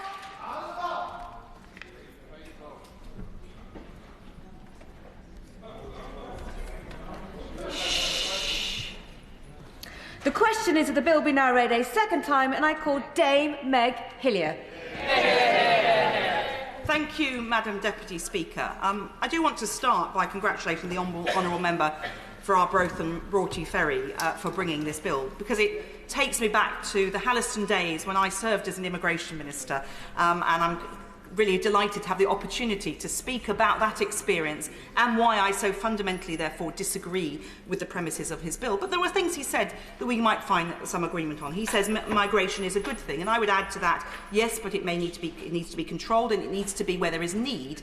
And there is certainly, I recognise, needs in Scotland, but also in other parts of the United Kingdom, and we need to make sure that any immigration policy that we support, that the government introduces, any changes they introduce, are led by those principles. He also talked, Madam Deputy Speaker, about pooling and sharing sovereignty. Yes, we are in a United Kingdom, and I agree that sharing, being part of the United Kingdom is the right thing, and that's why I am a unionist at heart. And I'm proud to have been serving in Her then Majesty's government on an issue that covered the entirety of the UK, on a number of issues indeed, as a Home Office Minister. The Honourable Member spoke at length about young people, and we know that the demographics of Scotland are a particular challenge. But I think, as others have touched on, the Scottish Government's record on young people is woeful, as the Secretary of State highlighted, with 1 in 6 young people not in education, employment or training. This is a scandalous level of disregard for the future of our whole country, of the UK, but particularly in Scotland, where those young people are the lifeblood of the future of economic development, and making sure that we don't have to deal with some of the issues that he and his colleagues have highlighted today. And it is shocking, really, when the demographics of Scotland are as they are, that if this is compared with England, and I represent a constituency where around 1 in 4, 1 in 5 young people now, our demographics are changing, are under the age of 16. We see investing in those young people. As I say to them when I go to schools, you are the future of our country. You need to get good jobs and do well. You'll be paying the pensions of older people. You'll be caring for people. You'll be running the country. We need you, and we believe in investing in them. And it is a shocker that the Scottish Government has sleptwalk into letting young people fail so badly. And such talent in Scotland and amongst young people there, and they have been sorely let down. They should be the lifeblood of the country, and the Scottish Government ought to be doing more to support them. A number of members have mentioned the Migration Advisory Committee, and I will go on to talk about that in more detail. But the fact that the Honourable Gentleman refers to this, and that the Secretary of State for Scotland and the Home Secretary have indicated very clearly their willingness to engage, rather undermines his argument for the need for this bill in the first place. The Migration Advisory Committee has a role to cover the needs of migration across the country, the whole of the UK, including Scotland, and I will go into that in a bit more detail. But I'm also unclear that the Honourable Member, again, he mentioned fresh talent. He's talked about examples where the Scottish Government, and the Secretary of State highlighted an example very clearly as well, where the Scottish Government has worked very closely with the Home Office. Of course, the Secretary of State was referring to the Afghan women medical students. That's an example of how we can work together in the interests of the UK and Scotland. And so if we are doing that already, what on earth good reason is there to have a separate bill for migration? I also just want to touch on comments made by my honourable friend, the member for the Isle of Wight West, for his excellent speech, and from a place of real knowledge about the challenges, particularly for island communities on the ferries. I have very fond memories of spending time in the Isle of Wight as a child, and it is smaller, but the challenges are very similar. And I feel his pain on the ferries, and the failure of the SNP government on ferries, I think, does not, well, I could repeat it, but given the many things I need to talk about in the next half hour or so, I think the Honourable Member highlighted that very clearly. And he also laid out clearly just some of the challenges and burdens of a separate system of immigration. It isn't a cost-free option. It is costly to the taxpayer and duplicative, confusing for businesses, and he also debunked the myths of a virtual border, something we heard rather too much about during Brexit. So, on the basis of the SNP's track record, we would any future Labour government in Scotland, which of course we all hope to see in 2026, will have a lot on its plate. And I don't think that dealing with immigration is anywhere near the top of the agenda, because, of course, a Scottish Labour government would see very clearly the benefits of working across the United Kingdom between Whitehall and Edinburgh, and making sure that we all delivered for all of our communities. And certainly setting up a new system would not be a priority. So it was a bit disingenuous from the Honourable Lady to highlight earlier, suggest that we were conceding victory to the SNP next year. It is precisely because of their mess that we need to win next year, and it's precisely because of their mess that the idea that a new immigration policy is a priority when they have failed in so many other respects is really not something we should entertain. So I want to move, Madam Deputy Speaker, into my more detailed remarks, and I'm very pleased, as I've said, to speak in this debate, because I believe in devolution. I'm a passionate believer in devolving power to the most appropriate level to competent bodies that can deal with this. I served as a councillor in Islington, in the days when we were devolving things to neighbourhoods. This was the days before the internet for my younger colleagues. Those days did exist, where we wanted services to be within pram pushing distance, but decisions devolved to the communities that were best placed to make those decisions. And I served as an immigration minister. I had the honour of serving in the government of Gordon Brown as an immigration minister for 3 years, spending a lot of time travelling around the country to deal across the UK to look at issues, and I'm going to touch on some of that in relation to Scotland in a moment. And I both debated this issue and followed it since in the UK generally, but specifically in Scotland as well. The Honourable Member for Perth and Kinross-shire, actually, I haven't mentioned him yet, Madam Deputy Speaker, but he highlighted the recruitment issues and the workload crisis. But as the Honourable Member, my Honourable friend for Stoke-on-Trent Central, so eloquently put, as is his wont, that policies to attract people somewhere are not down to immigration policies, actually. Immigration is one element of it, but as the academic Richard Florida highlights, that people will go to places where they have good education, there is a good cultural offer, there is excellent transport links, and there is a tolerant community.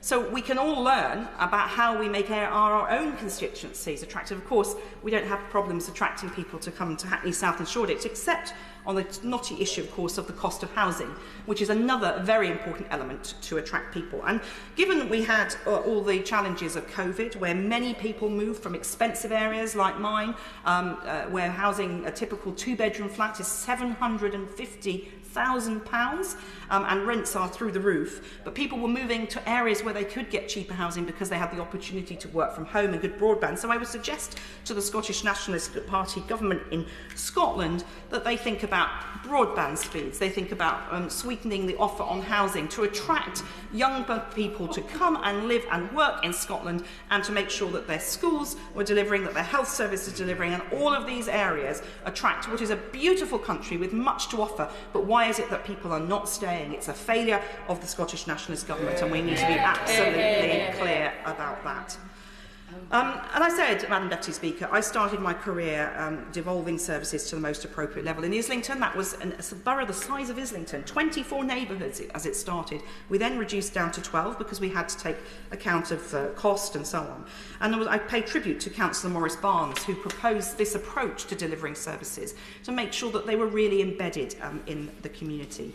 In 1998, when the Labour government came in, and having promised devolution, we saw under Donald Dewar the new dawn of a devolved Scotland, and the giants who led on that devolution proposal should be respected for what they delivered. And devolution in Scotland was a breakthrough, something I support. But if you're going to devolve power, you need to also make sure that the authority, as I highlighted earlier, is a competent one to deal with the devolved powers. And I think the electorate in Scotland will have their say, of course, on that in 2026. Madam Deputy Speaker, today we haven't really actually heard much of the nitty-gritty about what exactly the Honourable Gentleman's bill is proposing. And I think it might just be worth pausing for a moment to remind ourselves what this one-line bill looks to be suggesting. So the Scottish Parliament is governed by the Scotland Act of 1998, and the devolution settlement in Scotland operates on what is known as a reserved powers model, which I know a lot of our Scottish colleagues will be fully aware of course, which means that Schedule 5 to that Act lists which powers remained reserved, which are i.e. are the responsibility of this, the UK Parliament. And generally speaking, anything not listed in Schedule 5 is devolved by default to the Scottish Parliament. And under Section B6 of Part 2 to Schedule 5, immigration and nationality is a reserved matter. And modifications in the list of reserved matters can be made in two ways: by an order in Council under Section 30, Part 2 of the Scotland Act 1998, or via primary legislation. And the Honourable Gentleman is proposing here primary legislation, but with one line, no proper detail, no working up. We would be walking ridiculously and recklessly into the unknown if we were to adopt this bill today. I give way to my honourable friend. I thank my honourable friend for giving way. As a fan of the England cricket team, I'm used to having a belief in something which is slightly rubbish in being able to achieve a lot more. But that is dwarfed next to the belief of my honourable friend's opposites. Belief in 17 words to solve all of the problems that have been listed of the Scottish Government. Perhaps my honourable friend could explain a bit more some of the work that really needs to go into solving some of these netty problems. Well, I think I certainly plan to go on to that later in my speech, Madam Deputy Speaker, but he is absolutely right. And modifications under Section 30, so that's the order in Council, require Scottish as well as UK parliamentary approval. But modifications via primary legislation require only approval from both houses of the UK Parliament. So by taking this approach, the Honourable Gentleman is saying that this is a matter entirely for this Parliament, this House and the other place, and cutting out his colleagues in Holyrood, which is an interesting take on events, given that we already have a good relationship between Holyrood and the Whitehall on many of the issues that we're discussing today. And the most significant and long-term changes to the legislative competence of the Scottish Parliament have been made by Acts of Parliament rather than orders in Council, which is interesting, and we could have a long discussion, Madam Deputy Speaker, about that, but I suspect I'll be trying your patience to start discussing the constitutional settlement for Scotland, so I will not take that temptation. But the Scotland Acts of 2012 and 2016 implemented recommendations made by the Calman Commission and the Smith Commission respectively, so there has been change along the way. Devolution was never intended to be a static thing. It was intended to reward the competencies and skills and needs of our devolved bodies, but they need to play properly, professionally, and not have cheap political gimmicks, which I fear, much as I respect enormously the Honourable Gentleman for Arbroath and Broughty Ferry, I do think that the flimsiness of this bill suggests that it hasn't been properly thought through. If the bill were to admit some or all of Section B6 of Part 2 of Schedule 5 to the Scotland Act 1998, which I've already quoted, this would have the effect of transferring responsibilities for the matters to the Scottish Parliament. So there is a really big issue here about why I believe we shouldn't do this. I mean, so we've already seen variation in Scotland on different tax rates. That actually creates some really challenging issues about how, for example, our armed forces are paid. So you can be a member of the UK Armed Forces, and the Ministry of Defence has to have a formula for the different branches of the armed forces that if you work in Scotland on a place on a tour and you get paid more to take account of the tax rate, because you can't have two members of personnel in our armed forces doing the same job with the same title earning differently because they are UK armed forces. I would happily give way on that point. The honourable member concede that the current situation is unacceptable in that regard, because I have many thousands of personnel working in my constituency who now pay less tax in Scotland, and if they get transferred to a base in England, they pay more tax. But there is no mechanism the other way for that. It's completely discriminatory to the people of Scotland. I think well, dare I say, Madam Deputy Speaker, on his head be it. It was the Scottish Government that introduced this variation in taxation, and that left then a very challenging issue for anybody working in any UK-wide public body, or indeed a UK-wide company, where you have personnel doing the same job, as I repeat, the same job on the same headline salary, but because they're working in different jurisdictions, end up paying different taxes. Now, that has meant a big headache for the Ministry of Defence and quite complicated to deliver. And that's just one example, and we could go into more, but we're here really to discuss immigration. But it is an example of what happens if you, without heed, rather recklessly dive in to changing something without proper preparation, thoughtful discussion and agreement. And I give way to my honourable friend. I do think the honourable lady is giving way, and I think she's pointing. What she's exposing actually is the thing that we will be trying to get to this morning and this afternoon, and hopefully not this evening, which is that the changes that have been made to the constitutional settlement of the United Kingdom have been done over time with lots of thoughtful, considered conversations before the final piece of legislation was put through. What we have today is a legislation with one clause that seeks to make a very large change to the constitutional settlement, and we're being asked to trust a committee process to come up with the specifics. Now, Madam Deputy Speaker, you'll know the old phrase, a camel is a horse designed by a committee. If we were to leave this to a committee stage, we will end up in a situation where we have bad legislation, which would be bad for the United Kingdom and bad for Scotland. Does she agree?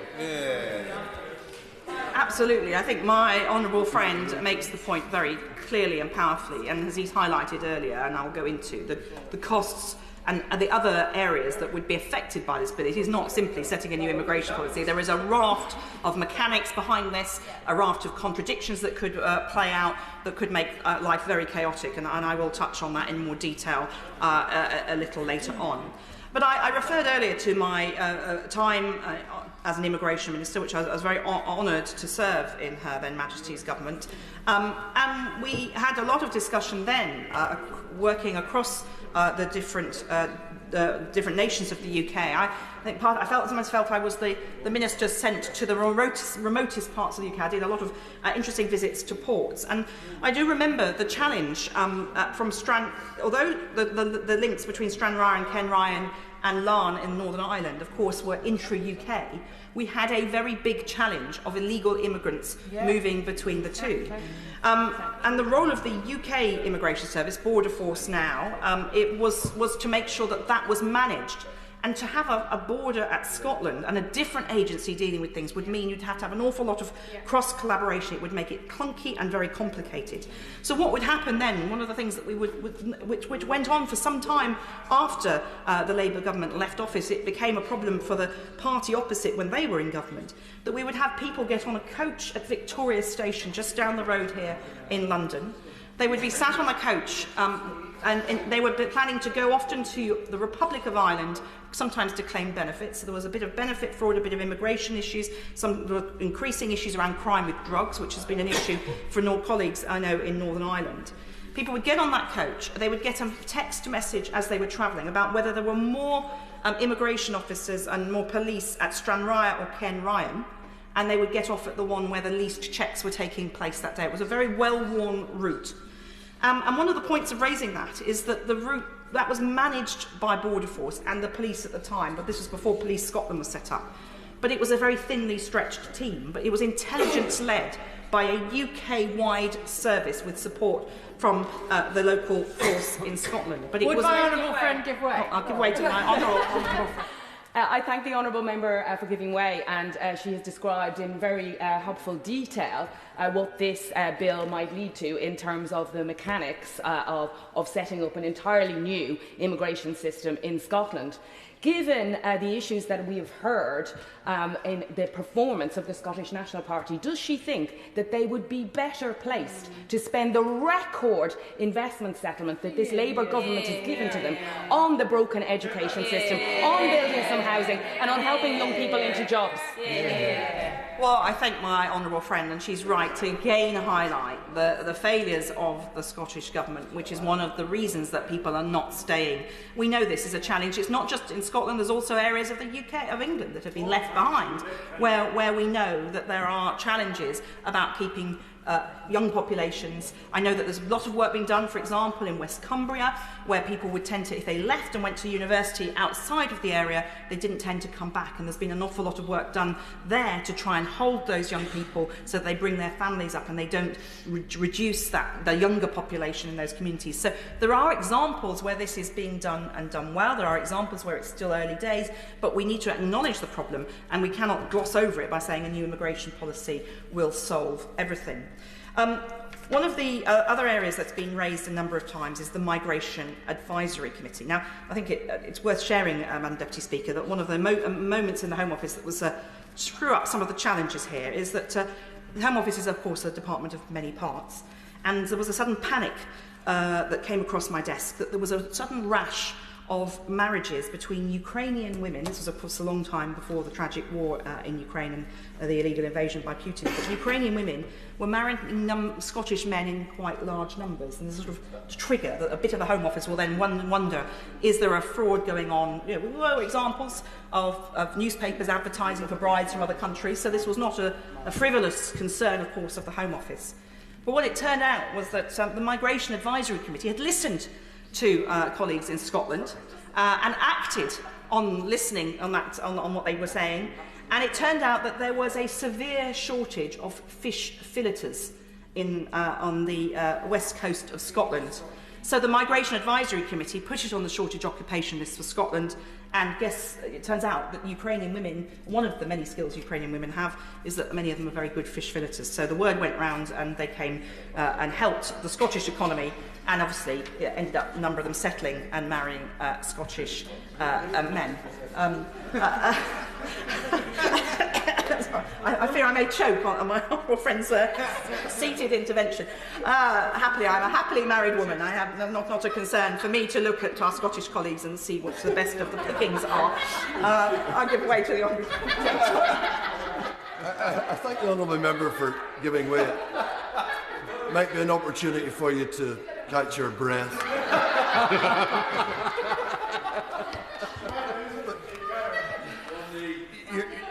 The honourable member is making a number of claims about Ukrainian women and Scottish people, but I want to go back to something she said earlier about Stranraer and Cairnryan, a place I'm very familiar with as an Irish person and as a guide. And I just wanted to correct for the record, Madam Deputy Speaker, that Stranraer as a port closed many, many years ago, and the example that you gave is completely impossible. No substitute for funds. And the member was told off twice earlier for using the term you, and even came and apologised to the chair. And I wouldn't have mentioned it if I wasn't accurate in making it clear for the record he'd been inappropriate with his language. Dame Hillier. Thank you, Madam Deputy Speaker. I was referring, unbelievable as it may seem to the honourable gentleman, I was a minister between 2007 and 2010. Yes, I was a child minister, of course, at the time. So I can understand his confusion, but it was the case at the time, and it did continue for some while, because I was then dealing with the local Member of Parliament, even by then in opposition, about the challenges of that particular route. And of course, it is, as he will know, the shortest route between from Scotland to Larne is the shortest route that can be taken. So it was people would make that journey to do. I have done that journey. I have driven along that long and winding single route to get there. Not somewhere you want to get stuck behind a lorry for sure. But it was really to demonstrate that point about the challenges of having multiple agencies. It's difficult enough, frankly, let's be honest, and I spent over a decade on the Public Accounts Committee, Madam Deputy Speaker, looking at the problems of Whitehall. Even within one government, things don't always go smoothly as different agencies interact.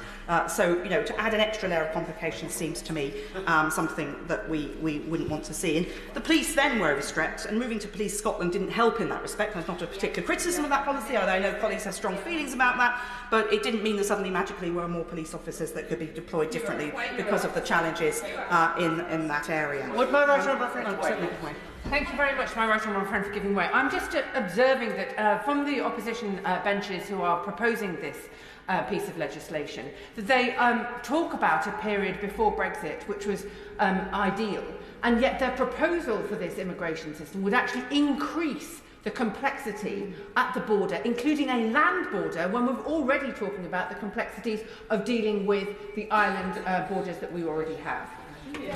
Indeed, and the honourable, I think my honourable friend, and my honourable friend wasn't an MP, of course, when we were discussing Brexit. Oh my word! I mean, the lack of thought about what the issues were with the land border prior to that. In fact, Madam Deputy Speaker, you may recall that when the former Baroness May, now the former Prime Minister, was proposing her Brexit deal, only 17%, for Hansard's purposes, 17% of members of Parliament had been members of Parliament when the Northern Ireland Agreement had been signed.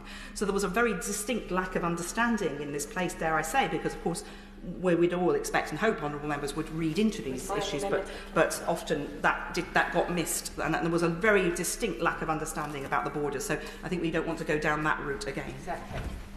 Thank you very much for the intervention, and I'd just like to add to the concerns around Brexit is the Gibraltar-Spain border as well, which we still are in the process of dealing with, despite the previous government. Absolutely, and I think we had a lot of frankly trite talked at the time about having virtual borders, but you know it might seem even with some of the tensions perhaps certainly from what other honourable members were opposite were saying earlier between Scotland and the UK as they would see it, and we're not at the point where we would, I hope, have watchtowers with border guards with guns, but once you have a border, that is a risk.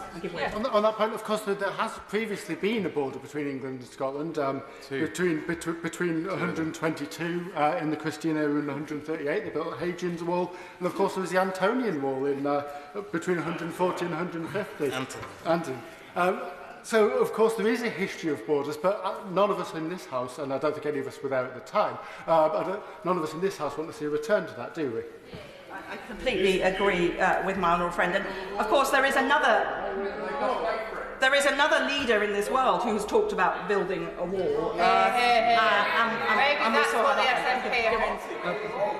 I'm very grateful to the right honourable. She's somebody I've got a lot of time and respect for. She's contributed so much to the work of this House, but she's just been simply absurd in some of her proclamations in the last few minutes. All we are asking for, Madam Deputy Speaker, is the opportunity to address some of our workforce issues, a real crisis we have in Scotland. What we want, we have a distinct and separate tax code in Scotland that would be part of the conditions that anybody came in, there would be a requirement that they would live and work in Scotland, and that could be easily assessed and monitored because of our individual tax codes in Scotland. It is straightforward and simple. Watchtowers, border guards, come on. The right honourable lady is 10 times better than that. Well, if the cap fits, I would say to the honourable gentleman, maybe he should consider his position. I'm not suggesting for a minute that we would see border guards and towns. Once you have a land border, we have seen in other parts of the world, and in allies of ours more recently, quite intemperate discussion about borders, walls and security, and we would not want to go down that route. I give way to the honourable gentleman. Now, and I'm sorry, I've got the same respect, Madam Deputy Speaker, for the member and her service, and where she usually talks an awful lot of sense. But right now, she's speaking in to what I'd expect to hear from these benches or those benches back there of the isolationism that we have heard. There's been taking down borders in the single market and the customs union, what we've argued for. And in Northern Ireland, they haven't needed a border, and the member was quite right in what he said. I would ask her to temper her language in terms of what she's talking about and talk about this sensibly, and she speaks of disaster of Brexit. Legislation. Madam Deputy Speaker, as you know, I mean, I think it's important that in this place we have debate. People have made points to me. I'm simply responding to those points. As I've said, I am not suggesting we would want to see or would see watchtowers with armed guards. That is not something we would want to go down. And my area of the country, we had the second largest vote for anti-Brexit. So I know where I stand and my constituents stand on that issue. But we do not want to add in extra borders that we don't need to. Give way to the honourable. I'm very grateful to my honourable friend who will benefit from her long experience in these houses. She will, of course, have been around during the discussions after the referendum in 2016. She'll recall the fact that a vote on remaining in the customs union was lost by 6 votes when all 48 SNP MPs abstained. Does she remember that? I think my honourable friend makes the point. I'll give way to them.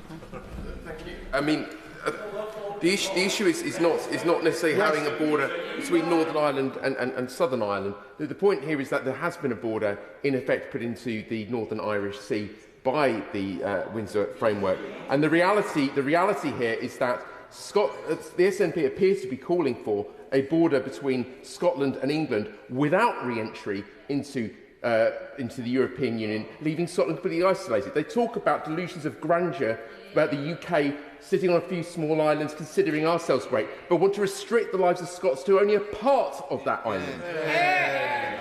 I think my honourable friend makes the point very well, and I'm tempted, but I won't want to try the patience of Madam Deputy Speaker. We could reopen that whole debate about the Windsor Framework, the border in the Irish Sea, the many challenges. And as a member of the Public Accounts Committee, as chair of it, indeed, we looked a lot at the detail of that, the cost, the complication, and I give way to a former member of the committee who did it. Well, thank you very much, Madam Deputy Speaker. And I was actually going to say, I remember fondly my time under the chairmanship of the Honourable Lady on the Public Accounts Committee, and we did look quite a lot at the times when duplication in government agency meant that there was more bureaucracy, more wasted money, and actually things took longer. So given that under the plans in the bill, and the bill very clearly, Madam Deputy Speaker, says the wholesale devolution of immigration and asylum policy to the Scottish Government, that would require the UK Border Force, which currently does immigration for external port checks and customs checks, to be separated into two versions in Scotland, one that would do the UK-wide customs checks and presumably one that would do external immigration checks in Scotland. With her long experience in the Public Accounts Committee, does she have any insight into how much that would cost, what that delay would be, what sort of additional burdens that would place on taxpayers in Scotland and the United Kingdom, and the damage it would do to business and travel? Well, Madam Deputy Speaker, certainly it would not be cost-free. It would be a big burden on the taxpayers across the UK, whichever tax system they were in. But I have to say that the Honourable Gentleman talked about having a tax code as a marker for whether people move or not. Has he not heard of working from home and people indeed working from on holiday? I mean, this is apparently a trend I read about, that people don't have to physically be resident somewhere, so they could be working for an employer but living somewhere else. I mean, then it can get very messy, and all of these complications that are not dealt with by this one line. Well, my honourable friend, give way. Particularly concerned about the idea of tying everything to a certain tax code, because obviously anyone who's dealt with issues like modern slavery and all those kind of issues know that the more that you tie a visa to a specific place or employer, the less rights that person has and the more likely to be exploited they are. So to use the tax example, for example, has a whole load of unintended consequences, none of which are considered in the 17 words of the bill that's been brought forward. My honourable friend took the words out of my mouth exactly. He says it better than I could. But let me just go to a moment about what the SNP government-led, Scottish government wished to deliver. And it was in 2020, and I think they have referred to this, they published a paper arguing for some devolution of immigration policy to Scotland. Though I do remember, as a minister, well before then, having discussions, or actually, I have to say, if I wouldn't want to normally be so crass, but slapping down the idea that there would be a separate immigration policy when I was serving as a minister on this. But it argued then that Scotland is more reliant on migration than elsewhere in the UK, and noted that the population of Scotland would be falling if not for migration from the rest of the UK and overseas. And an Opposition Day debate on a motion condemning the UK government's response to that paper took place on the 11th of February 2020. At the time, Brexit, of course, was widely expected, and the Scottish Government's expert advisory group discussed a possible fall in net migration to Scotland of between 30% and 50%. But so far, the opposite has happened. In Scotland, as in the rest of the UK, net international migration to Scotland in 2022-23 was an estimated 48,000, according to the most recent figures from National Records Scotland. and this was around 4 times the pre-pandemic average of 12,000. And in January of 2025, so just this year, the Scottish Government says that the recent increase in net migration to Scotland can largely be explained by international students and may not be sustained as restrictions introduced by the last government feed through. And I think there is an important point there about the education system. We have seen the Scottish Government introduce free tuition, which sounds absolutely wonderful policy. It's something that a lot of people lobby for. But the reality of that is it squeezes the funding of our higher education institutions so that they have no option but to go overseas to find those overseas students who will pay more. We've seen an element of this in England, but it's been exacerbated in Scotland because of the proposals of the Scottish Government. And it plays... I will certainly give way on that one. If it would... So the Honourable Lady must be horrified by the Scottish Labour Party and their backing over free tuition then, is she? I have absolute confidence and faith in my Scottish Labour colleagues that they will have done the maths, added up where that money is going to come from and looked at it in the round. And of course, being more willing to work with Whitehall on these issues, will no doubt be discussing both with the Secretary of State for Scotland and the Home Secretary and others as necessary in government, how they were going to make sure that this matched it. Because it is right, and Scottish Labour will be investing in young people, which is a woeful record under the SNP. And that investment does include putting people through the right skilled routes so we have the skills in place that are needed in Scotland. But the point is the Scottish Government has, under the SNP, has had this policy which they've promoted hard, but have never dealt with the consequences of it. And I have to say, a new broom coming in next May in Scotland, understanding these issues, being able and willing to get their head around how to tackle it and willing to work with government here in Whitehall will deliver for the young people of Scotland and for the Scottish economy.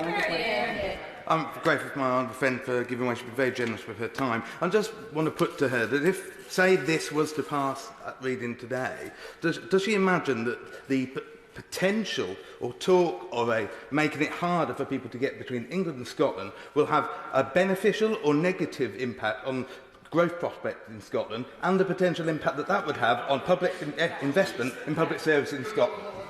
Well, this is exactly it. And even if there was a committee stage, the Honourable Gentleman puts great faith in committee stages. He's perhaps, I've been here a long time, they're not always as good as they say they're going to be. But even if it went through that stage, it hasn't.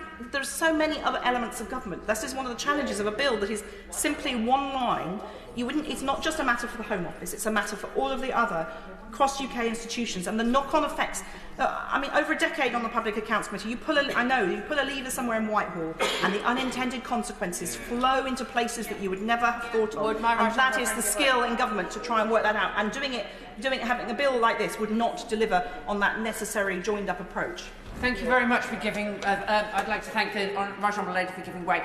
I'm struck particularly what she says about moving one lever and how it might have an impact somewhere else in Whitehall. The example I might give is a friend of mine who is a doctor working in a depopulated part of Cumbria part of the month and also in Orkney another part of the month. How would we organise the situation whether she would have to have a visa in order to be able to go and serve the population in Orkney, or whether she would need to have a visa to be able to operate in West Cumbria, or indeed both? These are the kind of problems that cannot be solved by a one-line bill. And we therefore need to be serious about the fact that we need to have an overall immigration policy rather than one entirely designed by and for Scotland. I thank my honourable friend enormously for that, and I think she's really hit the nail on the head here. That I take absolutely in good part what the honourable member for Arbroath and Broughty Ferry highlighted. There are really challenging issues, as I said right at the beginning, about the Scottish population, the demographics and all of those challenges. So we need to all put our shoulder to the wheel to deal with these things, but rather than coming and saying that if only the SNP Scottish Government was in charge of immigration, it would all be fine. It's a gimmick. He knows, Madam Deputy Speaker, it won't work. And I just want to touch on some of the higher education figures. In the last 2 years, we've seen the number of home Scottish students They've dropped from after 2021-22, the figure was just over 183,000. That's dropped to just shy of 174,000 in the last couple of years. But there are, out of non-UK students, account for 73,915 students this year. That has actually gone down in the last couple of years, but nevertheless, it's a significant number. And we're not against foreign students, as a government, I would say, coming. It is important, but it's about getting that balance so that there are enough places for all of those young people in Scotland and in the UK that would want to attend Scottish universities, but perhaps being squeezed out by the imbalanced opportunities and cost of going. I thank my honourable friend for giving way on that point. She talks very eloquently about students and how they'd be affected by this bill were it to pass. I'd like to also highlight, though, the importance of academic staff and the fluidity of academic staff in moving between institutions. I wonder if she agrees with me that the way to manage academic staff moving between institutions is at a national level, not at a localised, regional manner. I agree. My honourable friend is right, and of course we've seen the pain as a result of Brexit of the challenges of that academic movement. That knowledge has no boundaries, no borders, and there is a danger that we have things here. But let's just turn to a specific proposal from the Scottish Nationalist Party. They want to see a Scottish graduate visa. And of course we know in the UK widely that overseas students can get a 2-year graduate visa. That's an extension available to those who are completing their degree in the UK, allowing them to stay on and work without sponsorship for 2 years, or 3 if they're PhD graduates. And the Scottish Government, under the SNP, has proposed an additional Scottish graduate visa. This would be available to someone already on a UK graduate visa, allowing them to stay on another 2 years. The person would need to have graduated from a Scottish institution, so already we've seen an interesting divide arise here, have lived in Scotland for an appropriate amount of time, and I quote, and be intending to live and work in Scotland. And the visa would be linked to the Scottish tax code that we've heard a lot about already today. I'll give way on that point. I thank the honourable lady for giving way. What she's actually demonstrating there is, there is an argument and a discussion to be had in this place about how we retain graduates in the UK so they can contribute to our national economy.